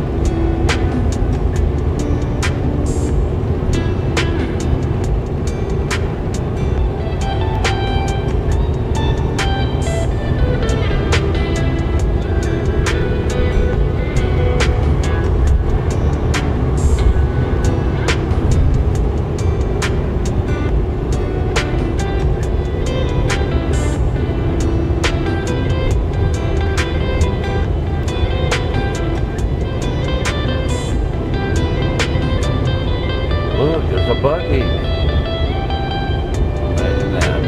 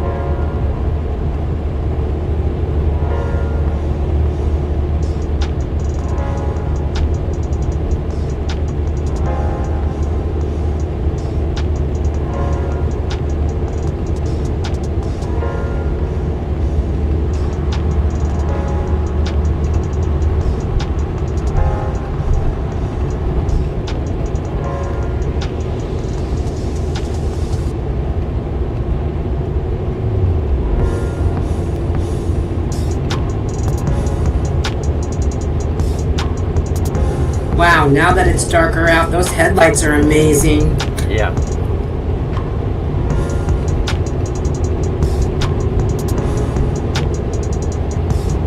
Yeah, it's way dark now.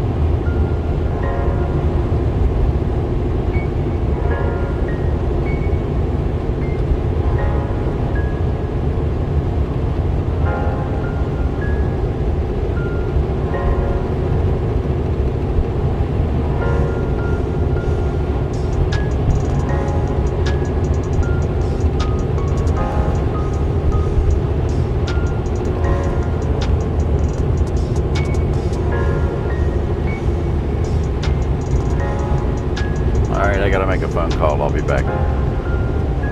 Okay.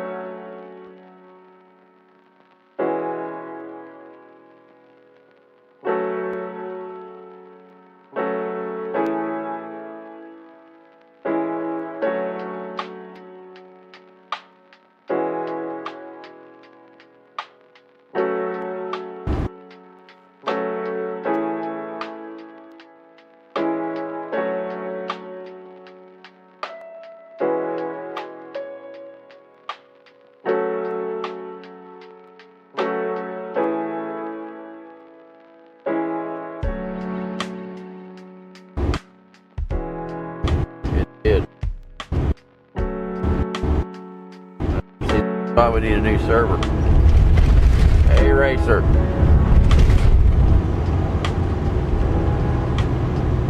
Let me call you back.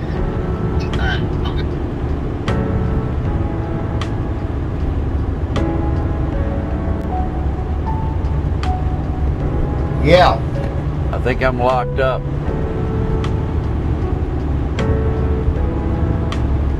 Okay, give me a second. Thank God we got a new computer coming.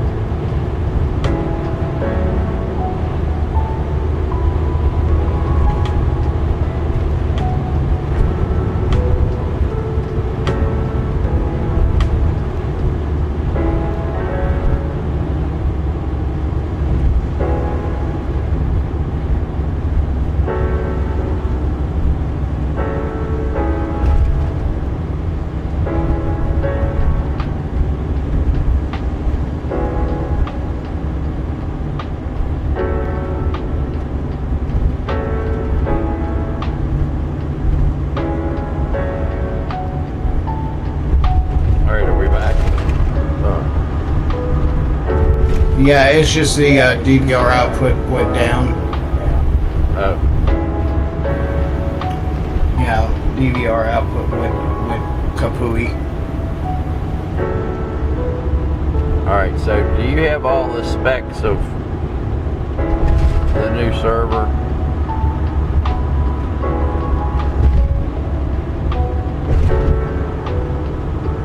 Yeah, I dropped them in chat. Do you want me to read them off to you? Yeah, I will in a minute.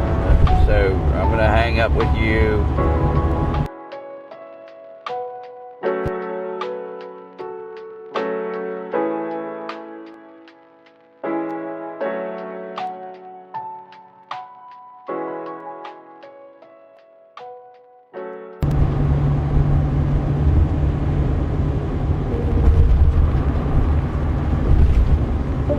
Lost you there for a second. I'm still here. Alright, are you watching the stream? Alright, Racer, would you read them off, please? And that's all I need. Thank you.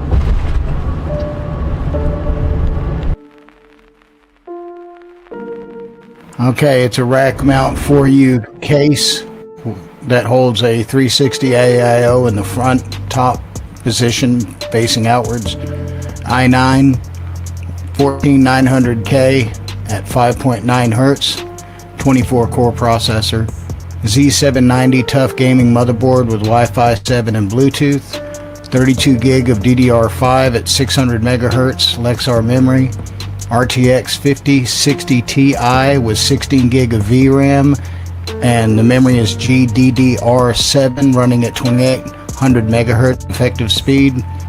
4 terabytes of SSD drives with a single terabyte as an NVMe area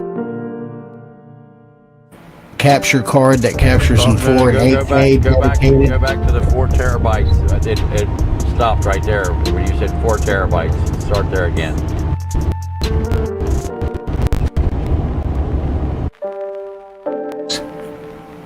Of SSD drives with a 1 terabyte system NVMe drive, which is your operating system drive, and it's also 1 terabyte, so it's a total of 5 terabytes. Built-in Elgato 4 and 8K HDMI capture dedicated internal card, Elgato XLR audio interface, and 24 USB 3.0 ports. All right, thank you, sir.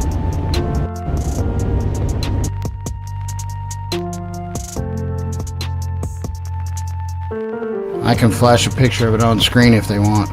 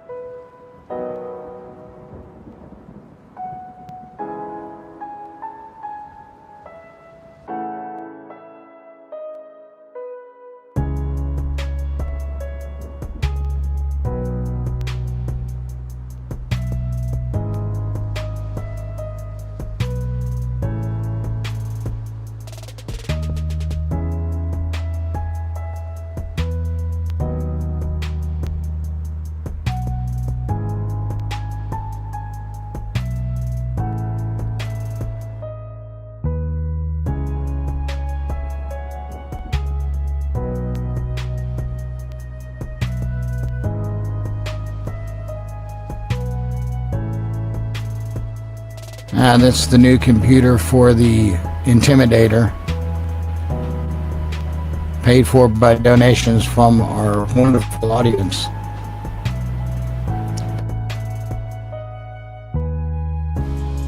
Of course, I threw in the labor.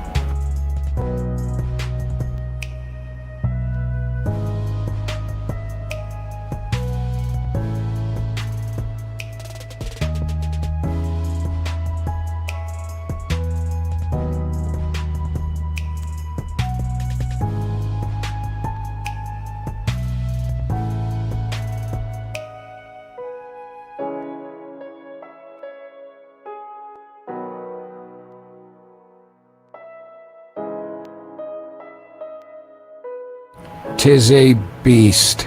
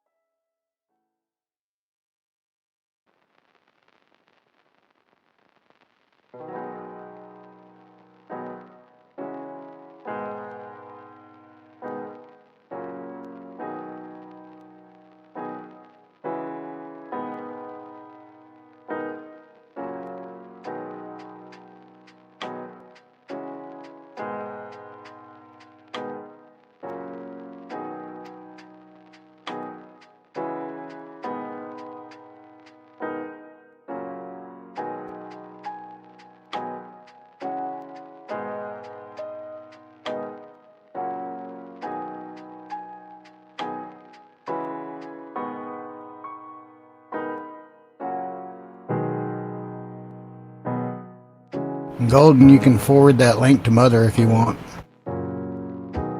Copy that.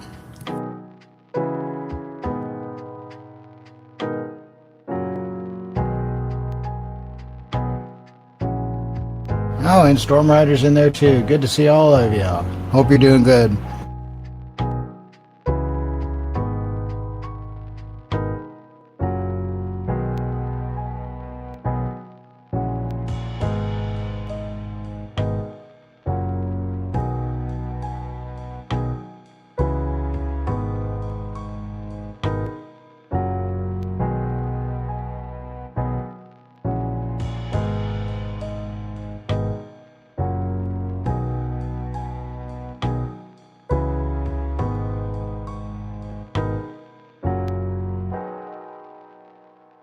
And I see Tomcat in there too.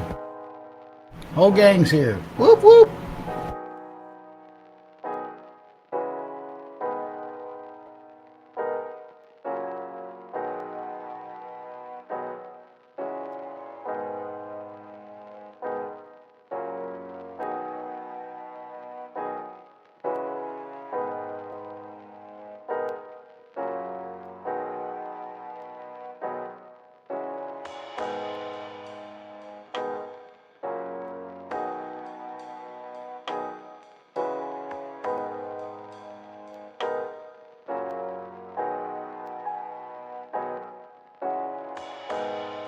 I'm going to have to flash it on screen again. I don't know if Storm got to see it. Or Mother.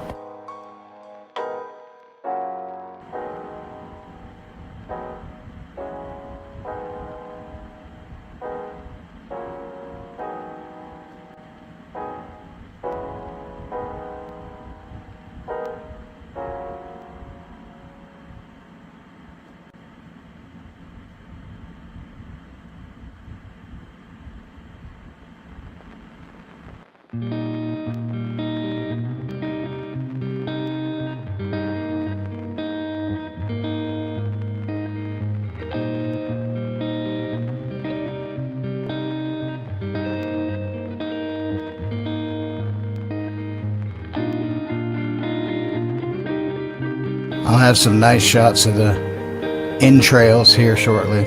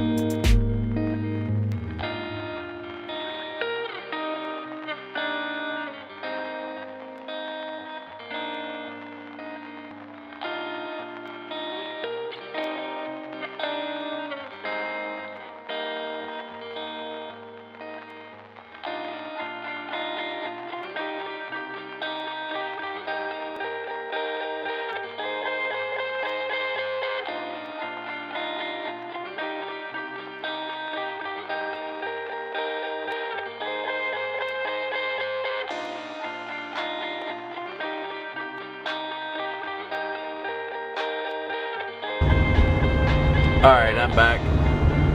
And the show was supposed to have started 10 minutes ago. So, for those of you who are just joining us, I am en route back to Texas. There is a fire greater than 80,000 acres burning west of Fort Worth, Texas. They seem to be doing well against it today. It only grew by 5%. So it went from 80 to 84, almost 85,000 acres. And it's moving into Possum Kingdom. Look that up on the map. Moving to the south-southwest earlier. It was reported that it could be moving to the southeast, but we haven't seen that movement as of yet. At least one home has been destroyed, numerous outbuildings. We're not aware of anybody dying,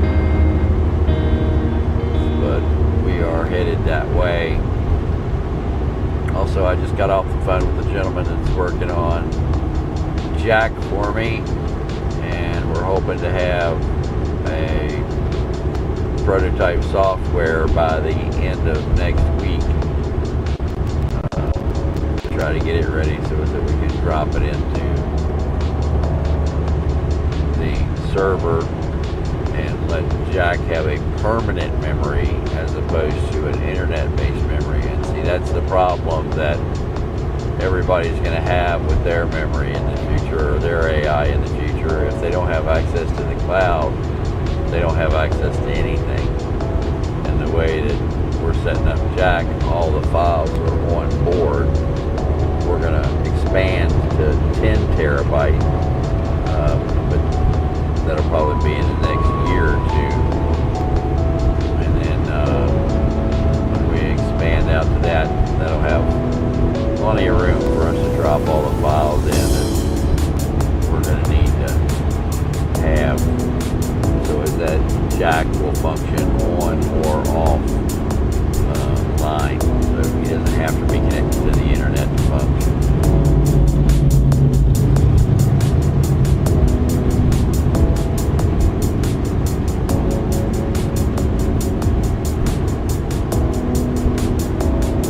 Alright, so we got any questions from anybody? You guys still with me? Yes, sir.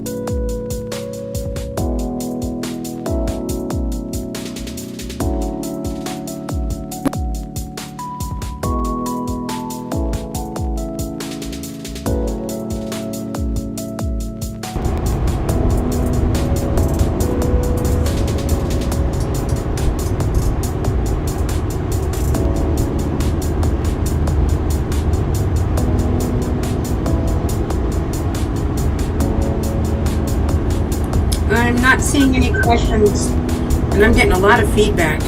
Yeah, I think it's Rachel's mic is still on. Oh, okay. Oops.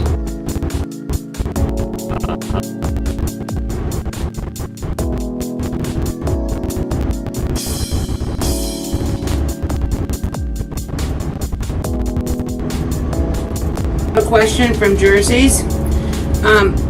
Hello, Lee. Are you able to say how Trump will take down the deep state NWO?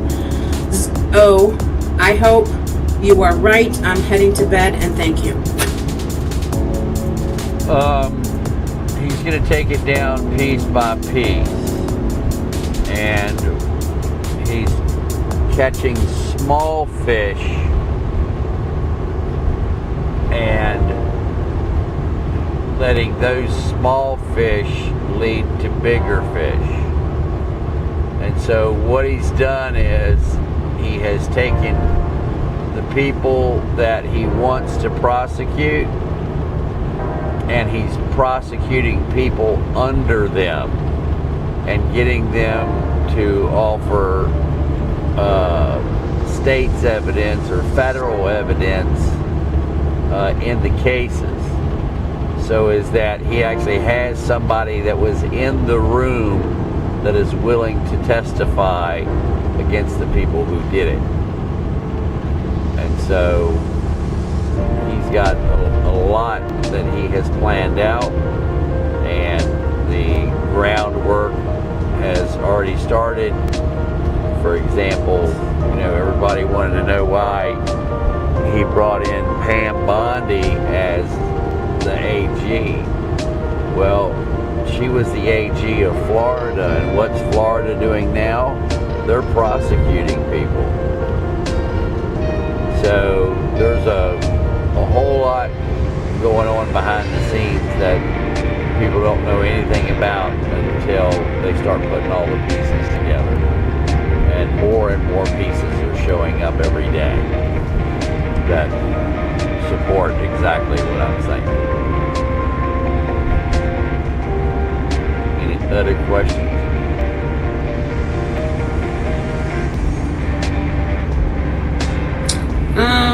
Just wondering where you are. Are you still in Tennessee? Yep.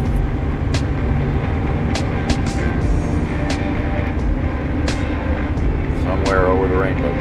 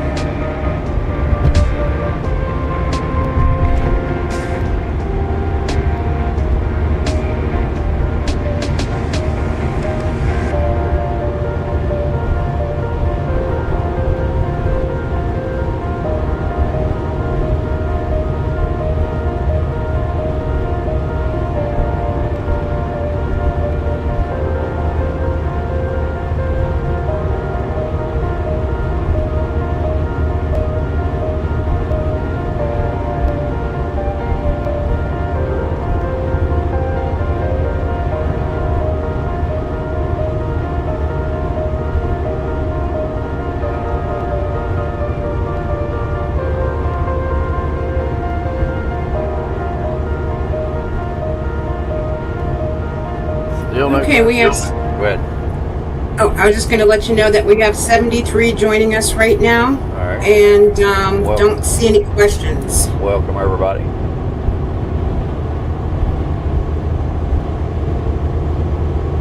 So my concern with Ratcliffe going to Moscow is the fact that we know that either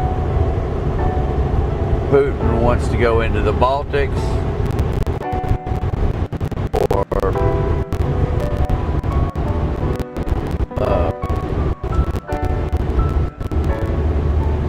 Putin wants to use a nuke against Ukraine, or both. And I think Ratcliffe went over there to tell him, hey, we know what you're... Use the right 2 lanes to take a side right instead of 940. Signs for national. So we know that Putin's got a plan. And then we went over to tell him you shouldn't do that plan. But the fact of the matter is, it doesn't matter if he nukes Ukraine or if he attacks the Baltics. He's getting ready to attack somebody. That's the problem. And that's what people need to wake up to. Oh, he's not going to do the Baltics? Well, then he's going to do Ukraine. Oh, he's not going to do Ukraine. Then he's going to do too much effort. And instead of using it on the war in Ukraine, he's spending all of that in Kaliningrad, Belarus, Western Russia. And we don't doubt for a second that China has put money into it too. We know that there's Chinese workers, North Korean workers, all kinds of people that have been sent over there already. There are police reported ahead. There's pole lights.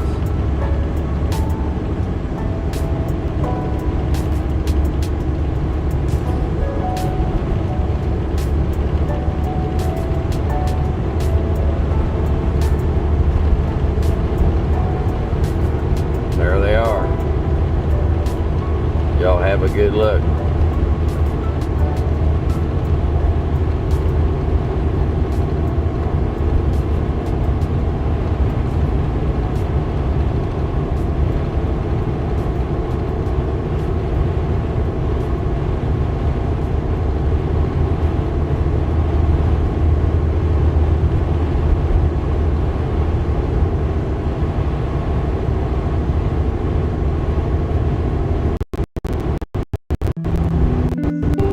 Okay, Jersey has a question. Uh-huh. Okay, so in the book, The War, CIA, Edward J. Epstein, pages 153 to 154, despite shortcomings, said possible mind-reading technology. Do we have that? Not that I'm aware of. Now, if it's that. At this point in time, I'm not aware that we can read somebody's mind or anything going on inside anybody's mind without making physical contact with their head.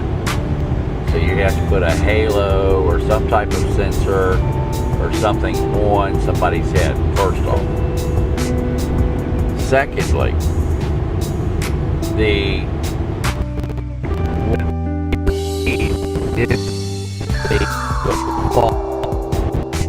what we read is the brain wave activity for particular thought. So we will train it to read, lift my right hand, lower my right hand, lift my right hand, lower my right hand, to teach like a prosthetic. At this point in time, we're not to the point of where we can watch your dreams in full color or eject full color dreams into your mind. Now, that being said, we can tell if a person is lying before they open their mouth. Now, a lot of people still use lie detectors where people talk and they take your respiration, your perspiration, your pulse, all of that. They monitor that to try to determine if you're lying, and that is them determining if you're lying. Well, we don't have to do that anymore. Now we can put a halo on your brain or on your head. That halo will monitor brainwave activity and where that brainwave activity is inside your head. The great part about it is different things are located in different parts of your brain. So you have a creative part of your brain, you have a memory part of your brain, a thinking part of your brain. So there's a lot of different parts of your brain. So when I ask you a question, if you are answering me honestly, the brainwave activity is coming from the memory part of your brain. Whereas that if you're making it up, then the information that you are professing is coming from the creative part of your brain. And because it's coming from the creative part of your brain, then we can determine that you're not telling me the truth from memory, you're fabricating the answer that you're giving me, so you're lying. So that is a quick and easy way, and people will say, oh, well, they can just remember what they need to say. Well, no, because when you're interrogating them based on the information that they give you, you come up with a lot more in-depth, detailed questions about not only who was there, but what were they wearing, what color are their eyes, where do you know them from? And so you hit them with a lot of other questions that they're not going to have all the answers to. And the moment that you do that, you're going to open them up, and you're going to know the moment that they're lying. Now, you don't have to tell them that you know that they're lying. You can let them keep going with their lie, which a lot of times is great. But anyway, we don't read minds, but we can monitor them. Hopefully that answers your question somewhat completely. And thank you much for the folks who are donating. Greatly appreciate it.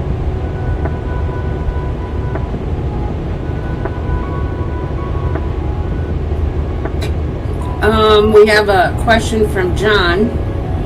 Can Lee elaborate on the little thing and the really big thing that could in the next 90 to 100 days that was mentioned on last night's show? No, I can't elaborate. All I could do is say that the war between Ukraine and Russia is going to change dramatically in the coming days. And Putin's going to be in pain. Russia's going to be in pain. Ukraine is about to deliver the pain like never before. Mother Musher in the house. Howdy. Hello, good to see y'all. Oh wow, your gain is really high on your mic. Alright, I'll fix it. Yeah, cut that down to a quarter of whatever it is.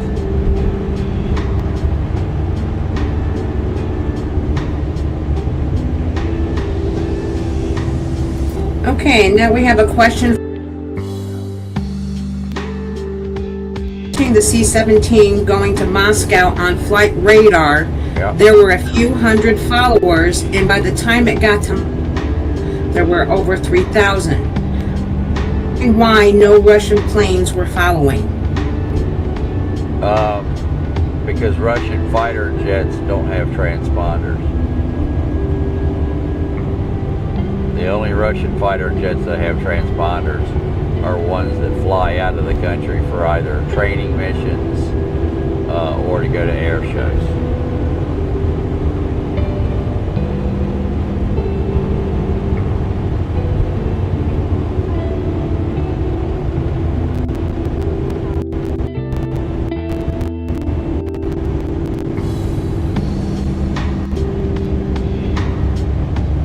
Okay, now Trail Cam is asking, the air handling device handles such a large amount of incoming material? Oh, there's going to be stuff flying everywhere. There's no doubt about that.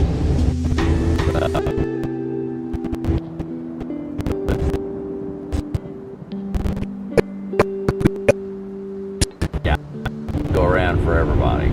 And it's going to be unlike what's happening now. In fact, I don't even know if what they're going to do will ever be known, but the result will be known. Because I'm not going to say how it's going to be done, but it's going to be done. I know that, and it's going to be successful. I know that too.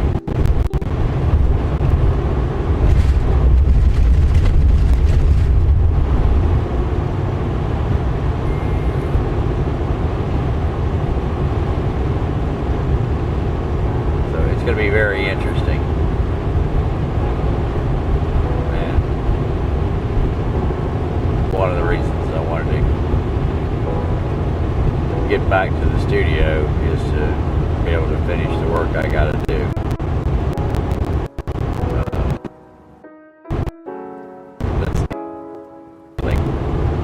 So, and I have a priority list of what I've got to do first and second. Third, fourth, and fifth. So I got to get to work. I was supposed to do one of them today, but because of this fire, it didn't happen. So I'm going to probably work on that tomorrow afternoon. So I'll have one of 5 done, and then hopefully over the weekend I can get the other 4 done. Have them all done by Monday.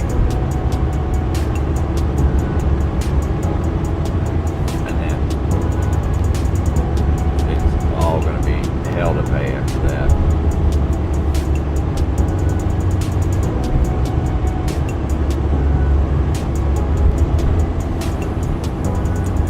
Okay, and I have another question from Wendy. Can I what? Another question for you, Okay. and it's from Patriot in Waiting. He's asking, isn't the Chinese cyber attack on NASA and other government agencies considered an act of war? No, because there's no physical harm. There's no physical intrusion. There's no physical damage. And so you can't, they don't call it that. Even though they are attacks, even though they are stealing our intel, even though they're doing all those other things, we don't call it that because it's not a physical attack. Not even when they attack the infrastructure of cities and stuff. Small cities, the U.S. just, we're numb to it. You would think if we attacked China's water supply in a major city, they would have a conniption. They attack our water supply in a major city and, it's just a cyber attack.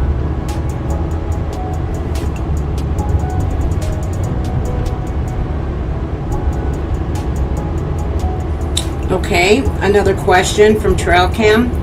What are the best steps someone can take to mitigate the impact of these events? In the United States, first thing I would recommend is to get on the KLW World News Network so as that you still have communications when it hits the fan. That would be numero uno. So I'd go to klwworldnews.com and get signed up like all the other people have. So that would be the first thing. Second thing, make sure you have plenty of food and water and all the medical supplies and everything that you're going to need to be able to take care of yourself for at least 90 days. Because when the fish starts to flop and the other players start to play, there's a good possibility that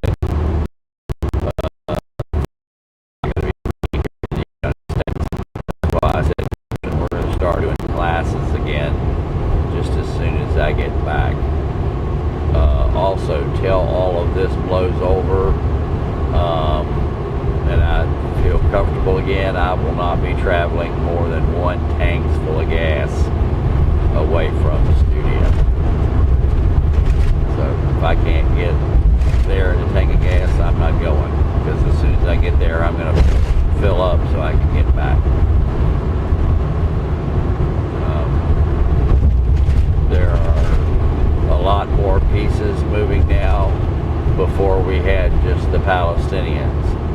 Now we've got the Palestinians, the Russians, the Iranians, the radical Islamists, China, North Korea, and any other BRICS nation that wants to join in on the party to ride Israel out of the Middle East, shut down the UK, and knock out the great Satan, which is the U.S. So they are all working together to do that. All of the BRICS nations are working together to kick Israel out of the Middle East, destroy the EU via whatever means necessary, and destroy the U.S. And they all have a plan. They're all working towards that plan, and that plan has been known for years, and people want to deny it, but the plan was written, the plan was leaked, and the plan was also talked about publicly in China. So China doesn't talk about anything publicly unless they endorse it. If somebody were to put something up and China didn't agree with what they put up, China would remove it and then contact the individual who posted it to deal with them in whichever way they so choose, depending upon what was posted. So anytime you see anything that China puts up or somebody else puts up in China and China lets it stay up, it follows the national narrative.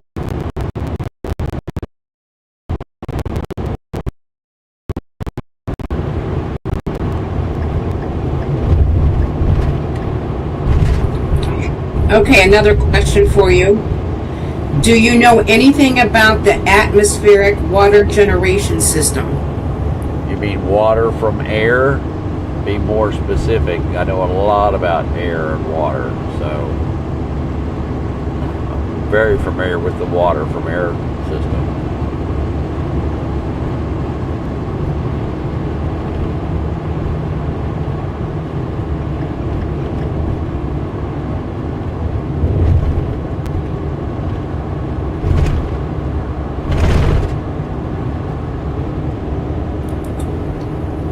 Okay, while we're waiting for more information on that question, I have another one.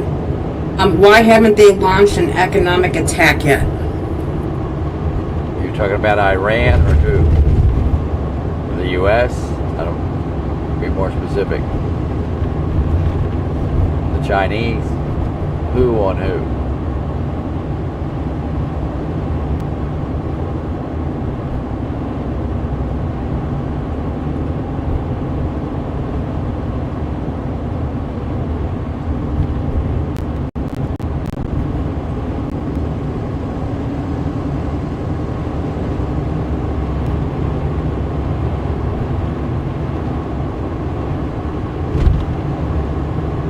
See, the Chinese already have the gremlins in our machines, and they can give the keys to the gremlins to the Iranians. In fact, some of the attacks that the Iranians have claimed and actually been successful attacks, we actually think were Chinese attacks, and China is just letting them take the claim for it. Take the credit, however you want to put it. Okay, so the clarification on why haven't they launched an economic referring to the BRICS nations? The BRICS nations can't do that much. The ones that would do the economic attack would be Russia, Iran, China, and North Korea. The rest of the BRICS nations are kind of not at the level of cyber capabilities that they are. And so it's going to be mainly a China, North Korea, Iran thing with some from Russia.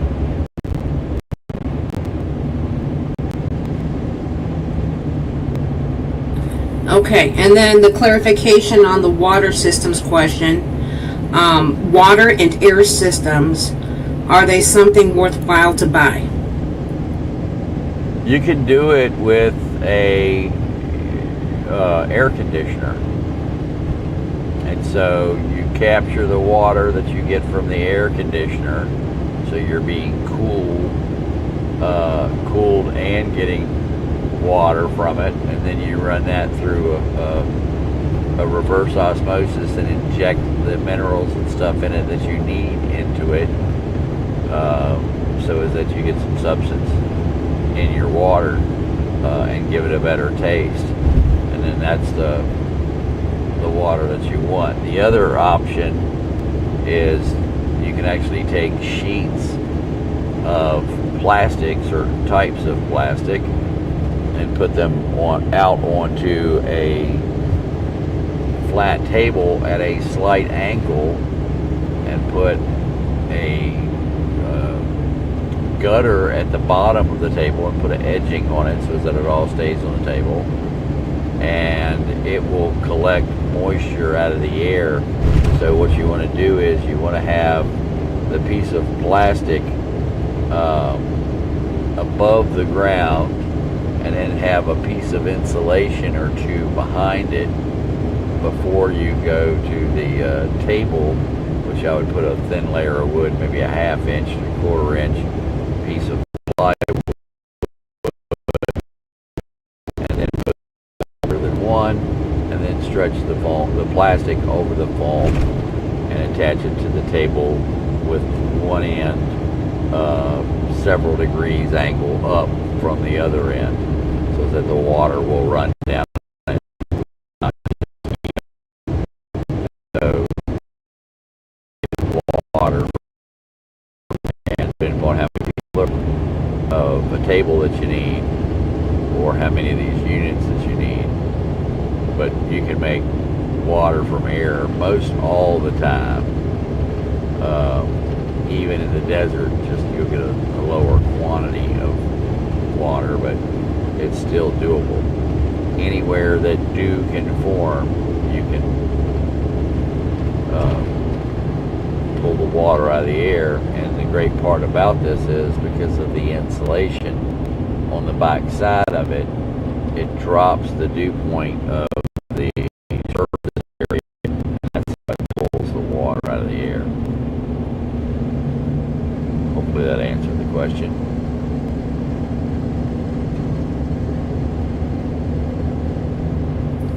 Yep, it looks like it did.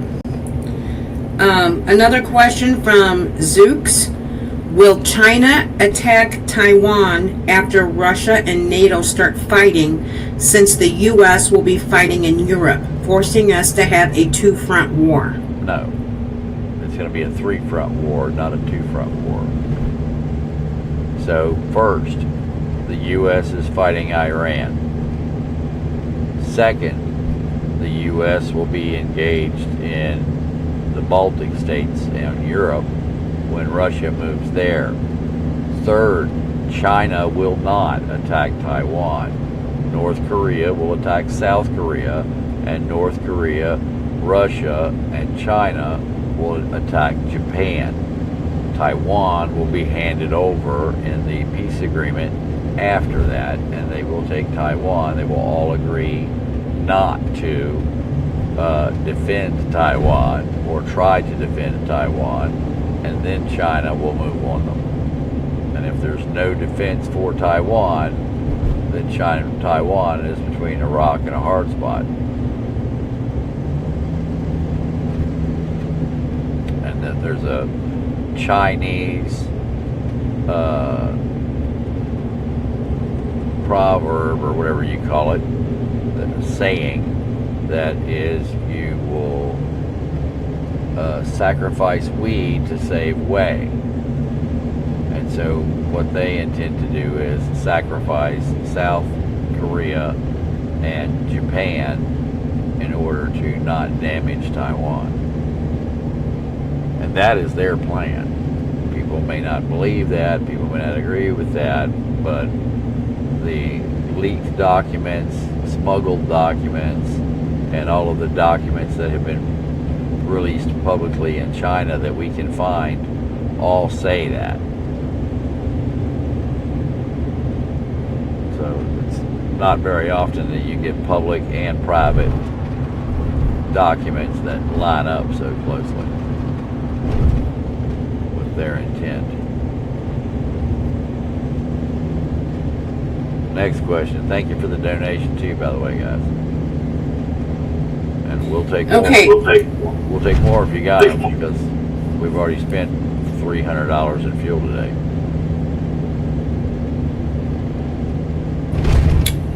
Okay, referring back to the water discussion, Patricia's asking, can we use a home dehumidifier the same way? Yes, you can use a home dehumidifier the exact same way, but you don't get any cooling out of that. You're just getting water from air. But yes, that will work.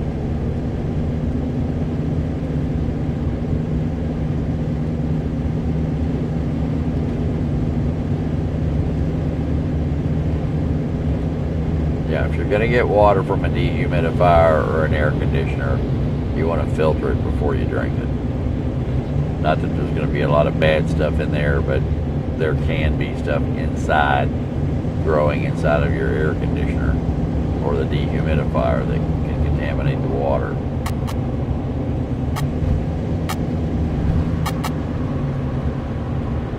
Okay, I'm showing 98 with us, and I don't see any other questions at this moment. Well, you guys got to come up with some questions. This is not acceptable.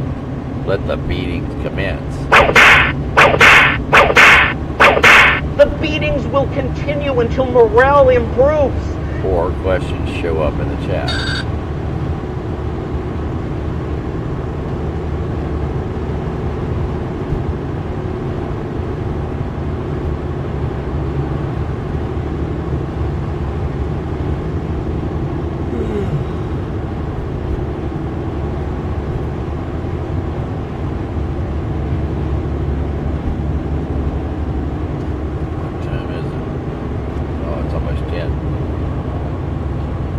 That's why.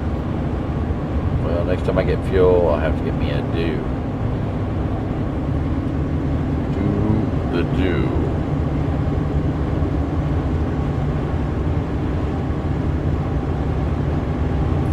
Okay, I question from Trail Cam. Is it possible the next world war will be short because all of them? You're breaking up. Is it possible the next world war will be short because of? Because computers and algorithms are making all of the moves. No, they're not. Computers and algorithms are not making all of the moves. There are no computers and no algorithms controlling what the Russian military is doing. There are no computers and no algorithms controlling what the Belarusian military is doing. And there are no computers and algorithms determining what the Ukrainian military is doing.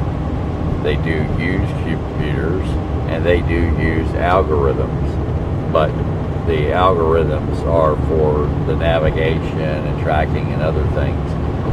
The computers are not making suggestions to the Ukrainian leadership as to what should be hit next. Other fine folks are providing that information and that direction and suggestions. And so it appears now that a lot of those suggestions are going to be taken, and when they do that, things will change significantly. And so I have already been assured that things are going to happen. And so all the Russians can do is hide and wait and feel the pain, because there's nothing that they can do to stop what's coming. Literally, I could tell everything I know. I could call Vladimir Putin on the phone and say, this is going to happen to you, this is going to happen to you, and this is going to happen to you, and 2 more things are going to happen to you. I could even tell him the time of day and the hour that it was going to take place, and he still can't stop it.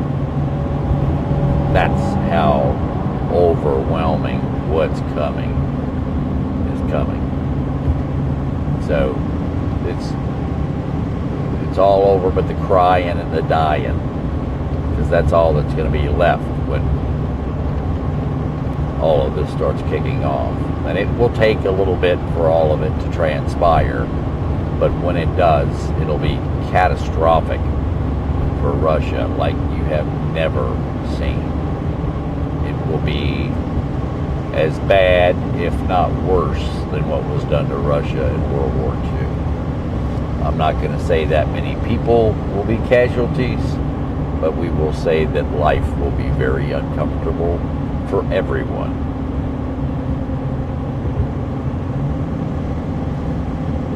And let's just say a lot of people are going to have to relocate.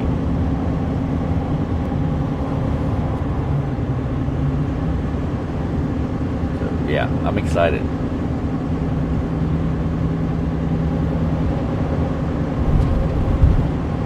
Other questions? Okay, Zooks is responding to your last question, stating that he never thought of it that way. Is that why we see North Korea involved in Ukraine? Like this is the beginning of those plans? Yes, absolutely. Absolutely. It's giving the North Koreans the opportunity to practice firing the missiles that they're going to need to fire in the country. It also gives the Russians the ability to learn how to fire them. You know, all those missiles that have been fired, North Korean missiles that have been fired by North Koreans. And my understanding is there are 40,000 North Koreans in daily.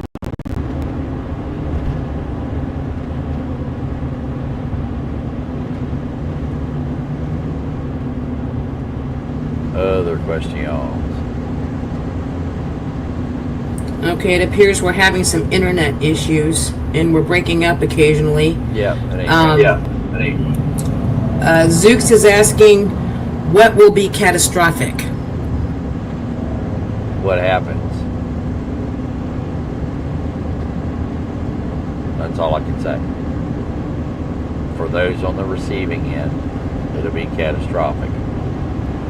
For those on the receiving end, they will experience things that hasn't been experienced since World War II. They will experience things that they never thought they would experience, and they will experience things that they never thought could happen. And they're going to find out, and there's no way that they can stop what's about to happen. It's impossible for them to stop it. I've made sure of that. So there's nothing they can do. Once it starts, and it'll continue until it finishes. And when it finishes, it'll be done.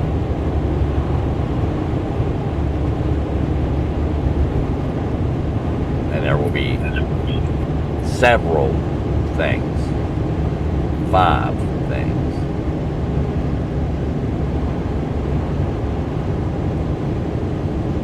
And there's nothing they can do about any of them.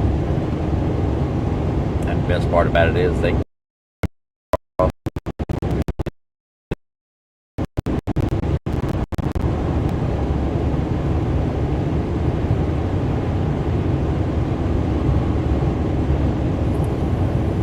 Okay, we have new viewers joining us, and welcome. Okay, so I have a question. If you've already covered this, I'm sorry, but the question is, what do you think about the CIA director's visit to Moscow? He's there to either tell the Russians not to nuke Ukraine, or to tell the Russians not to invade the Baltics, or both.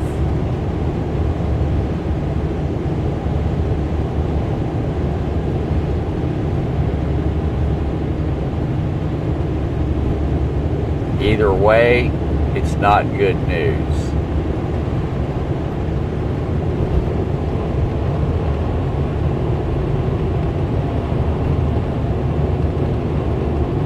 Okay, and another question for you, Lee. Do you have any information about the hidden nukes that Russia has moved to the border facing NATO countries?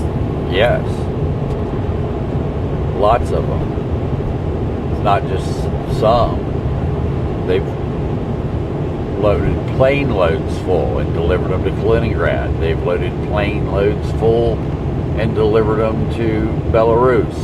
Additionally, fighter pilots from Belarus and flown them to Russia to have the planes outfitted to be able to carry nuclear weapons on the fighter jets, fighter bombers, and to be able to launch them and know how to maintain them.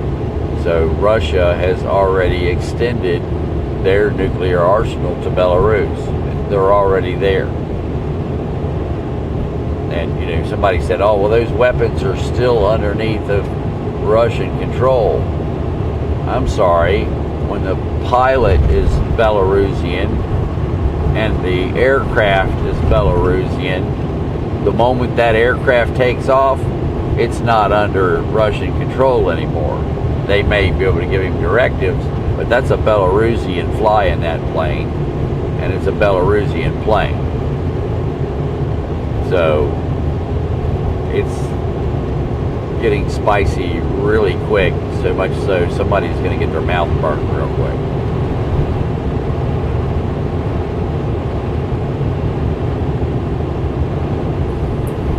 Okay, another question. How much of the war will really reach the United States? A significant amount can. We can have cyber attacks against the infrastructure. We can have cyber attacks against the grid. We can have physical attacks against the grid. as well as physical attacks against the infrastructure. They can attack commerce. They can do a DDS attack. They can do a DNI attack. There's all kinds of attacks that they can carry out. And the problem is, when they start, they're not over till they stop. So if you're China and Iran and Russia and North Korea, and you're spitting out stuff on the World Wide Web that is inaccurate and shuts down addresses and routing and so on and so forth, then you can shut down commerce, you can shut down banking, you can shut down credit cards, you can shut down online shopping, you can shut down the grid. There's a lot of things.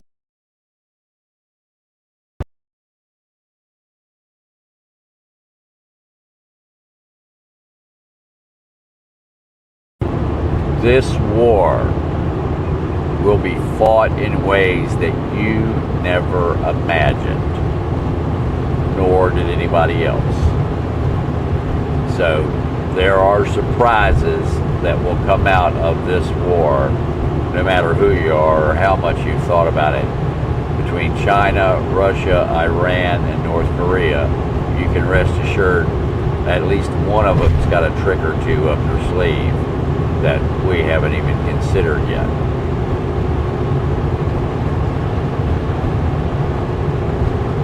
The United States is not invincible. No country is, if you know how to hit it. It goes back to the saying of, if it bleeds, you can kill it.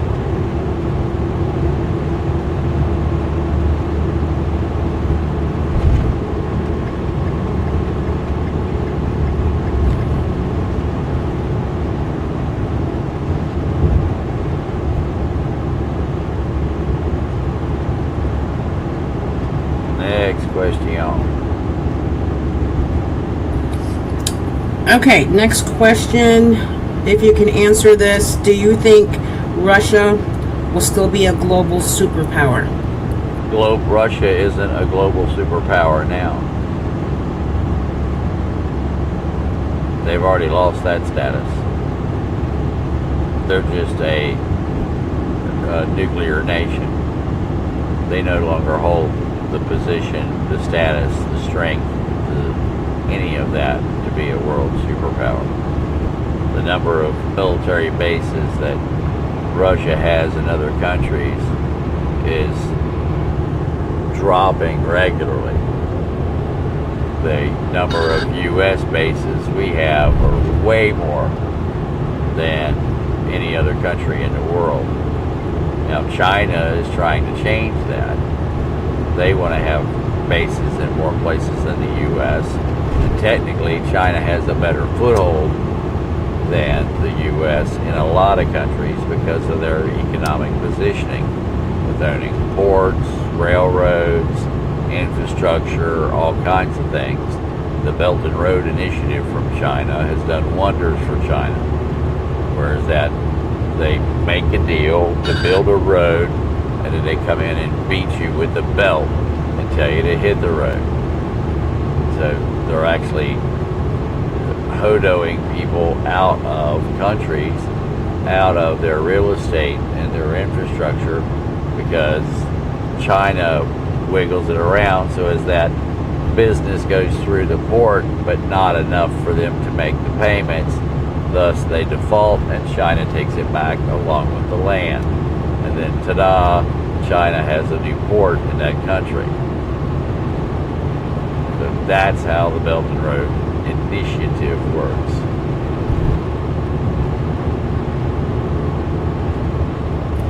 Okay, we've got a lot of questions coming in. So this next one is from Zooks. When we fight Russia and before Russia launches the nukes, how fast would we beat them conventionally? Will we be bombing deep inside Russia quickly with B-2s? Say that again and do it slower. Okay.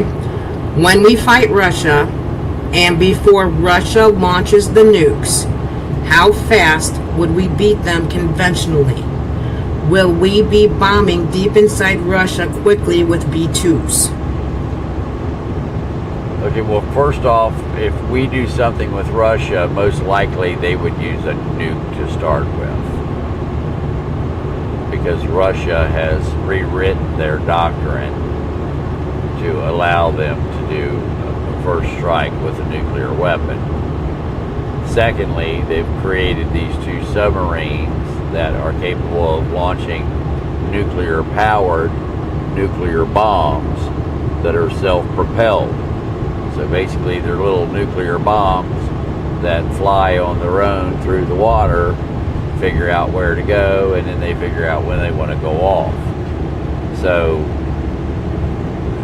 from everything we see and I see, Russia is preparing to use a nuke from the get-go.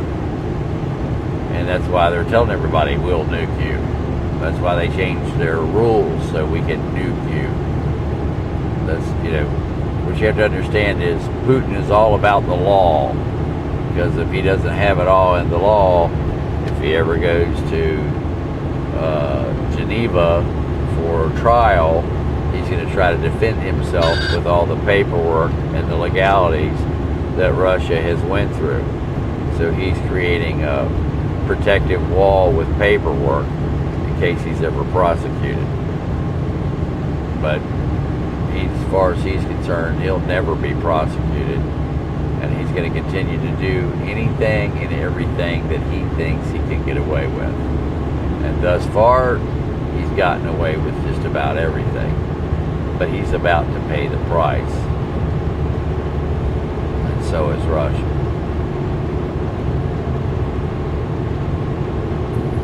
Okay, another question. Is it true that Vladimir Putin said he was going to do missile strikes with missiles with no warheads as a sign of force? He may have, but I didn't hear him say that. There were police reported that. Yeah, I never heard him say he would fire missiles without warheads. That would be a waste of millions of dollars. And they would have to put something on it. They would have to have some type of a nose cone, some type of weight up there in the nose, because the missile is expecting that, and the navigation and everything would be off if they were to change that weight. So you just can't take a nose cone off or take the warhead out and fire the missile and expect it to act the same.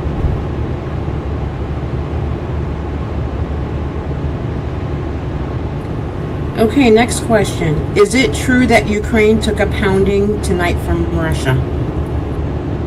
I can't tell you that. I haven't looked to see what they've taken tonight. I'm sure that Russia is going to pound them as much as they can, but that's not going to stop what's coming.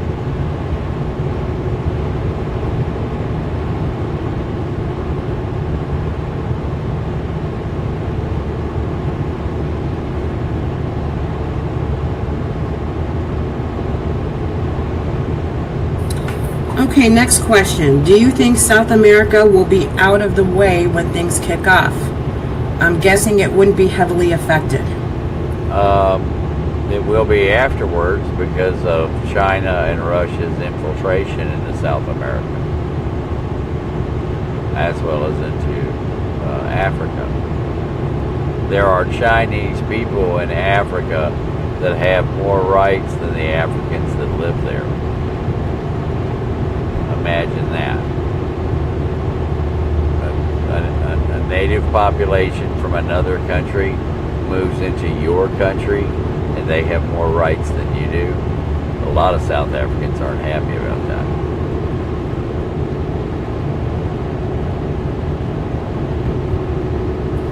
that. Okay, our next question is from Lily. Lee, who is more unified strategically? Is it China and its allies or the U.S. and its allies? The U.S. There is no better cohesive fighting force on the face of the planet than the U.S. military. Behind the U.S. military would be some NATO countries and then NATO as a whole.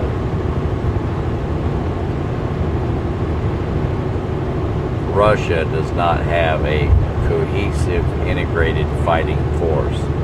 That is not something that exists within the Russian forces. And the Ukrainians are demonstrating that on a daily basis.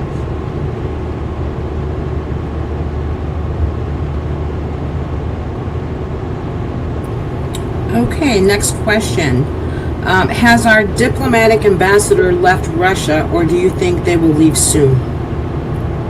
Technically, with the flag down, the lights out, yes.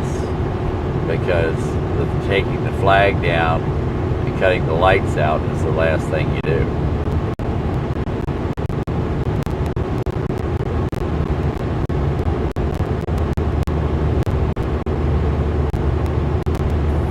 Okay, next question. Will Russia be able to recover after this big thing happens? Not for a long time.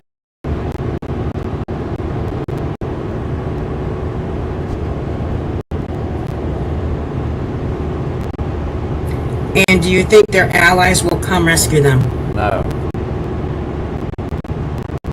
There's nothing their allies can do. There's nothing anybody can do. It's like I said, I can tell you everything that's going to happen. I can call Putin on the phone. I can give him a blueprint. He can't stop it.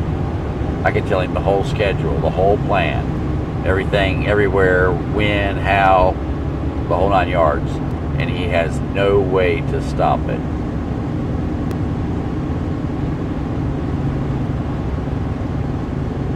You can't stop what's coming. You can't stop.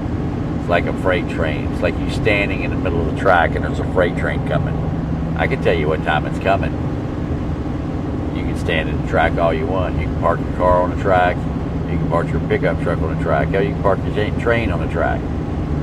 Or park a tank on the track. It's not going to matter.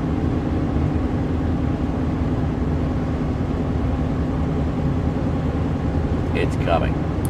It's coming. Okay, our next question is from Charlie. Those nuke-powered torpedoes, do they also fly in the air or in the water only? They only operate in the water, so they're released, and then they're like a miniature submarine. So they are a miniature nuclear submarine that instead of a crew, they carry a 2 megaton nuclear warhead.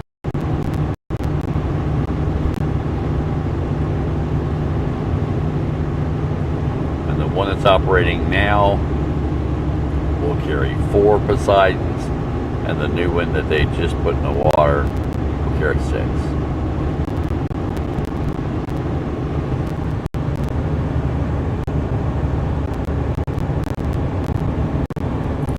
Okay, and our next question is lightening it up a bit. What's your favorite road snack and drink while you're traveling? I don't have a favorite. I have different things that I drink at different times. So, in the morning I drink orange juice. During the day I drink lemonade. In the afternoon if I'm hot, I'll drink Gatorade. At night I drink milk. If I need to stay awake, I drink Mountain Dew. And if I'm having a meal, I'll drink Dr. Pepper or milk. I can also drink lemonade or orange juice with it. I try to have a balance of different things to drink and not just drink. I try not to drink soft drinks at all if I can help it.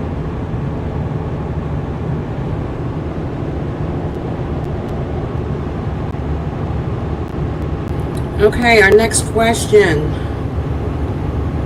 Mr. Lee, is it safe to travel to Poland in September? I wouldn't be there much after that. And I surely wouldn't be anywhere near the Suwalki Gap. I would say you'd probably be good for September, but October you're going to start cutting it close. The U.S. elections and the Russian elections not so much the U.S., that Russian elections, there's a lot of things that are going to happen after the elections. There's a lot of things that are going to happen in Russia after the elections, and there's a lot of things that are going to happen in the United States after the elections. And the things that are going to happen in the United States after elections have to do with people being brought to justice. That should have been brought to justice a long time ago. So that's what happened in the U.S. The Russians are going to start their mobilization and plans after their elections.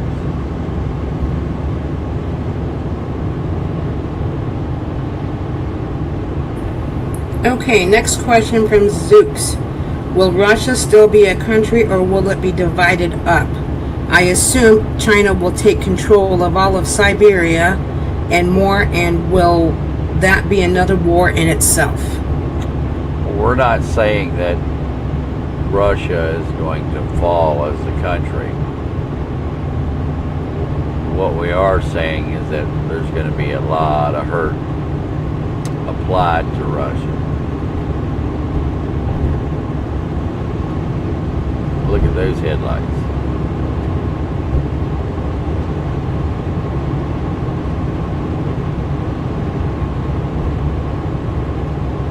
I wonder why nobody wants me to pass me with those turned on.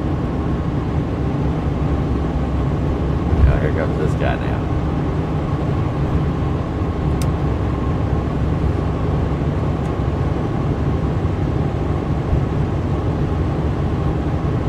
All right, next question. Okay, we have 108 joining us, and I'm looking for more questions. One moment. Welcome, folks.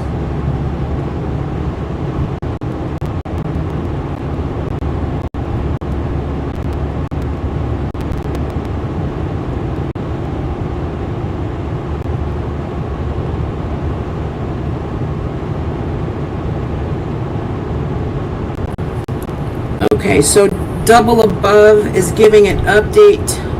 The fire, the winds changed direction last night, spreading the fire to the west toward Possum Kingdom Lake, but firefighters were able to cut it off before it spread further. Okay.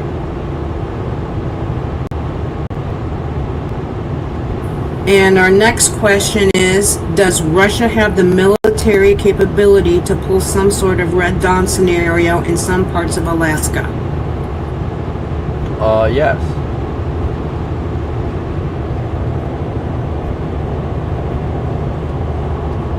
In fact, I'm absolutely positively shocked at how little we have in Alaska to defend Alaska against that.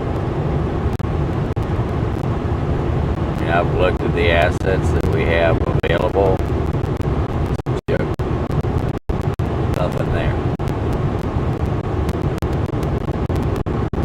Very, very little up there for as big as Alaska is, for the little amount of equipment we've got. And when you compare what Russia has right on the other side, we ain't got shit. Russia's got strategic bombers, nuclear bombers, fighter bombers, regular bombers, attack aircraft, trucks, all kinds of stuff over there already.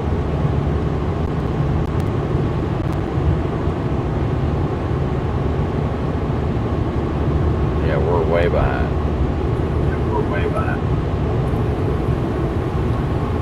Okay, next question. The freight train is coming, but will Russia be able to launch any nukes last minute before they are crippled? Russia can do anything at any time. They don't have to wait until they're crippled. They could launch a nuke tomorrow if they wanted to. Basically, the way they've rewritten their doctrine, they're already being violated enough to fire nukes. They're already being violated enough to fire against NATO countries that are supporting Ukraine. They've changed their rules of engagement so that they can fire a nuke on a first strike.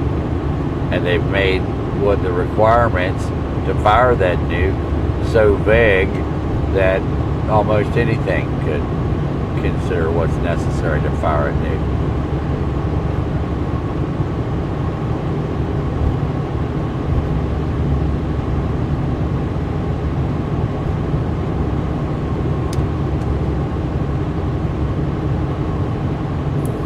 Okay, so far that's all the questions that I see. If you guys have questions, please put them in the chat. And you're welcome to make donations towards the gas tank too. That would be greatly appreciated.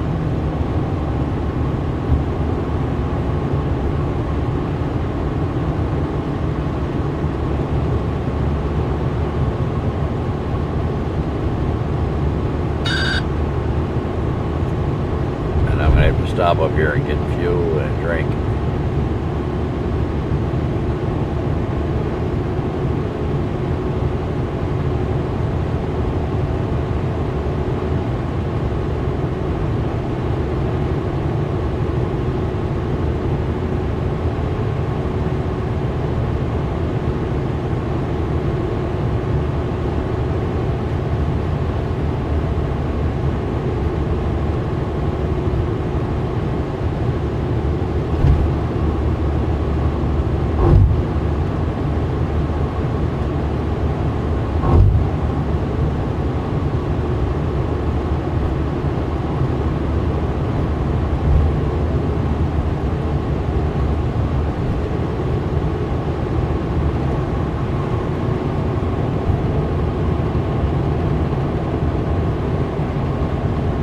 Alright, any more questions?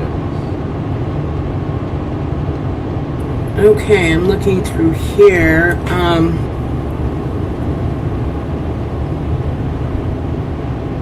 They may fire off the Saturn II bomb.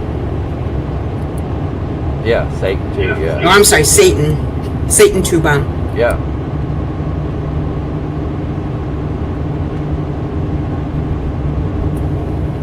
And Chalcedony is saying, praying for your home place, Lee.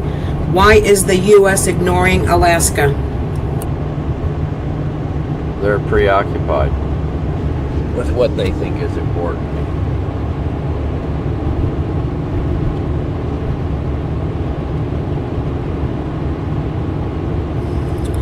Okay, we invaded Venezuela.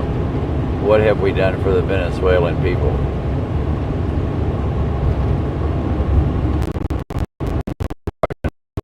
Attacking Iran.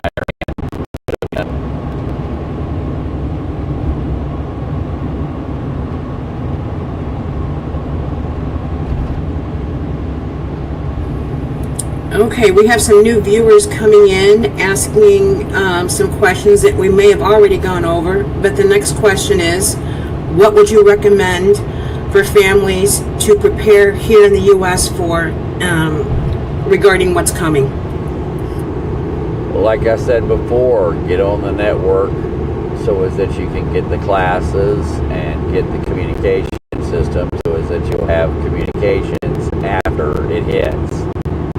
Secondly, get yourself food, water, medicine, medical supplies, everything you will need to survive for at least 90 days. And you can count those 90 days as you don't have electricity during those 90 days. And be prepared for that at a minimum. So go buy cases, go buy a case of each of your favorite canned goods. Get yourself a case of applesauce. Get yourself a case of corn because you can fish with that. Get yourself a case of pineapple, help you get over the scurvy. Get yourself a case of Chef Boyardee ravioli. Get yourself cases of chili, cases of beef stew, cases of corned beef hash, cases of whatever it is that you like to eat, and preferably things that you don't mind eating cold. So make sure you get your veggies and anything else that you need. I prefer canned goods like pineapple and things of that nature, because not only can you eat the pineapple, you can also drink the juice, Same thing applies for whole corn. And with whole corn, you can fish with it.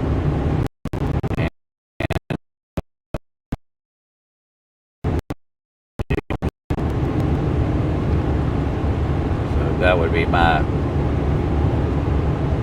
suggestion. One of the first things I'm going to do when I get back to the studio is finish the installation of our well. We've purchased all the stuff to do it. We just haven't gotten around to it. That's changing as soon as I get home.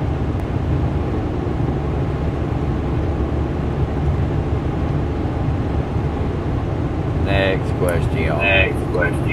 Okay, next question. What will Russia do if they screw up their initial offensive into the Baltics and NATO defeats them? Will Russia ask for a deal to stop the fighting? No. All they have to do is retreat back into Russia because NATO is not an aggressive force. And if the Russians leave NATO, NATO won't attack them in Russia. You know, it's like whack-a-mole, but, you know, nobody will go into Russia after the Russians.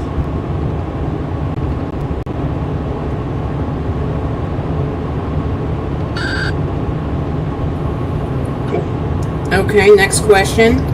Do you have a timeline for Russia to attack the Baltics, Europe, and the U.S.? It's not my timeline, it's their timeline. And again, I don't think any of it will start until after the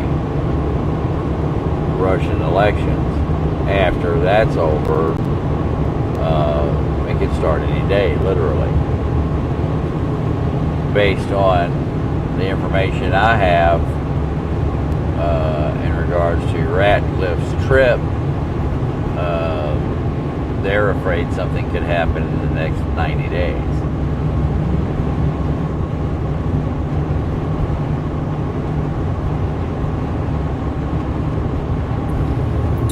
Okay, Russia knows that will be the end of them if they use a nuke. So why are they willing to do it? They can't accept the Soviet Union. They don't think it'll be the end of them. Where do you get that? If they thought it was going to be the end of them, they wouldn't have changed the laws to allow them to do it. Yeah, they don't think that they're using a nuke is going to be the end of them. They think they're justified in doing it. There's no thought of using a nuke is going to be the end of Russia. I've not seen that, heard that, think that in any way, shape, or form. And the second part to that was they can't accept the Soviet Union will never come back? No, they can't accept the Soviet Union, and so they're going to try to put it back together again. That's why lies his ass off, Lavrov, when he was in Alaska, was wearing a USSR shirt. That's why when the Russian tanks went into Ukraine, they were flying USSR flags on their tanks. They want to put Russia back together again. They're doing everything they can to try to put Russia back together again. They think the greatest travesty to ever happen to the world is the breakup of the Soviet Union.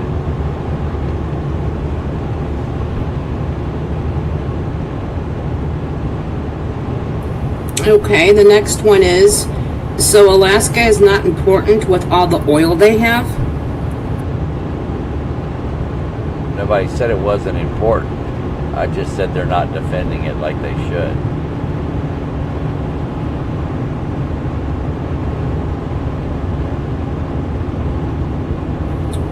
Okay, next question. Lee, do you believe there is something coming from space that they are sidetracking the world and the American public with? Yeah, it's called a grand solar minimum.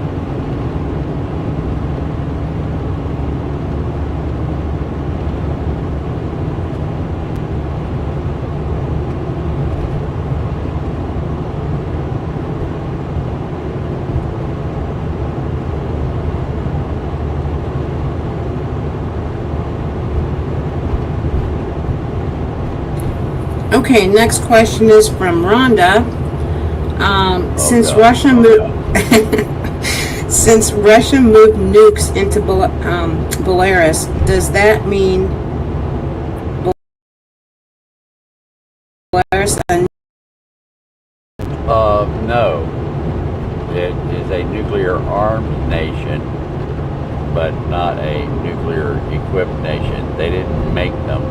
They don't have the technology. They don't have the capability. It's just like Turkey isn't a nuclear nation, but yet there are nuclear weapons in Turkey. They just so happen to belong to the United States. So, no, they're not technically a nuclear nation. They're just a storage area for you.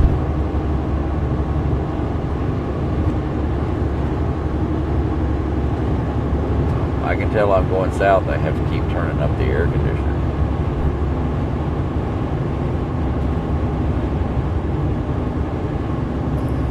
Okay, next question. If they use nukes soon, would that be a limited use or all-out warfare World War III? It would be limited use to start with. Very limited use, and then they would wait to see the response from NATO. But if the nukes aren't used against a NATO country, there's nothing NATO can do. That's what so many people don't understand.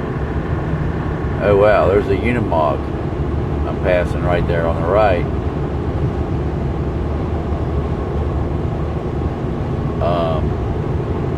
So NATO can't do anything. So if Russia nukes Moldova, nothing NATO can do. If Russia nukes Ukraine, there's nothing NATO can do. Armenia, nothing they can do. So unless it's a NATO country, there is going to be no response from NATO. And if they were to take the Suwalki Gap in the Baltics, well, there may not be much of a response then either. And the biggest problem is the period of time it's going to take NATO to respond. The Russians and Belarusians and folks from Kaliningrad, they will have the opportunity to not only get in and get a good foothold, but the opportunity to get established prior to any response coming in or any significant response coming in from NATO. Yeah, as it's going on, there may be some fighter jets flying in, some artillery, and a few missiles here and there, but it's going to be insignificant compared to what NATO could do. The question is getting NATO to do it after Article 5 is enacted and see who's going to do what.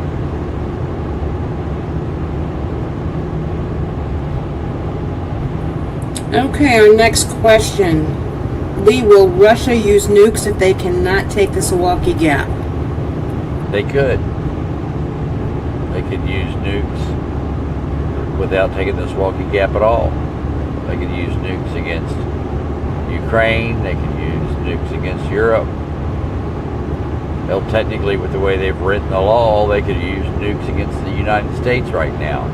Because the law says they can use nukes against any country that provides weapons that fire onto Russia's homeland.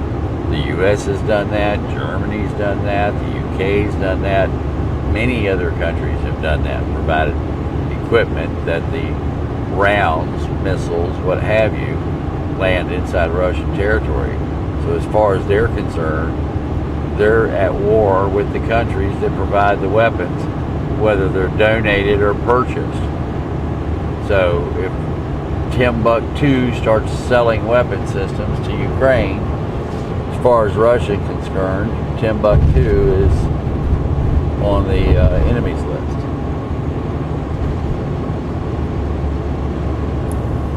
And I want to say a thank you to Lily for her Super Chat donation for gas and snacks, $49.99. Thank you very much. I need lots of people like Lily.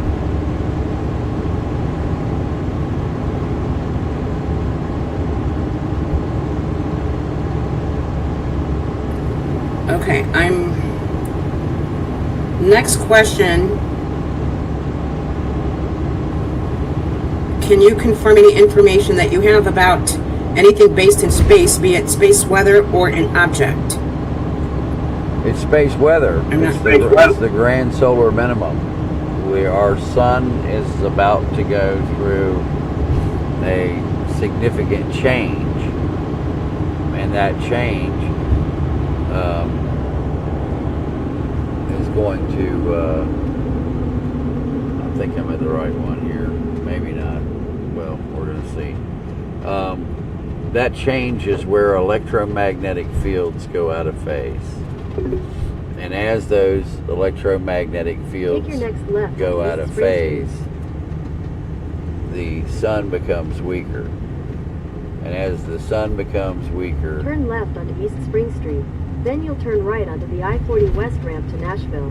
Yeah, I'm going to keep going anywhere I want to be. As the sun becomes weaker, the earth becomes cooler. And so we go through little ice ages that happens every 206 to 410 Turn right onto years. The I-40 West ramp. Then The merge ones onto at I-40. 206 years are weaker than the ones at 410 years. So the little ice age we just had when George Washington was alive, and you could walk across New York Harbor because it was frozen solid.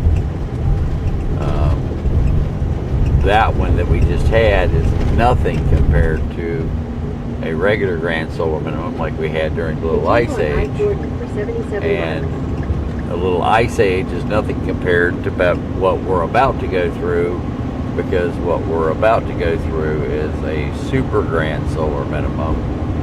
And because of that, it's going to be much colder, much faster, but for a shorter period of time. So, yeah, it's space weather, all right. What's going on in space drives our weather, drives everything on our planet.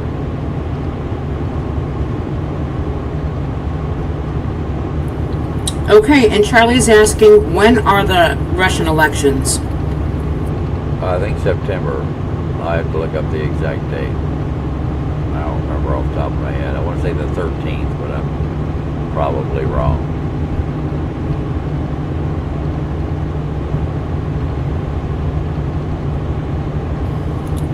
So Zooks is doing a follow-up on his previous question, stating, so Russia is willing to get nuked by multiple countries? Who can nuke them?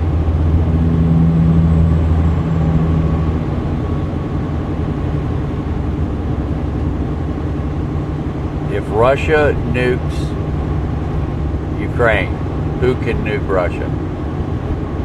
If Russia nukes Moldova, who can nuke Russia?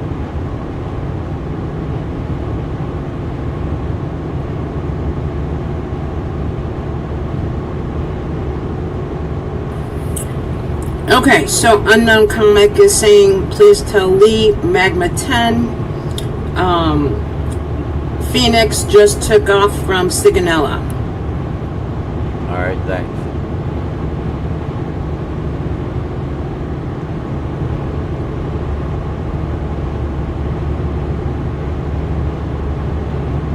And it has 0 stirrups as of yet. Okay.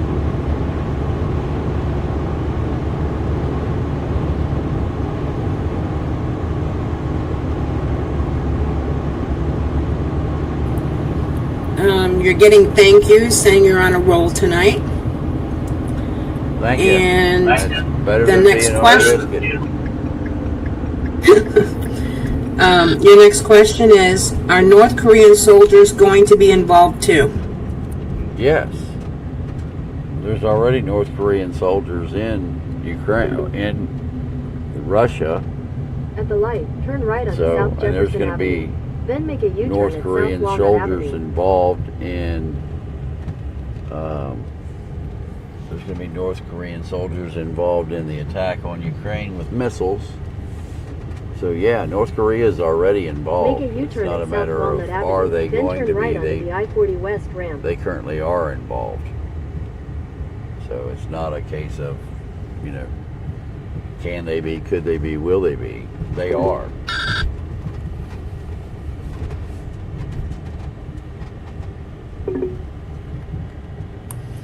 Okay, our next question is from Burn Notice. If Russia would deploy a tactical nuke, would North Korea and Iran, possibly China, deploy to other targets at the same time? For example, China goes after Taiwan, Iran hits the UAE or Israel. No. There is a schedule. So Iran is first. Iran is now. Iran is the beginnings. Once China and Russia are convinced that the U.S. has spent enough weapons, and they're using Iran to Turn do right that. toward South Jefferson Avenue. Then immediately They're turn trying to left get toward South Iran Jefferson to Avenue. expend as many weapons, or the U.S. to expend as many weapons as possible in Iran. And so that's to try to lower or somewhat deplete the U.S. capabilities. It's to also draw U.S. assets out of the Asia Pacific. And so we've already done that. We don't have a carrier in Asia Pacific right now. So Iran will try to use as many weapons from the U.S. as they can. At some point in time, when Russia feels confident, they will then go against NATO or nuke Ukraine or Moldova through Transnistria, or try to take the Suwalki Gap and all of the ports and airports in Latvia, Lithuania, and Estonia. And then after all of that is done is when China will make their move, or excuse me, that's when North Korea will make their move on South Korea, and then North Korea, China, and Japan, or excuse me, North Korea, China, and Russia will go after Japan. Hopefully that's a little clearer than mud. And I got to leave my mic in here because there's music playing out here, and I'm going to get a copyright strike. So, do I have any more questions? This question, do you think people in the U.S. and the West are starting to realize the gravity of the situation after yesterday's news about the surprise Moscow visit? Some are, but the people that count have been watching us for months and are now starting to say the same thing we are. In fact, there was an email that went around the other day talking about the fact of how accurate we were, and more people were starting to agree with our analysis.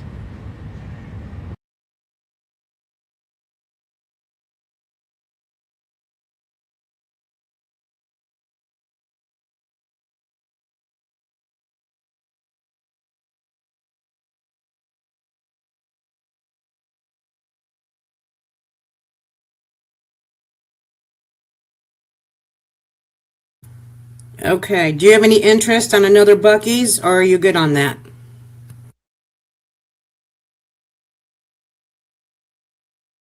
What do you mean, do I have any interest on another Buc-ee's?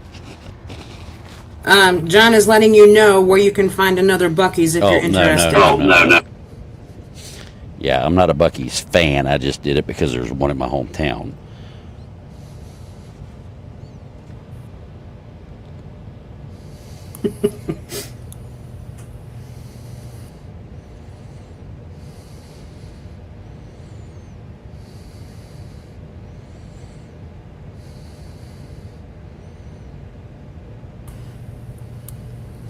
And Tracy, to answer your question, we're not sure about the Russian elections, sometime possibly September, and we'll try to get that info.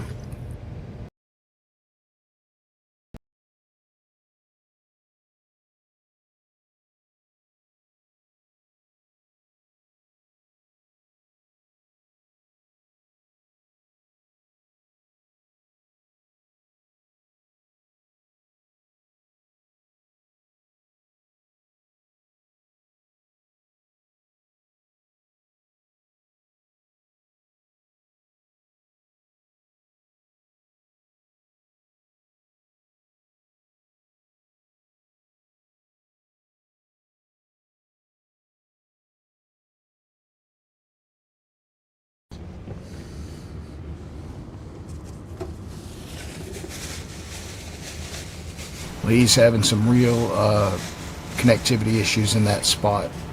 Yeah, sorry.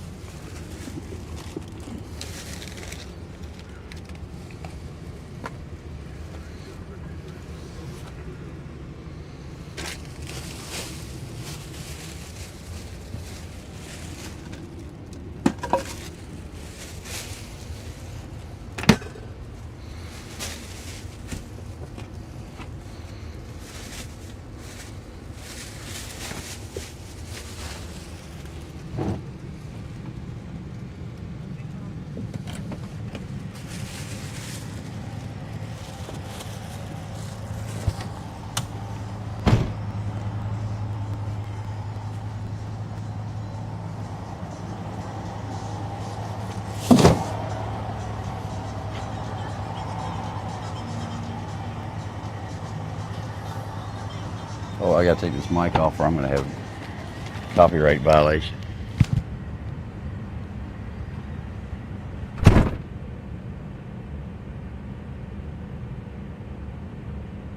Don't know why I can't hear anything in the background.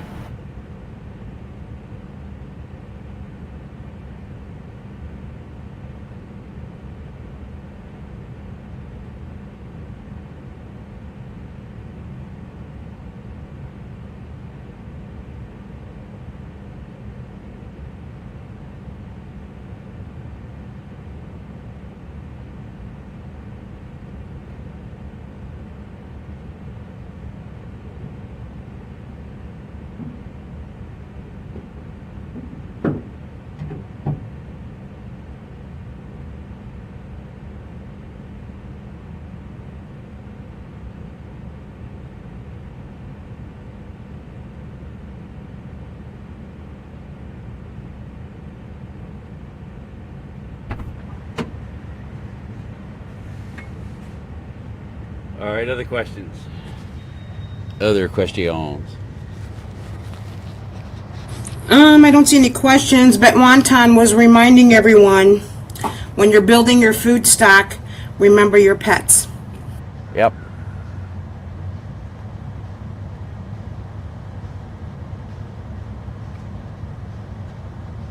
Yeah, you want to eat them last. Ew. No, I was kidding. You're talking to Golden Retriever Mama. I know. I'm trying to make a bad joke. We don't do that. I get you. And then Judy's also commenting, remember water, meds, and food for all family members. Yeah.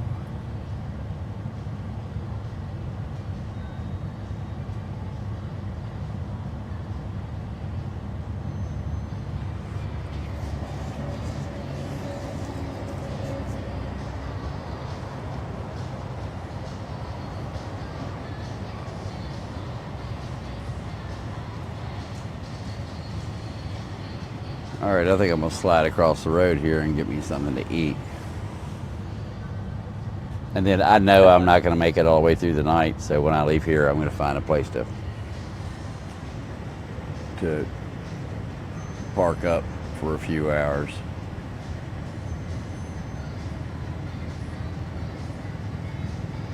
I think that's a good idea. In fact, how long have I been streaming? Because if I go over 12 hours, this ends.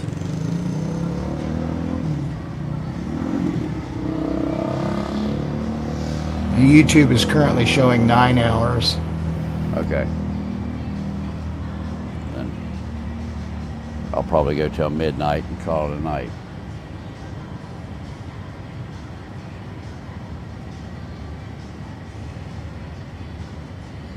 Das wird.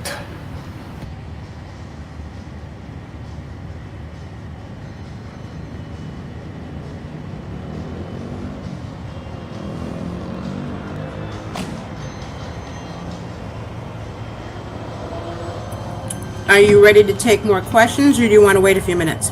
I can take a few more questions until I get across the street to order my dinner, and then I can take questions while I'm eating. Okay. Cindy's asking, if power goes out, what is preferred to heat food and water Camping stove, campfire, or solar? Sterno. If you're just doing it temporarily. If you're not doing it temporarily and you can afford solar, then use solar. After that, I would use wood. The problem with a camping stove is you got to get fuel for it.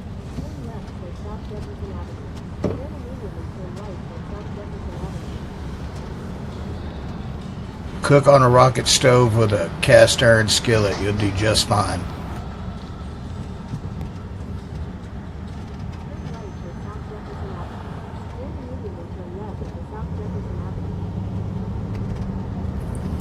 And Wonton is sharing that there are no updates on the fire.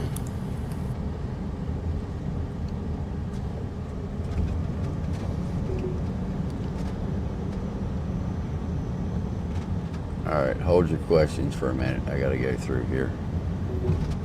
Okay.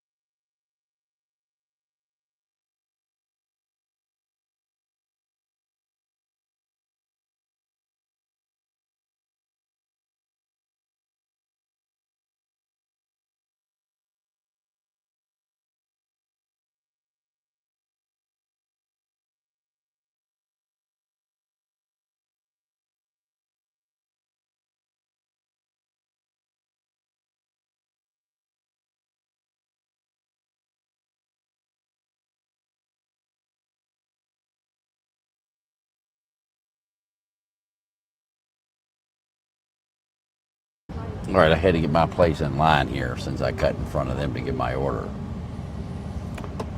Any other questions? No, I'm not seeing any questions. They're just helping each other with ideas for preparedness. Okay, sweet.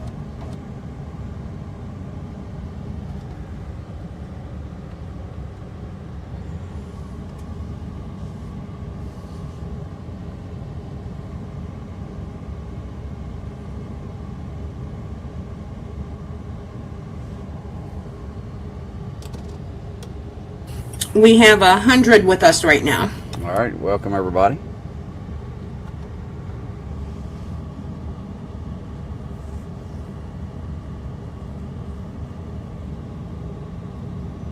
Put your questions in the chat if you got them. Super chat's even better.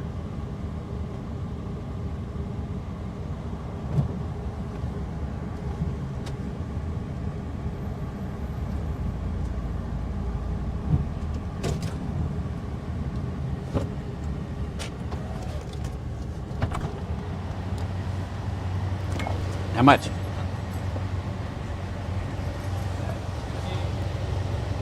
$9.84. This is the junior bacon cheeseburger meal for the next one. Please don't get it out wrong.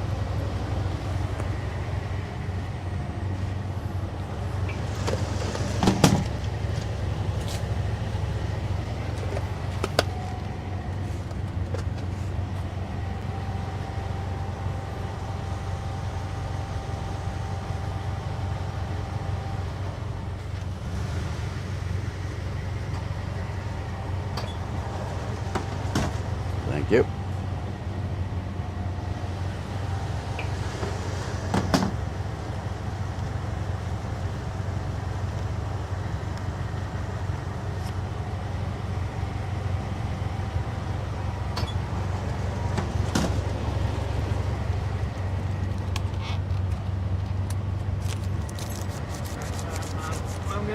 What I'm gonna have you do is pull up right over here to this W.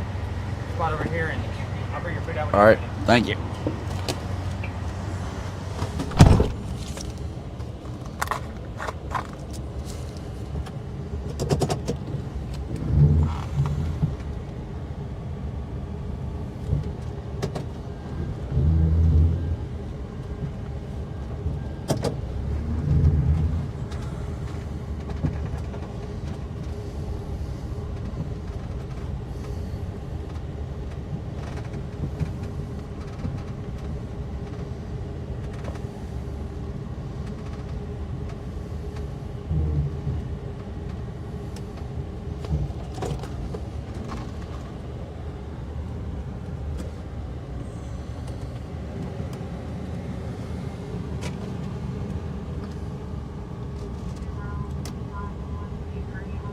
All right. Any other questions? Okay, the next question. Are the Russians going to try and take the whole of Ukraine again?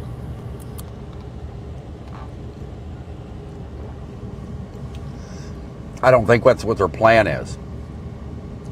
I think they're still trying to do that. And I think they think if they take the Baltics, that they can force Europe to stop supporting Ukraine, and that way they will get the Baltics and Ukraine. I think that's what Putin thinks that he can do. He can force the EU to stop supporting Ukraine, and that will allow him to take Ukraine.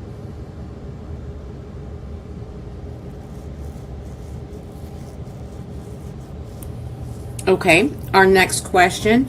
Can you please tell us more about South America and what happens when things kick off? What kind of things would the Russians and the Chinese do in these countries? Well, the Russians will become more brutal, and the Chinese will take more rights, more resources, more crops. The Chinese wants to turn South America and lots of other parts of the world into Chinese territories. So they're going to continue to infiltrate and to put Chinese leaders in and to give Chinese people rights that locals don't have. So anywhere that China has a port or has rights like that, those are the areas that you need to be concerned with. Thank you.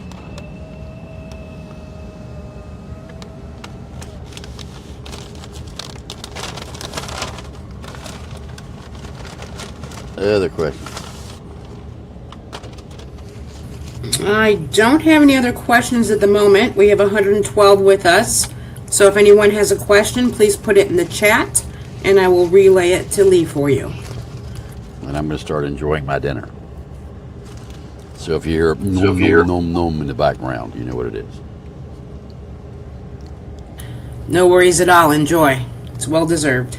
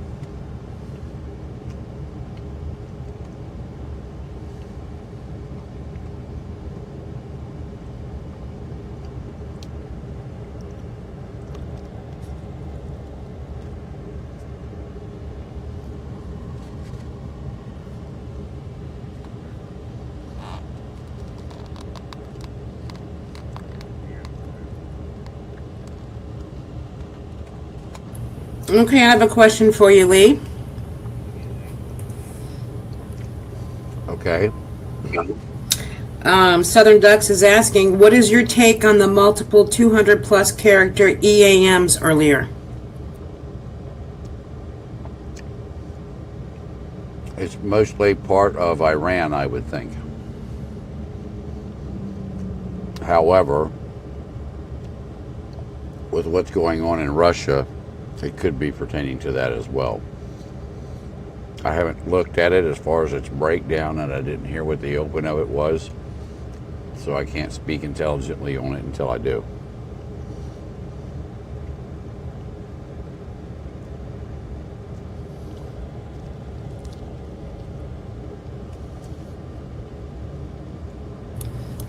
Okay, next question. Although I know the answer, I'll let you answer this.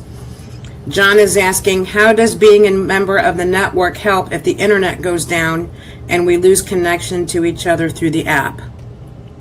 We have our own two-way radio network as well, and being a member on the network gives you access to that.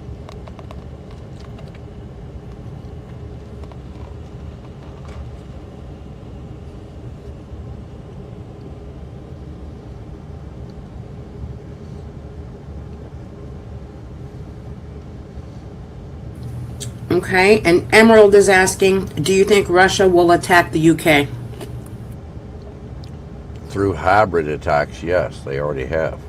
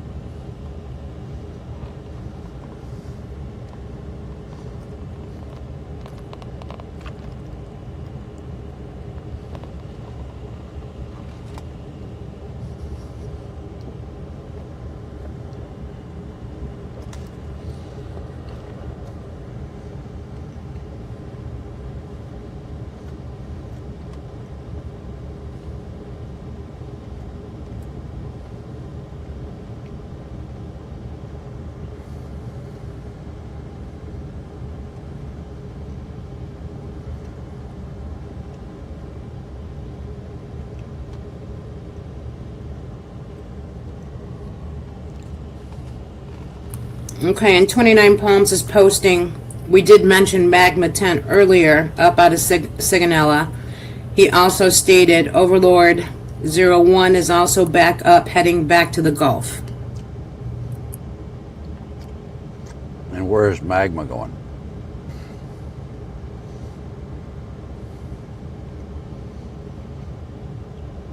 Magma looks like a Euro flight, and it's heading northeast.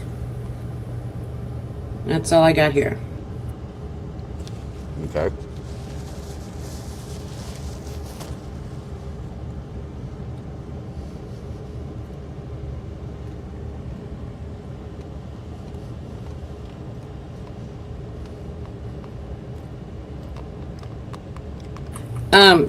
Okay, so John has a question. I'll let you answer it.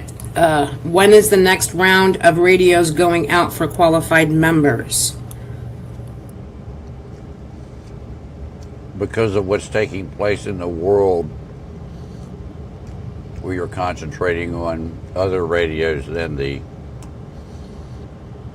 KLW World News Tactical Radio.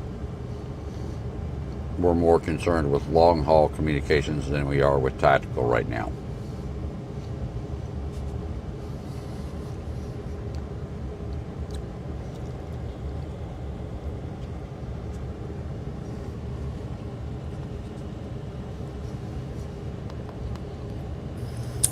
And Cindy has a question.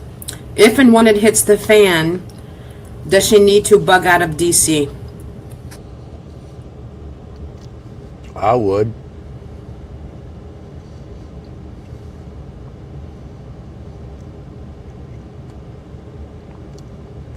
If they lose power in New York, in Washington, D.C., it's going to be insanity.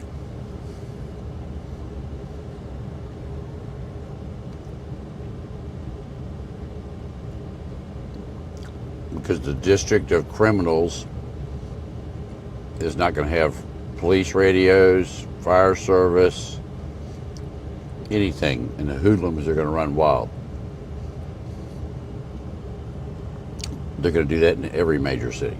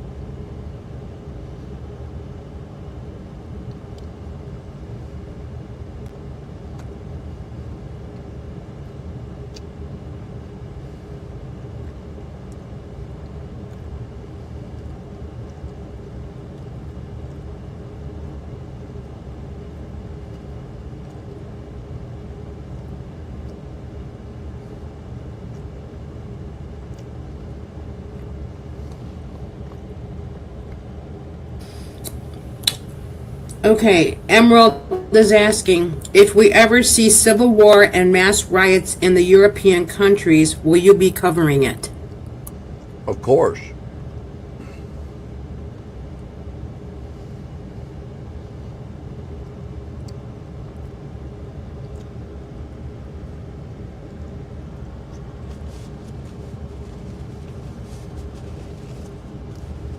I already covered the uprisings in the UK, stuff that's going on in Scotland.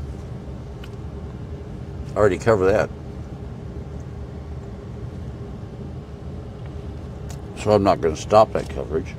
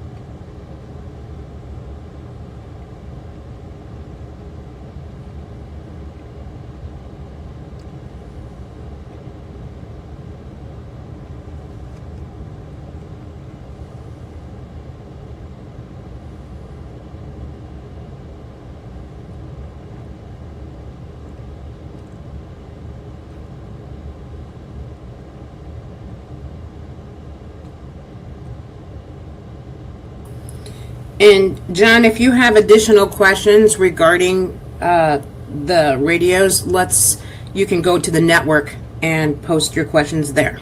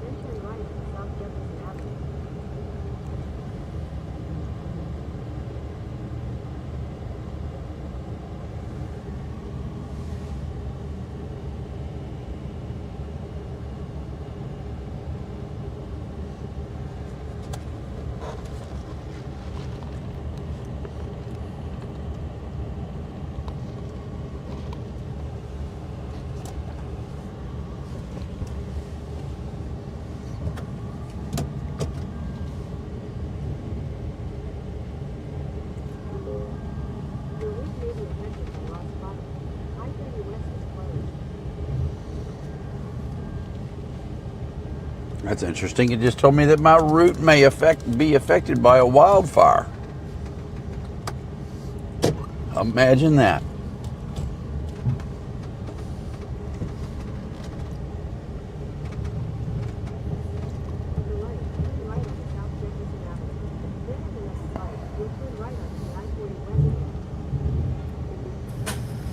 Okay, we have another question from Paul. Did the Moscow embassy close before or after Radcliffe's visit? After.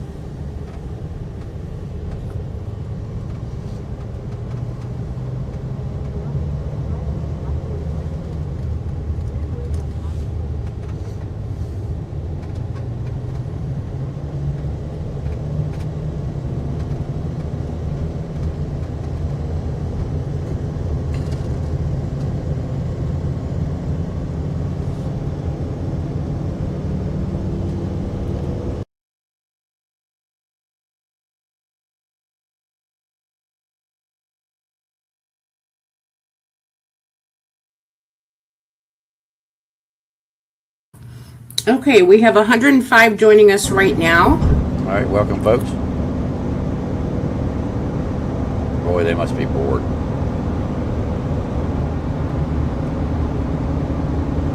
Oh, wow. Within seconds, it dropped to 89. See? That's crazy.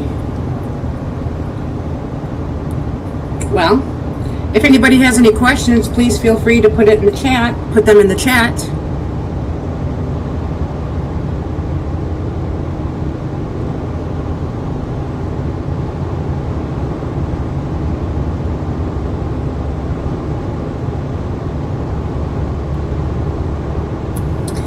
I'm not sure if you're going to be able to answer this, but I will ask it since it's in the chat. Tom is asking, is the big thing being delivered by Ukraine or someone else? Ukraine.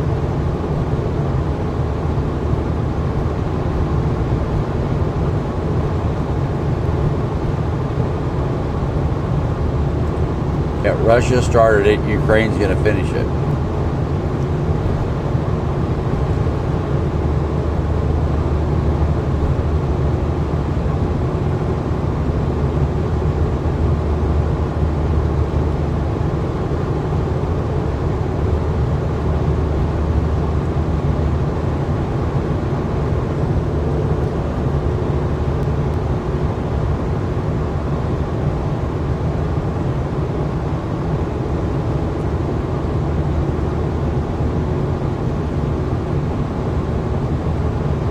Yeah, when Ukraine is done, Russia will be naked and afraid.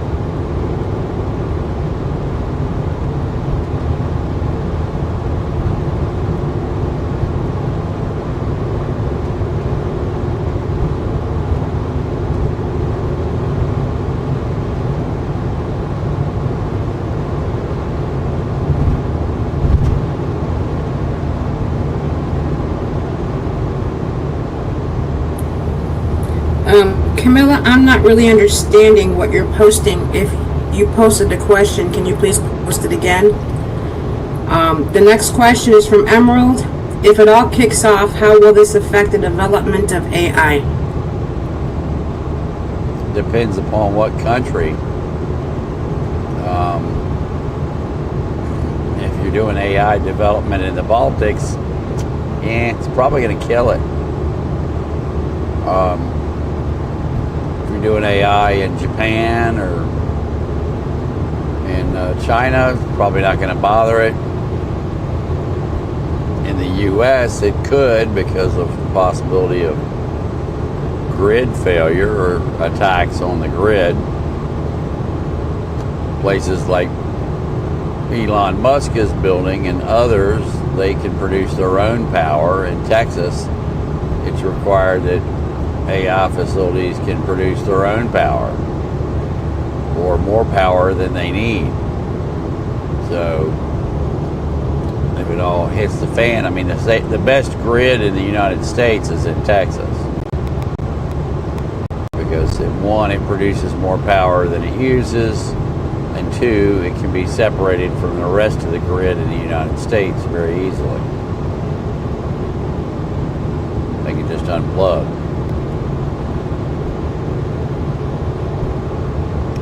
Behind that would be Florida's grid. They can do the same thing, but they're not as well off as what Texas is.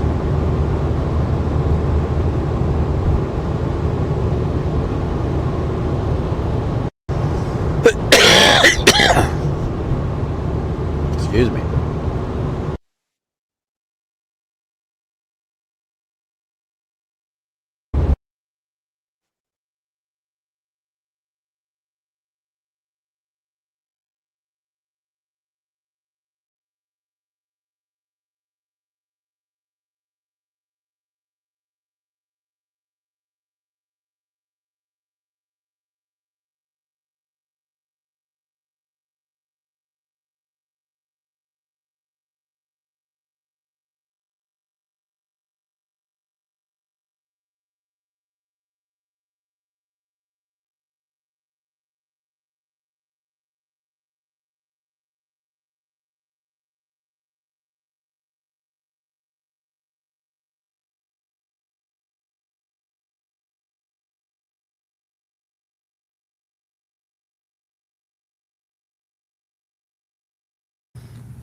Okay, Camilla, I thought we already asked that, but we'll go ahead and ask Lee again.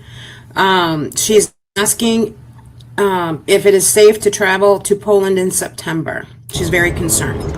September would be fine. I wouldn't want to be there in October or at the latter part of September.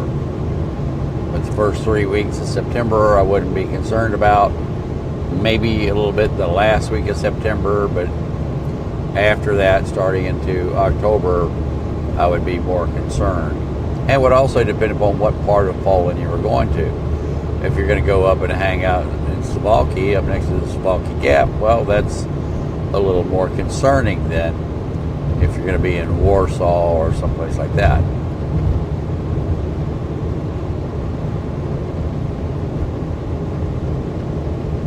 I wouldn't be in the northeastern corner of Poland, I'll say that. And I wouldn't want to be within 20 miles of the Suwałki Gap. Other than that, I wouldn't be too concerned.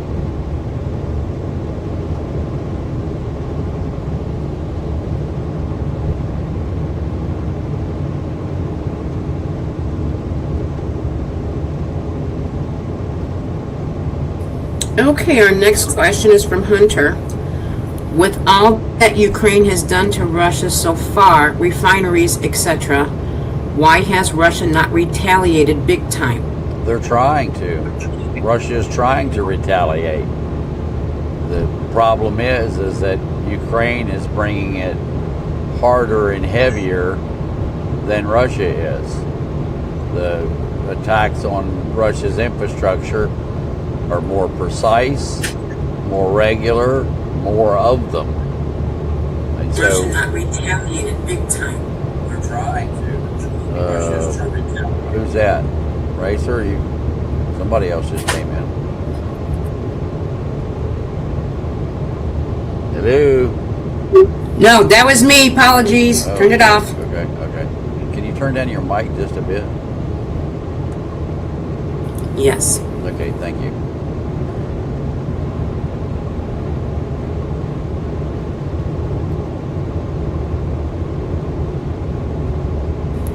No, my YouTube froze up, so I had to reboot, and I had the volume up. All right, no worries.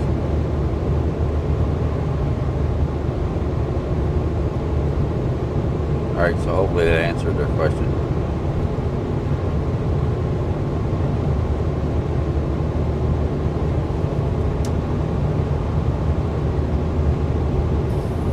Okay, so for the next question, Zooks is asking, how much longer can Russia keep fighting? Do they have the manpower to fight another war? Of course they do. Russia has millions and millions and millions and millions and millions of men. they have absolutely no problem in sacrificing them for no good cause.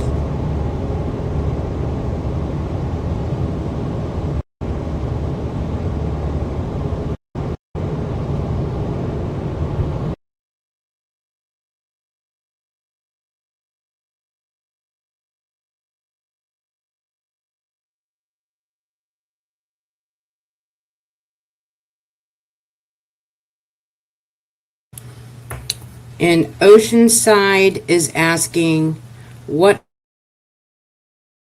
are bug-in items that are overlooked when SHTF hits? I missed the first part of the question. You broke up. What are the what bug-in? Yeah, what are the bug-in items that are most overlooked when SHTF hits? Water, sensors and surveillance equipment to be able to see outside of where you're bugging in, barricade things to make sure that you can stay inside and keep everybody else out, and then waste, what you do with your trash and your other personal things that you create. So that's where you need a 5-gallon bucket with pine chip shavings, and you can buy a great big bale of pine shavings at Tractor Supply for like $3 or $8, and they have huge ones for like 10 or 15 bucks. They might be more now, but it ain't much, and that'll last a long time with a 5-gallon bucket. And so you put a trash bag in the bucket, put your pine shavings in the bottom of the trash bag, and you're good to go. When you're done, you put more pine shavings in, and it'll be minty fresh with a hint of pine.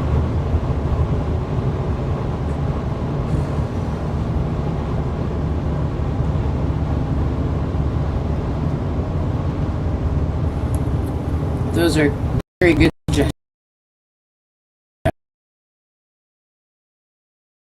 Sawakin Gap important? Because all resupply to the Baltics that comes in by land comes up through the Sawakin Gap. Additionally, the Sawakin Gap is important to Russia, Belarus, and Kaliningrad, because if they were to take the lower part of the Sawakin Gap, then they would have a land corridor from Belarus all the way across Lithuania into Kaliningrad. And if they took all of that, well, then they would own that corner of the Baltics again, like they want to do.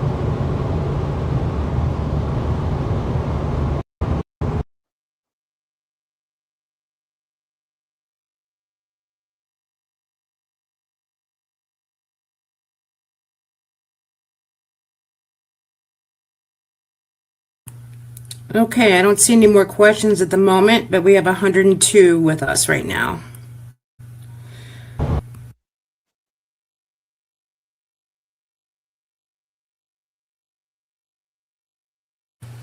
Dirty Deeds just posted MQ9B over Jordan.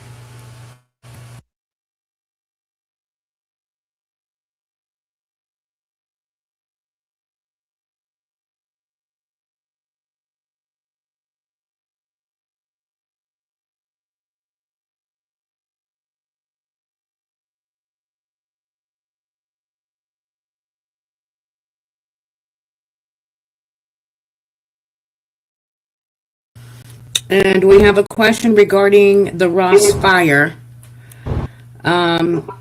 Asking...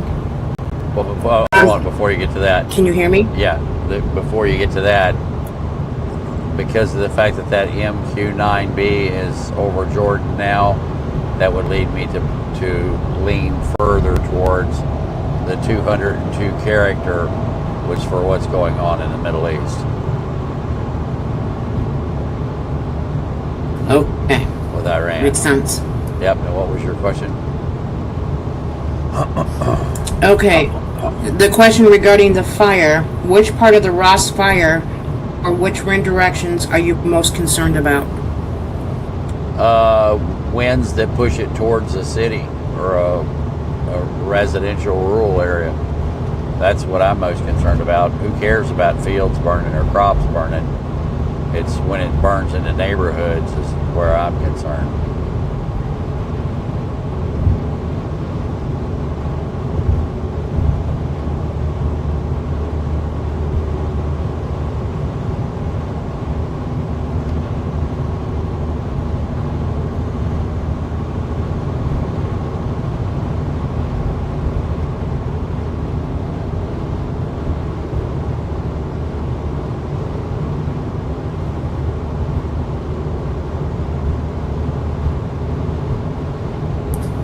Okay, I'm not seeing any other questions in the chat at the moment. Okay.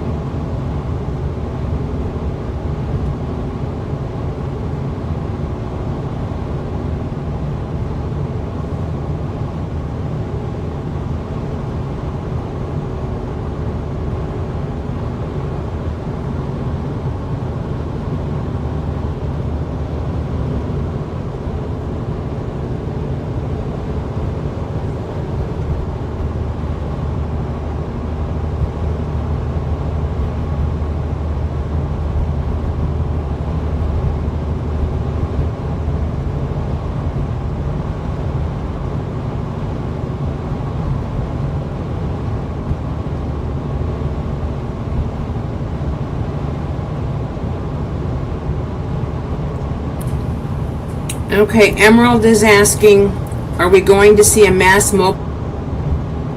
mobilization call up soon by Russia? Well, a mass mobilization. They're already talking about doing that, and they've already said that they're not going to announce it publicly, and they've already planned for a mass mobilization in Kaliningrad. So yes, yes, and yes. Not to mention 40,000 troops coming in from North Korea.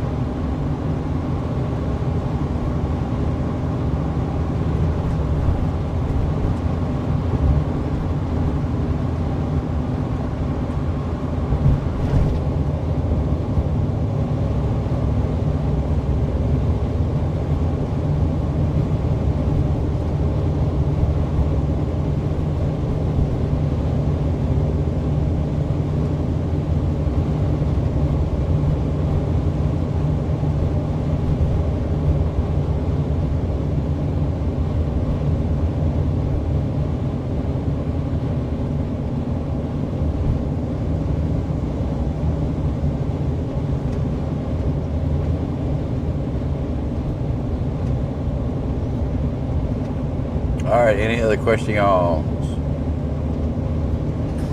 Okay, no questions, but a few things. Wonton has been keeping an eye on the fires, and he says there's no recent updates. And Dirty Deeds posted total of 3 drones. Overlord, RFR 7331, and Magna 10 are up. Yeah, it's Overlord and Magma are the two I'm concerned about.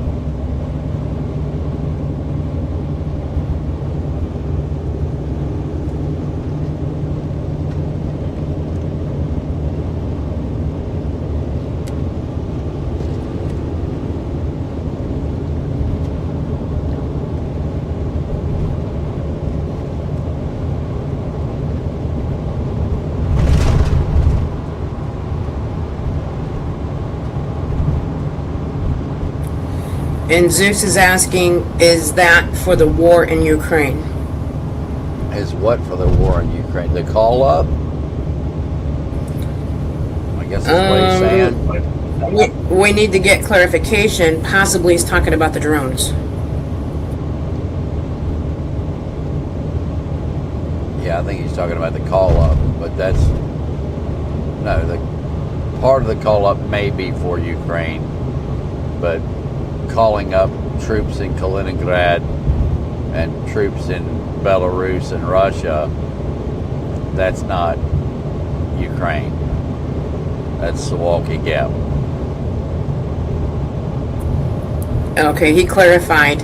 Yeah, is that for Ukraine or for the Baltics? Yep, could be both.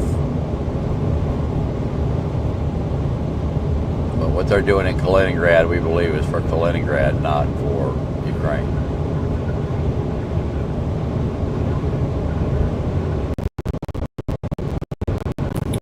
And Montan said that the wind at Palo Pinto is north-northeast at 2 miles per hour. Okay, thank you.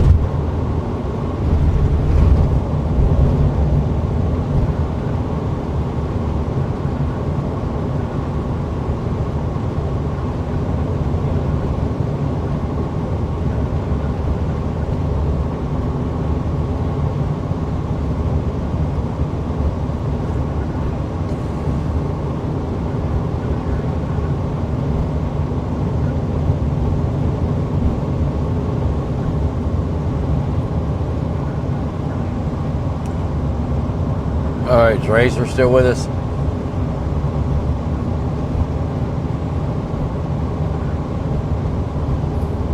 I'm not sure. Any other questions? No more questions, but Patricia is saying, Lee, this has been very interesting and informative evening. Thank you. You're welcome.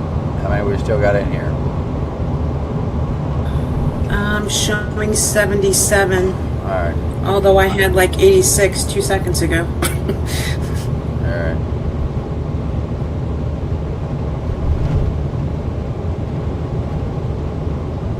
Well, I'm not going to go all night. I'm going to stop and get some sleep here for too much longer.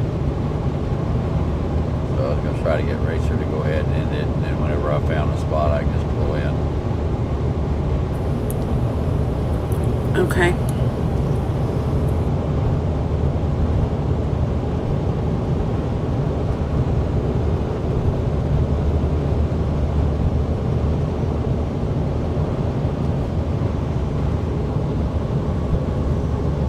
And we would expect him to be standing by, considering he's making 4 cents an hour. So, I mean, when you're making money like that, you're Yes, sir, I am. front and center. See, there it is. I told you. Told you. Making Yeah, mad, I'm here. Making mad money like that. Whenever you're, I'm going to stop here before too much longer. So I wanted to go ahead and kill the stream before I did that. So at your leisure, Okay, that's fine. Before you go to bed. So whenever you're ready, I want to thank everybody for being here. Thank you for all the donations. Greatly appreciated. That's what keeps us on the road. Need more of them, so keep it up. And we will be on the road again tomorrow. I will reassess what's going on with the fire tomorrow when I get the first report to determine where I'm going. So that'll be breaking up a little. That'll be left up till tomorrow's news to determine where I'm exactly going. So thank you, everybody. Have a great night, and we will see you tomorrow. Thank you, Lee. Be safe. Thank you, Racer. Thank you, everyone. Yes, everyone have a good night. Y'all have a good one. When did you want me to kill it now, Lee? Yep, go right ahead. All right, stand by.